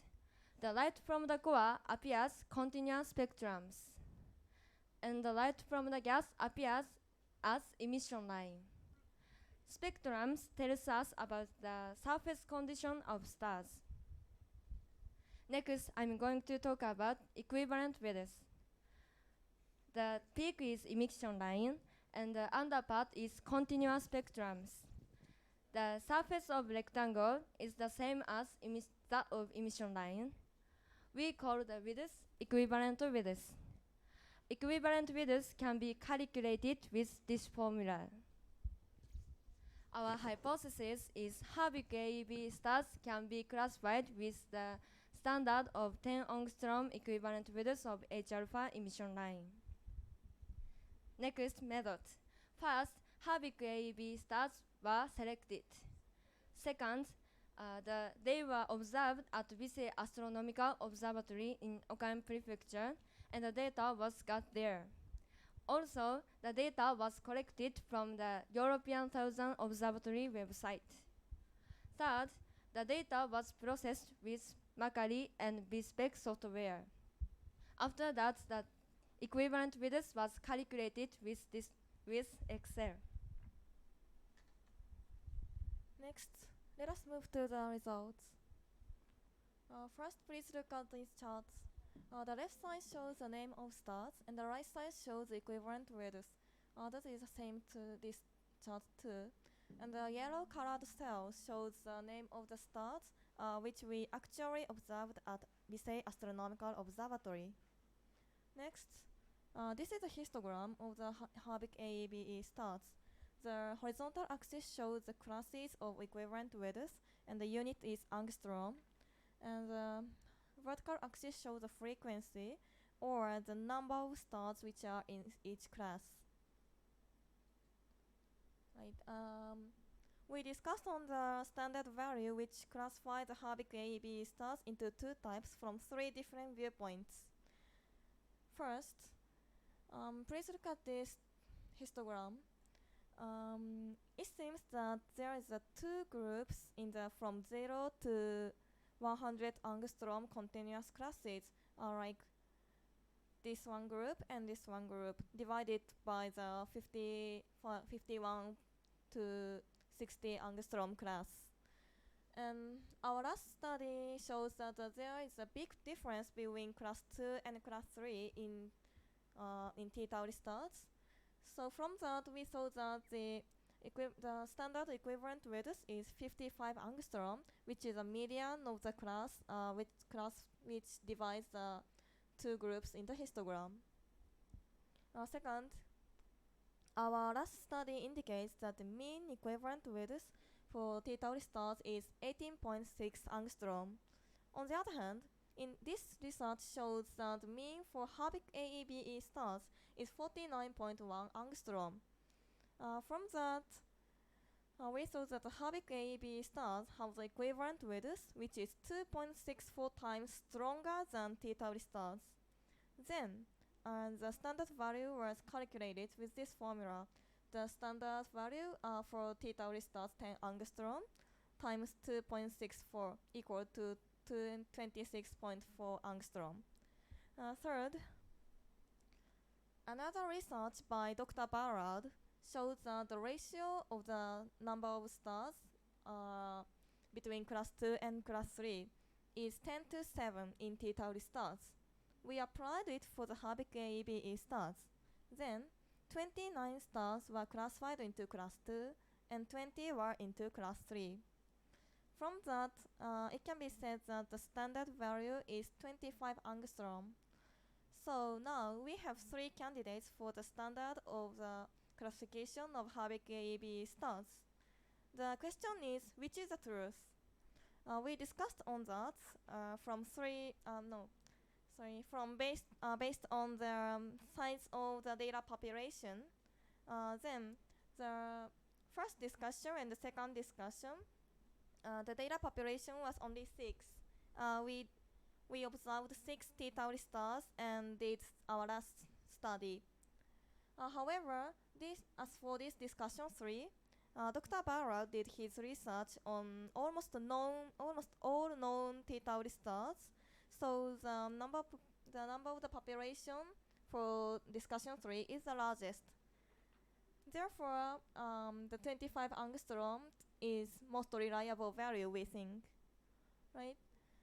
In conclusion, the current research suggests that the standard equivalent width for the classification of Habik AEB stars is 25 angstrom.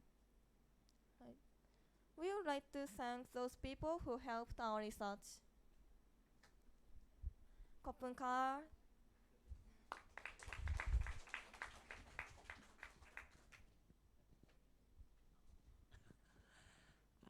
Okay, thank you.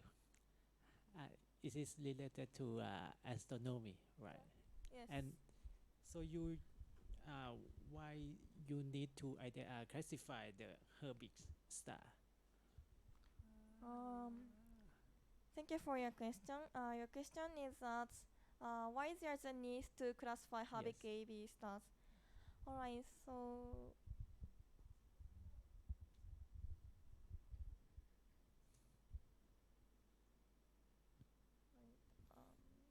yeah. There has been the classification for T-Tauri stars, and both T-Tauri stars and Habit AB stars are on the same stage of their life cycle. The difference is only mass and surface temperature. So then we thought that to find the standard value and classify Habit AB stars can help future researches on those young stars or the star's life cycle. So yeah. So if we can classify Habit AB stars and find some traits of each class or types, it can help it can help future researches on early stage of the stars or even the early stage of the sun, we thought. Does that answer your question? Okay, okay, thank you. Thank you. Sorry, I am not familiar with this topic. Maybe the audience from they may have some question. May you have some question from the audience, from sensei from Japan? Or please raise your hand, Professor. Yes, I like astronomy. As you know, this year Nobel Prize in Physics is related to the gentleman who can study about exoplanet, right? Yes.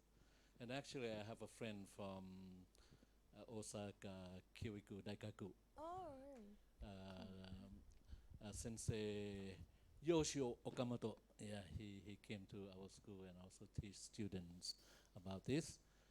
And of course, very good. And I like to comment another good thing you have done here. When teachers ask question and then you repeat the question. That is good. Sometimes the audience couldn't catch that quickly, and you repeat it and then you answer very nicely. Thank you.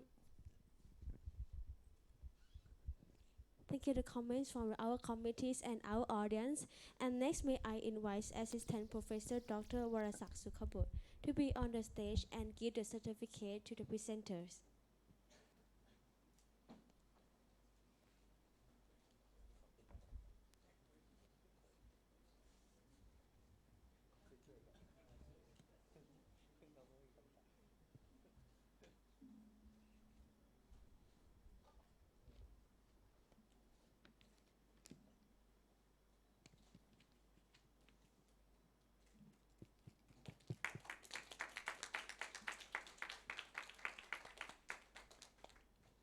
For the next project, let us call in Momoka Narita and Yunonjin from Hashinohe College Kosen in the topic of inventory management system for refrigerator. Please give them a round of applause.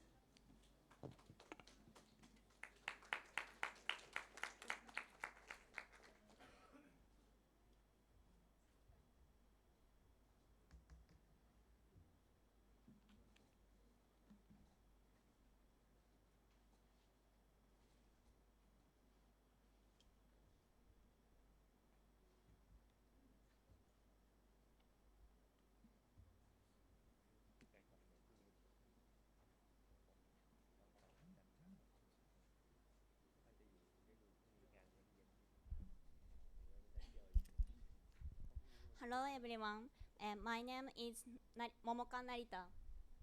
Yunonjin. We are Hachinohe Kosen students.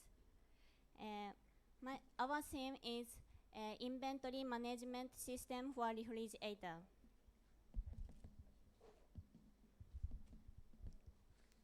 Have you ever encountered such a trouble? For example, when you go shopping, you don't remember contents of the refrigerator. Or you realize that you forgot to buy after you got home. We will solve this problem.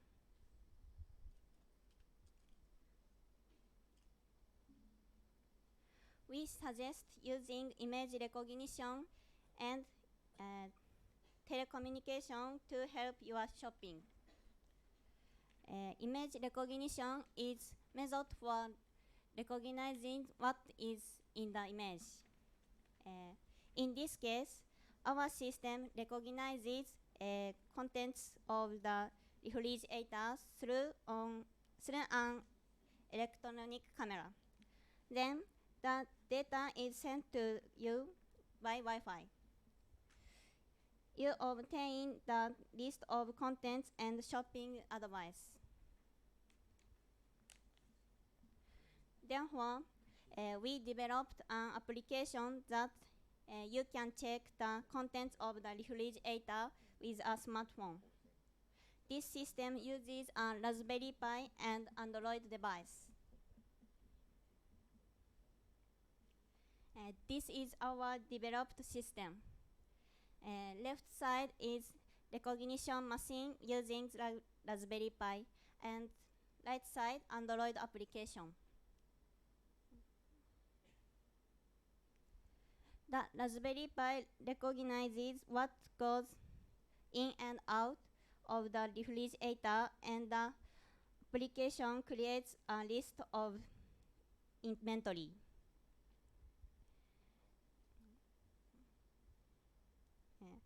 I will explain the details of the recognition machine. We put this machine into the refrigerator and used. When someone opens the refrigerator door, the infrared sensor responds. Then the camera takes images and Raspberry Pi recognizes image contents.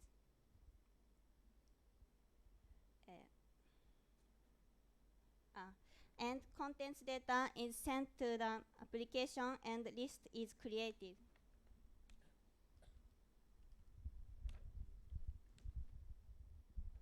I will explain Android applications. The application can do three things: barcode scan, make a food list, communicate with Raspberry Pi. When you push start button, the screen transitions next screen.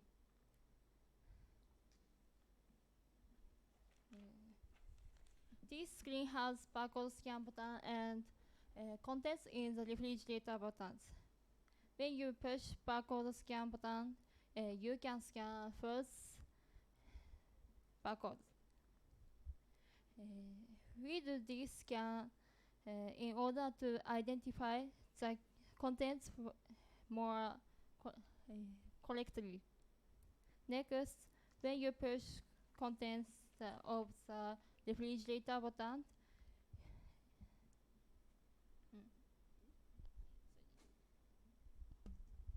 you can see the food list in the refrigerator anytime, anywhere.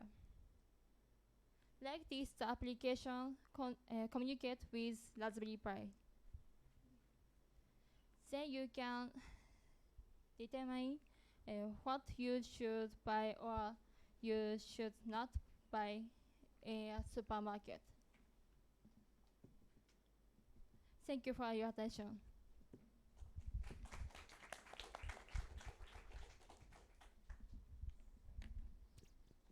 Thank you very much for your wonderful presentations and your system. Very interesting. My first question is about how do you do what do you what do you use the camera for your system have the camera, right? Yes. The camera is using for just only the barcode scanner, or you have for any other application or any other work for your camera? Applications. Yeah, the camera in the system. Just take a photo, or do you have like the image processing or something like that?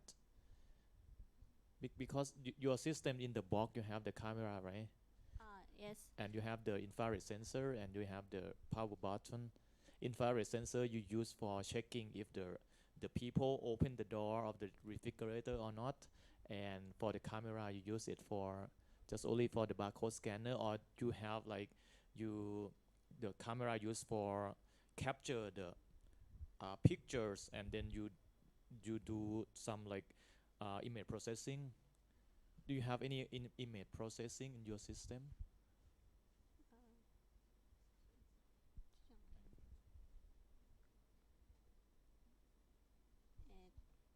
How do you use the camera for? The camera take picture of refrigerator. Uh, you what you uh,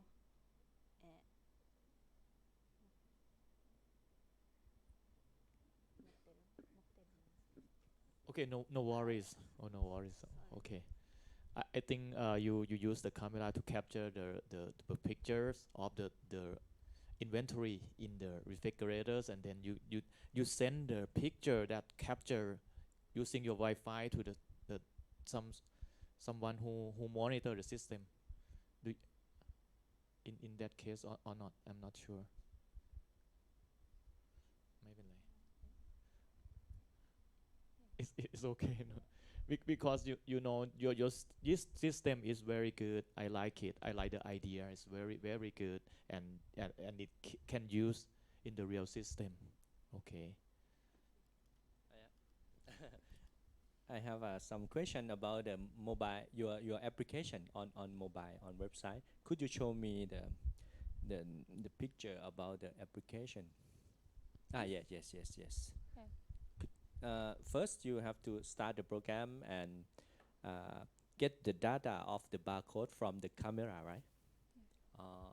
And then how to define what is the thing in the refrigeration from the barcode. You have to compare in the barcode system on the website, or you define by your own yourself. This system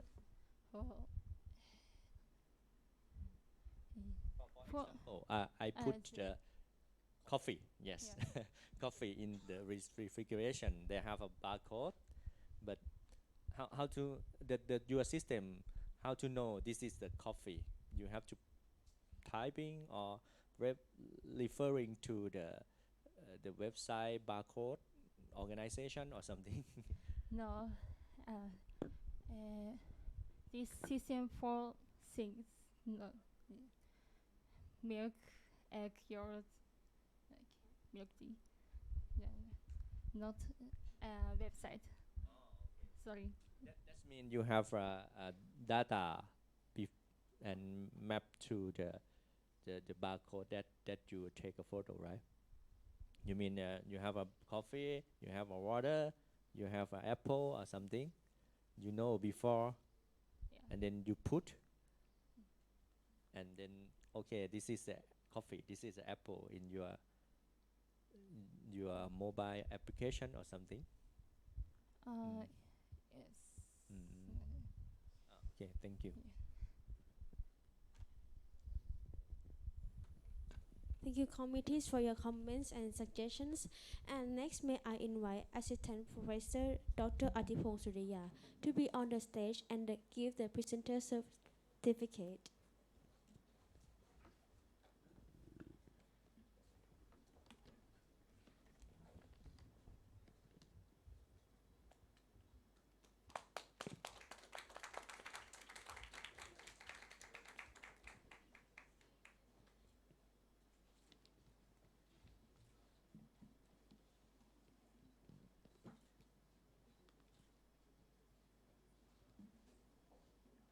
For the next project, I would like to call in Laksana Yod Panya, Vimolrat Gayasi, and Papawan Toshili in a topic of smart home from Sisong Rak Withaya School. Please give them a round of applause.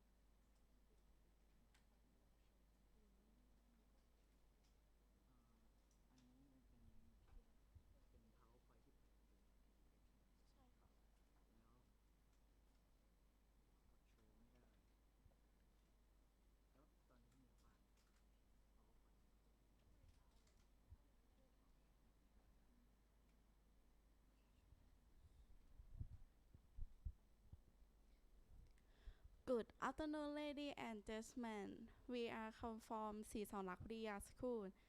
My name is Papawan Tosiri. My name is Vimalat Gyarasi. And I am Laksana Yatmanya.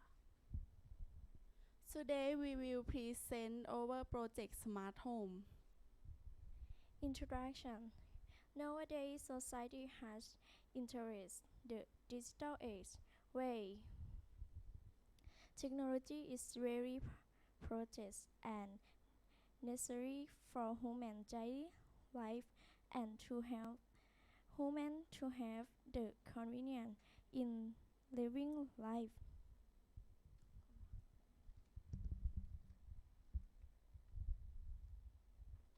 Project objective. Smart home can create a system that can turn on off the water pump via application and to create a system that can turn on off the water pump via application.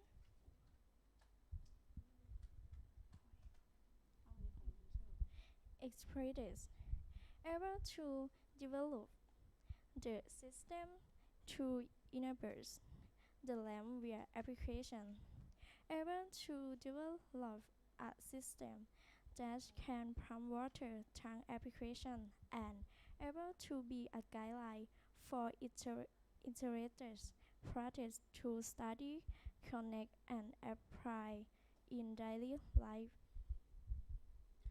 Hardware and software used in the project: Arduino board, relay modem, Bluetooth, screw cap, LED lamp, water pump, electrical cable, male plug, female plug, Tyler plug, MIT app inventor, and Arduino IDE. Next two.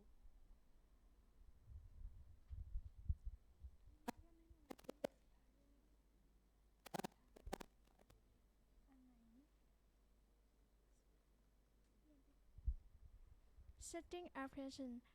The first, setting application by MIT App Inventor and setting short code system by Arduino program and enter the system by QR code. How to use application Smart Home. Step 1. Download application Smart Home and click Bluetooth button to connection Bluetooth and start the application. Thank you for your attention.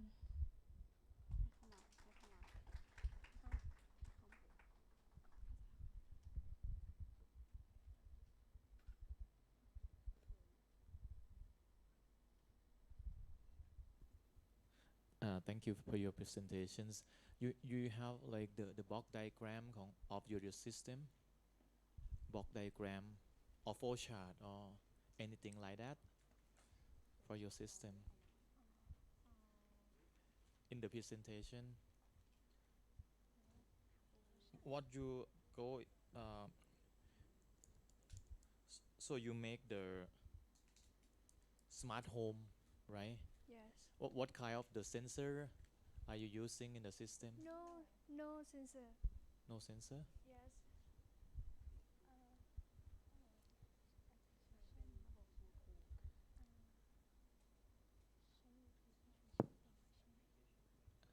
Or you make just only the application? Yes. Android application by using MIT App Inventor, right? Yes. That can install on the mobile, and you say that you're creating short codes by using Arduino program. Yes.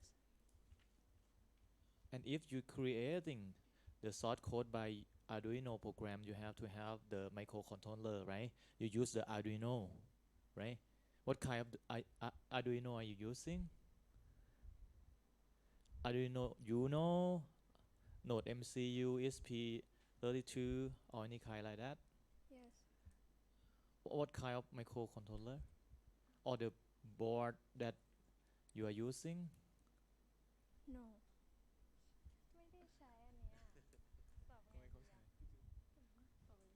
Could you show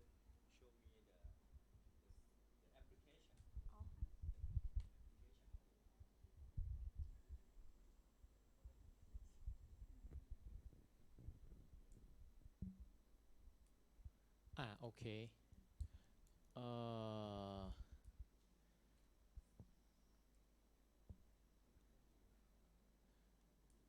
you have several rooms in your house, right? You have the bedroom, living room, kitchen room, and the pumps. So you have the on-off buttons that you use to control the system. For example, like in your bedroom, you have the on-off button to control what? To control the light or something? Control what? Like in bedroom, on-off for what purpose? Are you using on-off button for?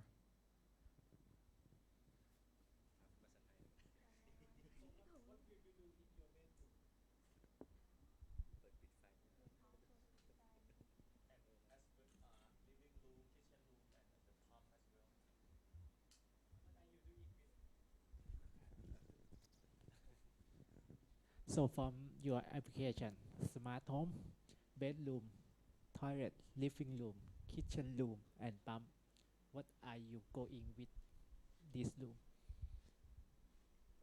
Yeah, we know on off, but I have no idea about on and off.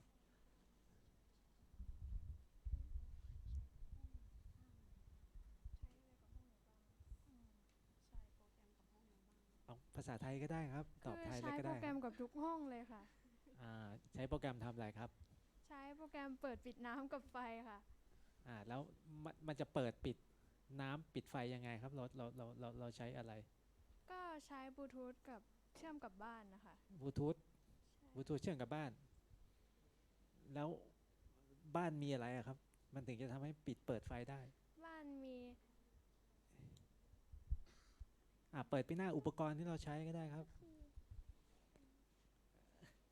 ในบ้านก็ใช้เป็นรีเลย์แล้วก็มีบอร์ด Arduino นี่ครับอาจารย์เขาถามเมื่อ 2-3 นาทีที่แล้วนะครับอาจารย์เขาไล่ตั้งแต่ตระกูลไมโครโทรลเลอร์ตั้งแต่ยุคบุกเบิกเลยให้บุกเบิกเลยหรือเปล่าไม่แน่ใจเดี๋ยวโยนให้อาจารย์อธิพงศ์ต่อ เข้าแก๊ปอาจารย์แล้วไมโครโทรลเลอร์แล้ว Okay, from the audience, you have some question or something? Audience? Okay, what is your future work? Future work from now, if you have a plan to develop the system, your project, in your idea.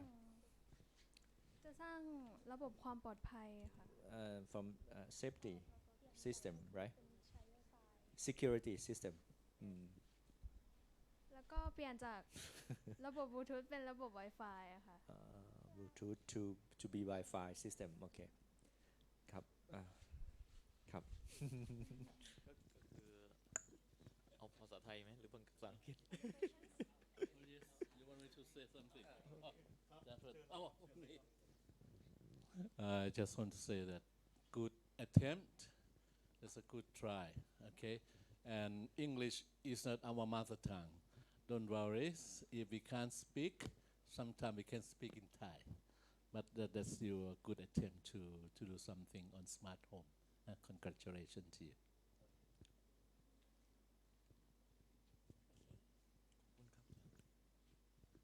Thank you, our audience, and thank you for your comments and suggestion committees. And may I invite Dr. Prashad Kampakdi on the stage and give the certificate to the presenters.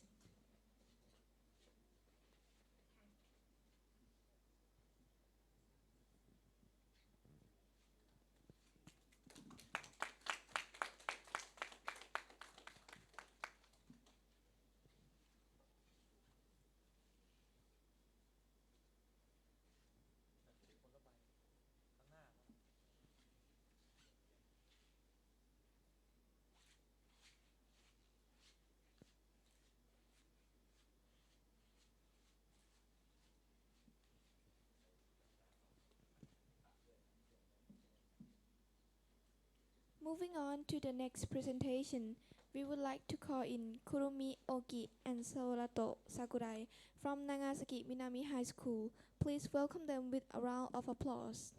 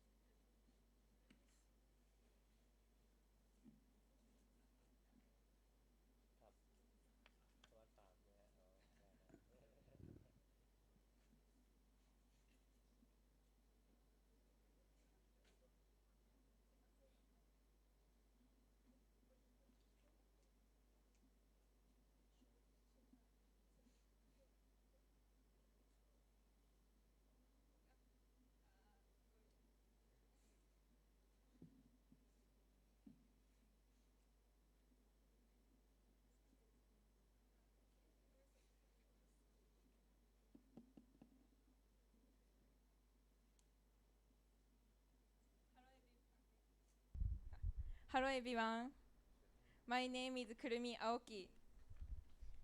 My name is Sorato Sakurai. We came from Nagasaki Minami High School.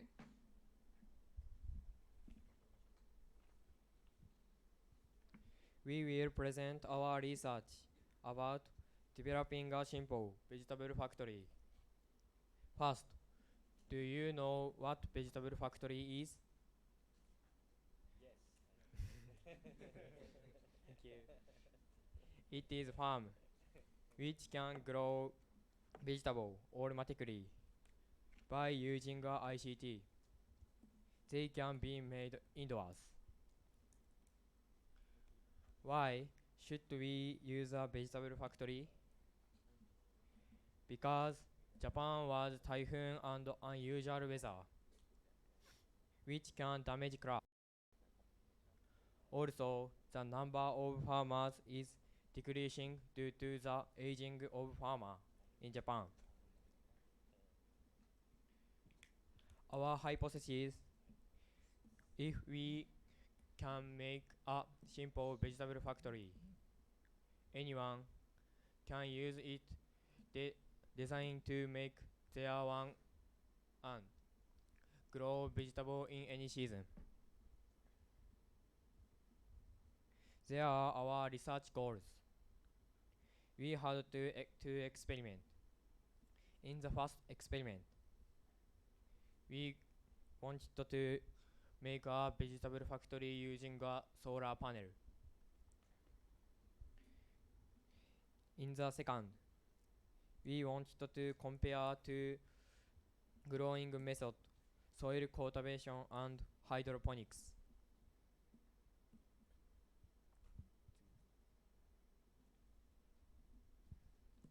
What is a hydroponics? It is a way to grow vegetable by using liquid fertilizer instead of soil. It uses less water than traditional farming method and automatic. In the first experiment, we grow kale using hydroponics for 3 months. In the second experiment, we grow sugar pea vines using hydroponics and soil cultivation for 1 month. This is our vegetable factory setup. We used solar panel to power LED light and the water pump. Our hydroponics experiment.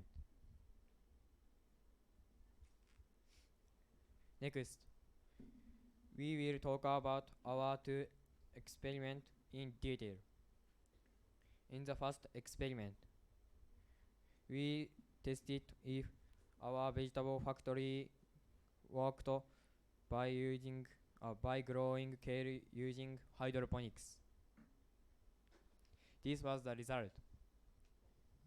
On average, each kale grows season more leaves, and each leaf grow about 15.5 square centimeter in size.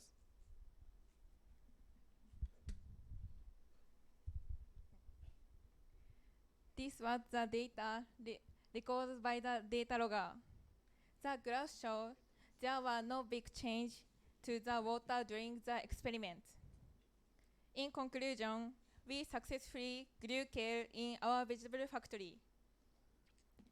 In the second experiment, we grew sugar pea vines using hydroponics and soil cultivation. We plant 50 seeds in each vegetable factory. We water the soil every 3 days. There was a result. This graph shows the average growth of sugar pea vine stem over 10 days. We found that sugar pea vines using hydroponics grew faster. However, we had to stop the experiment around day 10 because the basket holding sugar pea vines in hydroponics experiment dropping in the water. From our results, we have two conclusions. First, people can make a vegetable factory similar to ours to grow their own vegetable at home. Second, plants may grow faster using hydroponics instead of soil. We want to do our experiment again to test this theory. In the future, we want to secure the basket holding the sugar pea vine to the box and do the experiment again for a full month. We also want to try growing other vegetables in our vegetable factory in large quantities. That's all. Thank you for listening. Okay. Thank you for the great presentation. So you make the hydroponic like a smart farm, right? So why do you use the kale, the vegetable? What kind of the vegetable do you select? I mean the conditions for the hydroponics. So do you have a condition to select the vegetable? Kale, Yeah, choose yes. kale. Yes. Because we can eat everything, everything and not waste. So choose kale.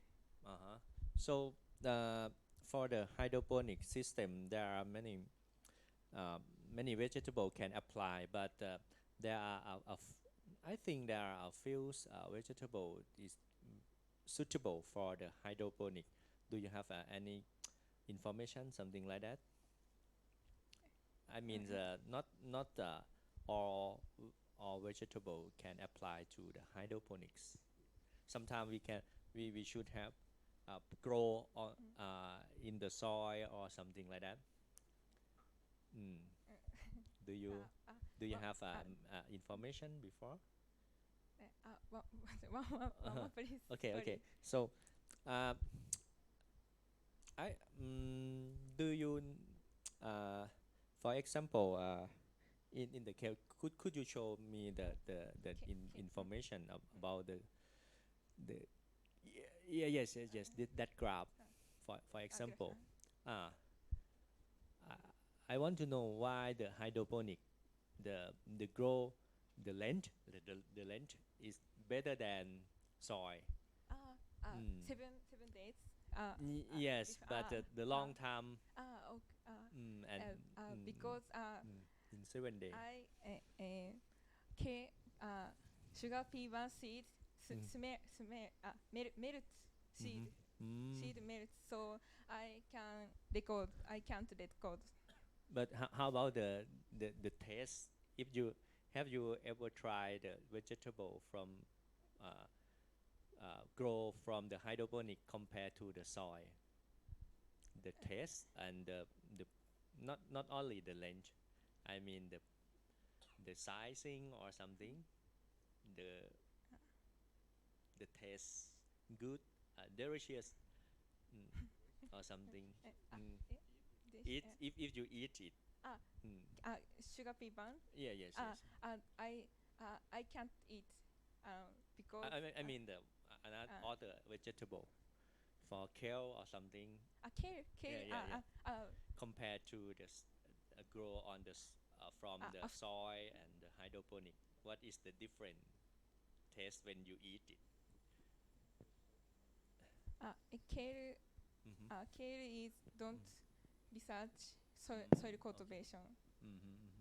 Only hydroponics. Okay. Yes. Okay, thank you. So about the energy from because you have a solar cell, right? Well, that what you compare when you compare the energy source between the hydroponic and the soil. It's better or good or bad? If you I want to. which one is better? I want to know which sugar which soil cultivation was sugar hydroponics better. Okay. Sorry. Thank you. Oh, thank you for your good experiment. I have one question for you. Do you control the condition of your environment? Do you control like the temperature, the level of pH? Do you control it? We use data logger. Data logger is can log pH and temperature the grow environment. I would suggest you maybe you better to try changing other condition of the environment. You maybe get a good a better results by using soil and hydroponic, because right now I'm not sure your pH now is very high, right? 8.5 something from the from the graph. Could you show the right now here? Your pH is 8.5. What is the base? I'm not sure. What is the appropriate pH level to grow kale or sugar pea or something? Do you done any research or reading the paper? What is the appropriate pH level or temperature to grow the kale or the pea? Maybe you can research more for this. If you have like the suitable or the appropriate pH level or the temperature, you can get better results for this. You can research more. I would suggest to do that. Thank you.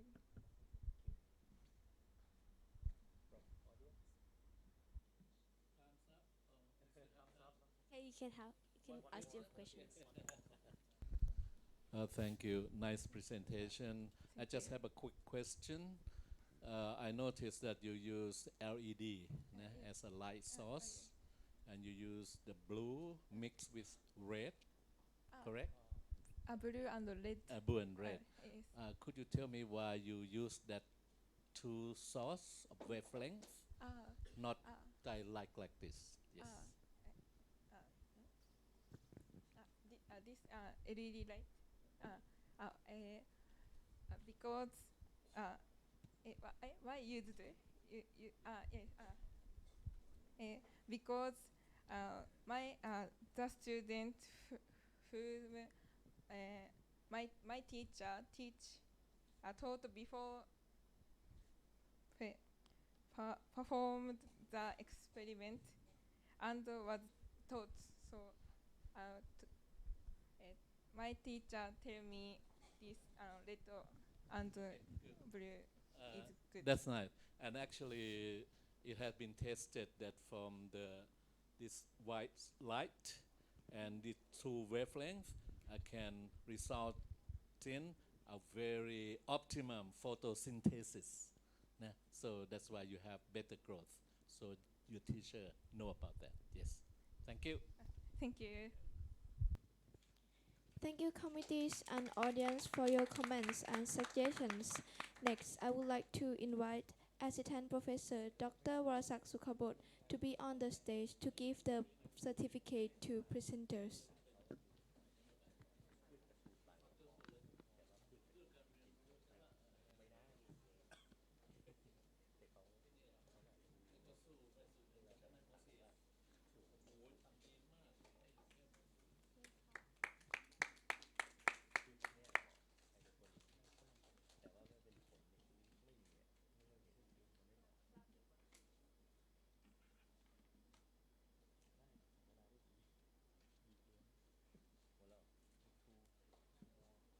For the next project, you will be hearing from Yane Masutake and Makoto Yasako in the topic of developing an instrument for observing winds using near-infrared light from Nagasaki Minami High School.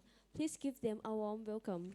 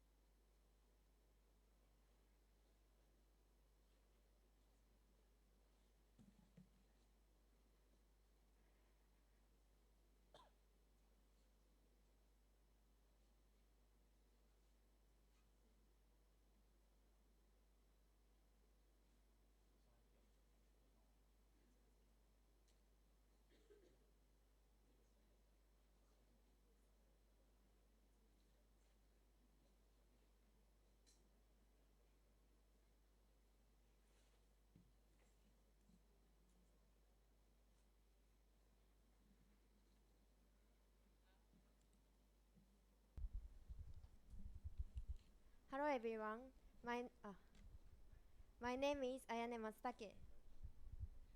My name is Makoto Sako.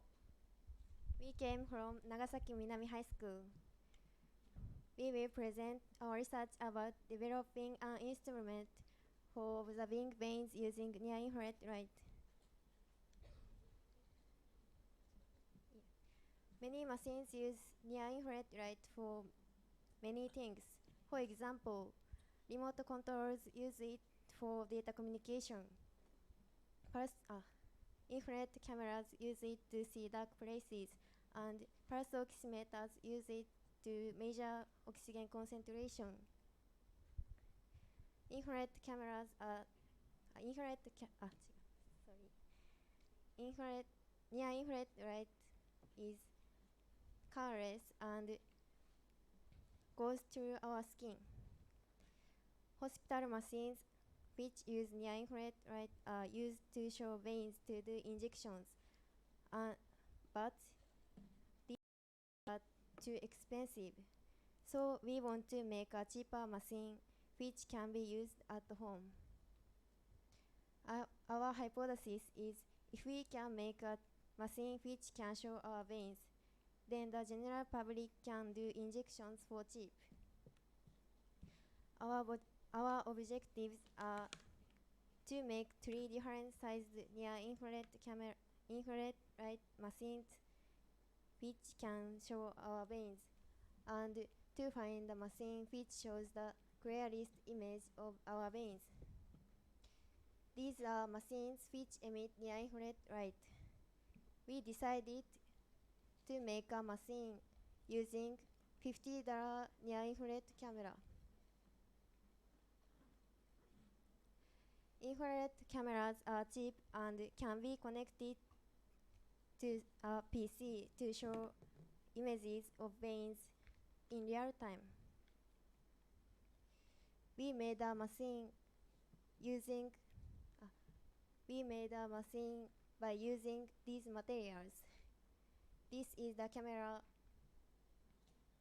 we used in our experiment.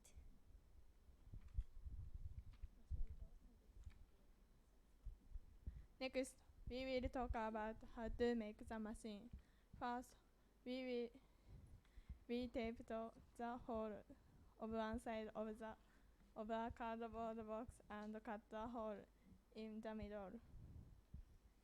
We cut a hole in the bottom where our hand can enter the box.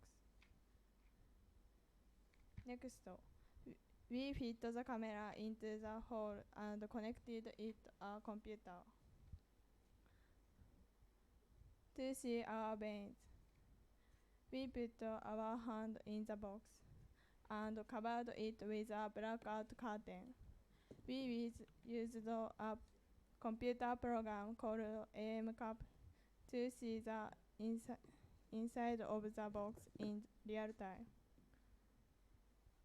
We created two other different sized boxes and tested which box shows the best images on the PC.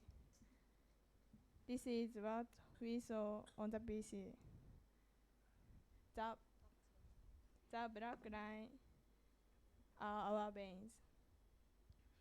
As a result, we could make a machine which can show veins, and we find that the middle-sized box made the clearest images.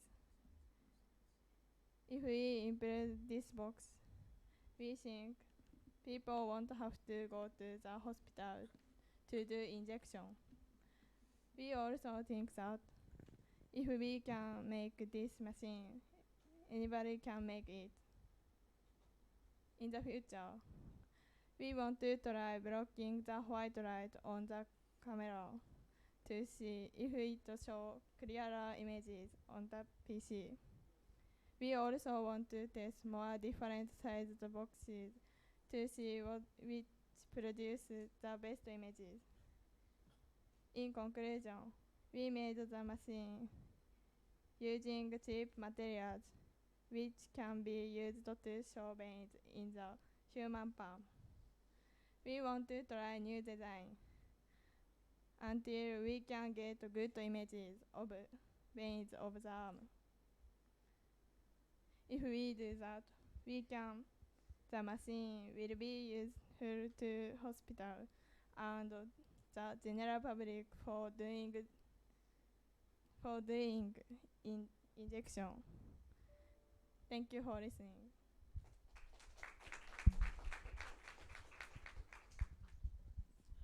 Thank you for your presentation. This is a good job. I have one question. You said about the improvement of the box, right? Box? Yeah, the box. Yes. How can you improve the box for the efficiency of the camera? Do you have any comment how will you improve the box for detecting the vein? Camera. Yes. Box on top of camera. Yeah. You said you will improve the box, right? Oh. For the efficiency of your work, how can you improve? We want to different design. So can you give me can you guess about your further result if you what will you do about the box that you will design for the camera?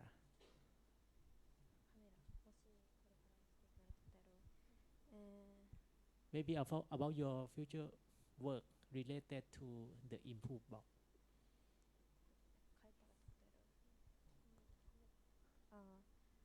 For example, Mhm. we want to show all arms veins in the future. So, for example, uh, cut we can't use box and only show right. 別の箱じゃなくて and なんていうのかな if we use box we want to cut off other side. Mhm. Then the doctor can do injections more easy. And one question I would like to know, if without the box, can we detect the vein in the dark room? Yes, darker. Is it better than in the box?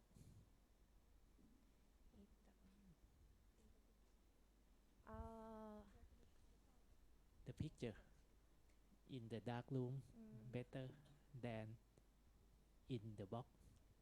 We want to in the box. In the box is Yes. good, better. Yes. Okay, thank you. Thank you.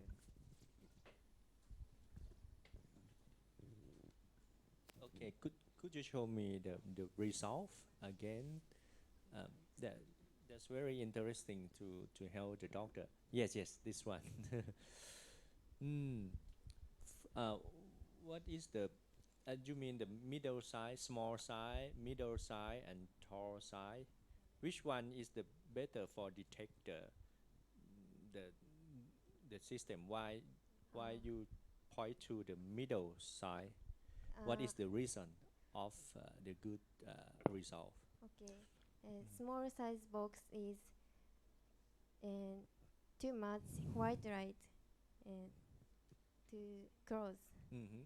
So we can see little veins. And tall size box is focus. It's not clear when Yes, you focus. Oh, yes. okay. So middle size is better. Yes. So as I know, nowadays we have a mobile phone. Sometimes they have a application to detect the vein or something. Have you ever used the mobile phone application like this compared to the system, your system? No, I haven't. Maybe in the future work, you can compare and apply this one. Maybe it make your research is better and they have some advantage for your Okay, your thank research. You. Thank you. Right. Okay, thank you very much for your great work, and it's gonna help the doctor a lot when they try to see the vein. And you try to, what I understand, you try to use the near infrared, right? And then you use 3 size of box, small, medium, and the tall size, and you come up with the result that the medium size get the best results. And you'd say about the, it's very cost effective, right? It's cheap. How do you compare with the commercial one or the standard one? When we the equipment that the doctor use, how much does it cost comparing with your system? Do you have any idea how much that is cost your system? And I'm gonna suggest that you put everything, integrate everything together, and then make your system. Hospital machines system. Expensive or low cost compared to the conventional. How much that is cost for the standard one that the doctor use right now and your system? Doctor can't The equipment that the doctor use, how much that is cost, and your system, how much that is cost again? No, no worries. That's okay. That's Sorry. nice. That's nice work. Okay. Sorry. Okay. Thank you very much. Thank you.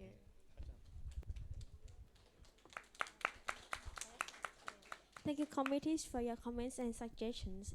And next, may I invite our special guest for Associate Professor Dr. Thanit Phewnim to be on the stage and give the certificate to the presenters.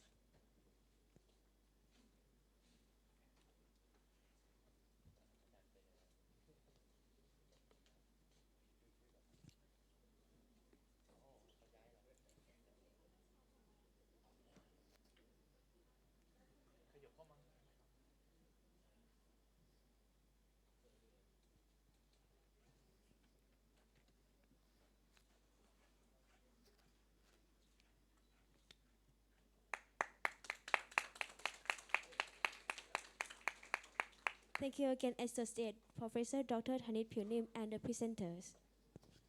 For the last presentation, we would like to call in Keita Nomisu and Junya Honda from Kumamoto College, Kosen, with their science project name IoT System for Visualization of Seismic Damage. Please welcome them with a round of applause.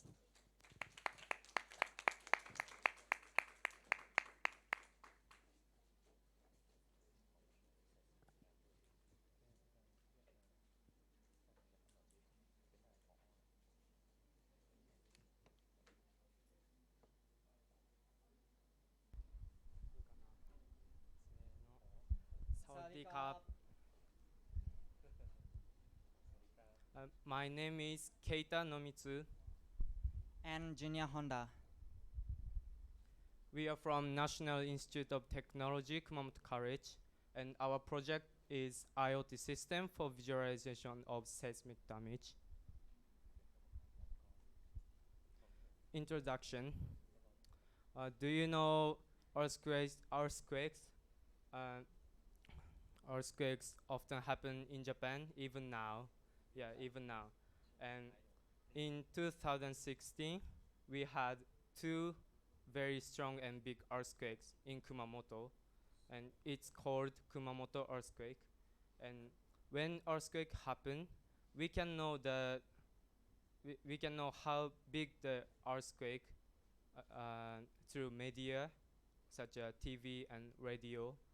However, we cannot know the damage of each building and inside the room because it's very different from each building, even if the seismic intensity is the same. Information about Kumamoto earthquake. Many people injured and some people died, and fortunately we didn't have the damage which caused by wave. These are pictures about Kumamoto earthquake, and magnitude was 7.3. And this is a earthquake simulator. We went to the disaster prevention center to take these videos. Yeah, we couldn't stand up. Yeah, just take. Ooh. Yeah. And Shindo is a little different from magnitude. Shindo is very familiar for Japanese people, more familiar Japanese people, and Shindo is a seismic scale established by Japan Meteorological Agency.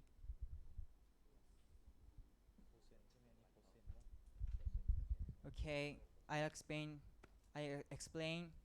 about device.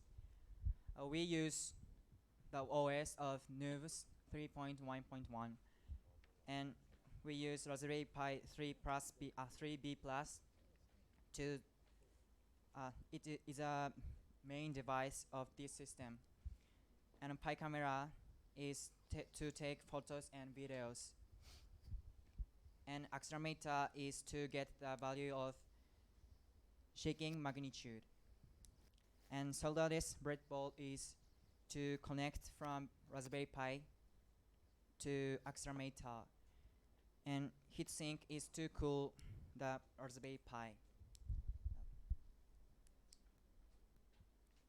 Okay, I'm going to explain the method and program. The method. The first, we thought of the project topics and study the details. Next, we found a teacher who know further information and knows and help us. After that, we decide about how to make the device and buy materials. During summer vacation, we meet up and begin to make the device.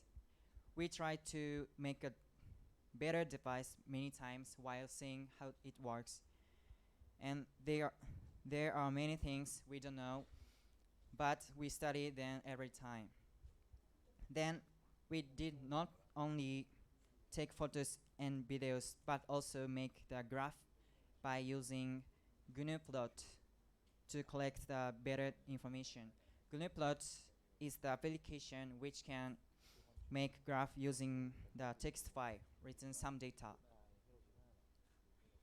After making, we prepare a project report, and finally we discuss the improvements and evaluate by teachers. Get evaluation by teachers. And look at this flowchart. It shows how this system works. We use shell script file to combine the programs and commands of Linux. And from now, I'm going to explain this system. We use Python, which is a language of programming.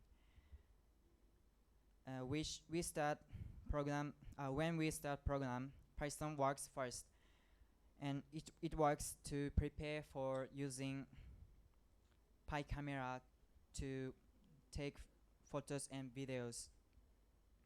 Then accelerometer works all the time, and Raspberry Pi calculates collecting data to change them to other data using GAL. And GAL is the unit of shaking magnitude. It's the value reach 150 GAL. It takes a photo and video and photo again. By taking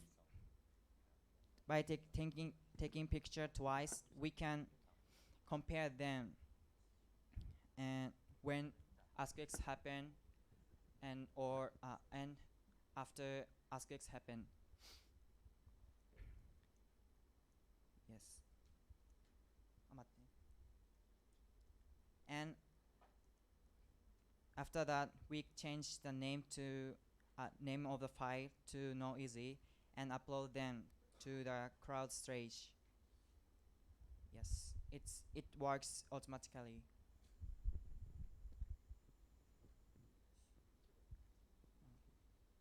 It's a demonstration. And preparing using a paper camera and take photos and videos. 6, 7, 8, 9, 10.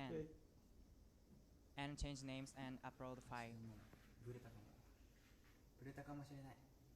And done. And we can check.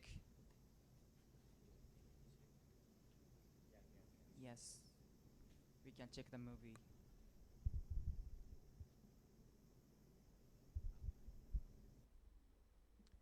Okay, results. So we could get 3 results. First, we could detect the shaking from an accelerometer of X, Y, Z axis. And second, we could take photos and videos by the Pi camera. Third, we could save data in Dropbox.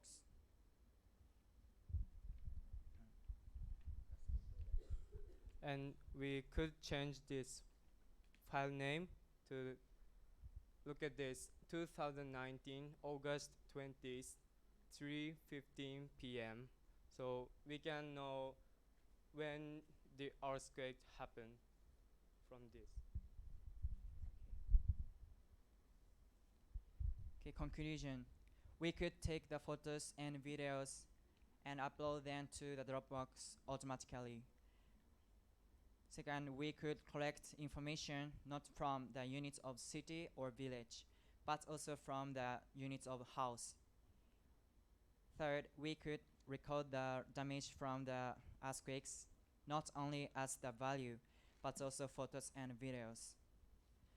So from these conclusions, we know that we can grasp safety of our family, friends, and so on by sending photos and videos. In the future, we want to sell this device as a product, and we want to help countries which have earthquakes, not only Japan. Thank you for listening.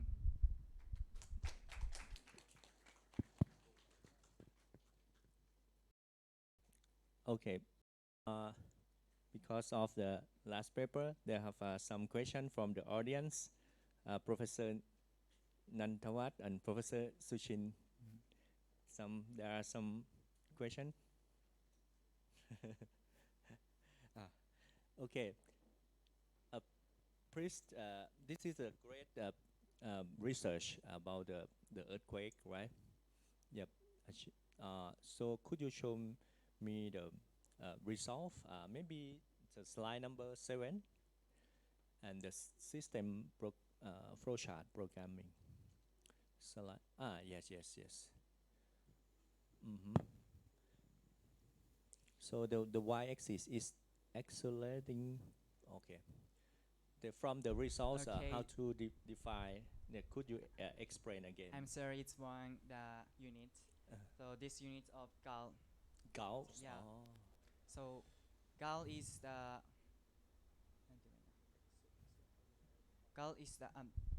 a similar unit, but we use gal, so it's wrong.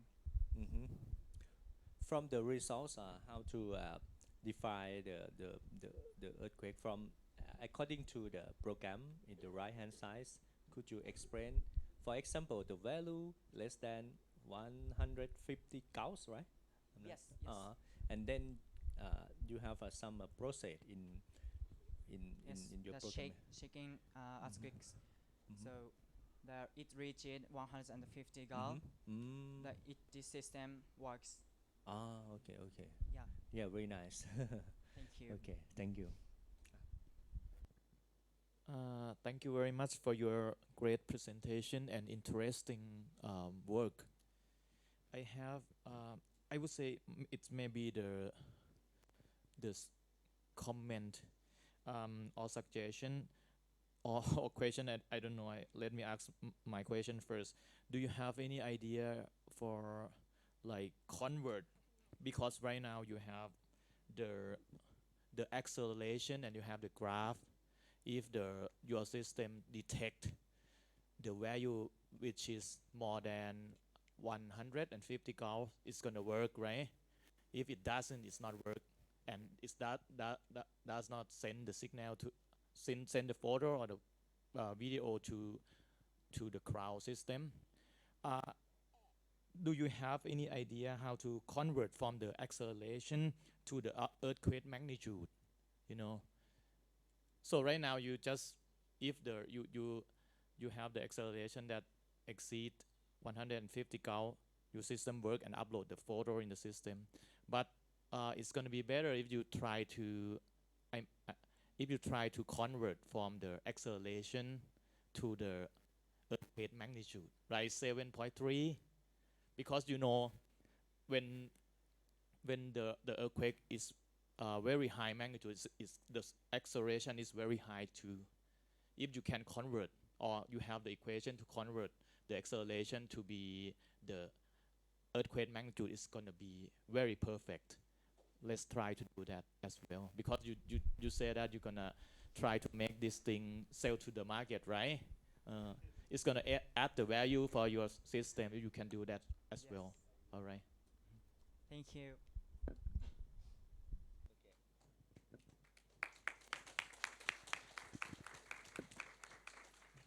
Actually, I have one question for the future work. For the future work, what is your point for in the final goal in your future work or something? For Yeah, I want to be I want to be an engineer. So like like this, and we want to help solve our global problems. So we I I have to study more, and so yeah, have to study more. Yeah. I have to. No, no, I want to be an engineer too, but want I want to work in abroad, not only in Japan, and I want to help. in Thailand? Yeah, yeah, yeah, yeah. And I want to help many people from natural disasters, not only earthquake, flood, and volcanoes. Yeah. That's a good idea and very excellent idea. Thank you. Okay. Uh, Thank you, committees, for your comments and suggestions. Next, I would like to invite Dr. Prasha Kampakdi to be on the stage to give the certificate to presenters.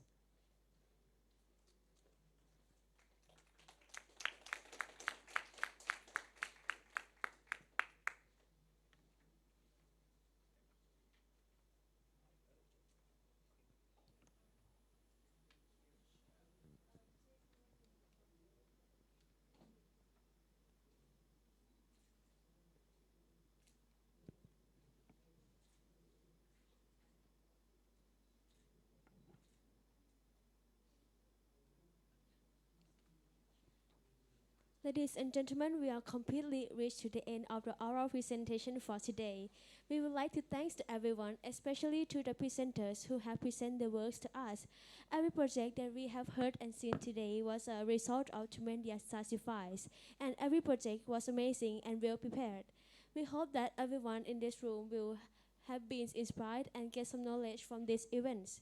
Lastly, this event would not be successful if there were not for the committees who took their time from their busy schedule, the speakers who worked hard for their projects and presented to us, and last but not least for you, the audience.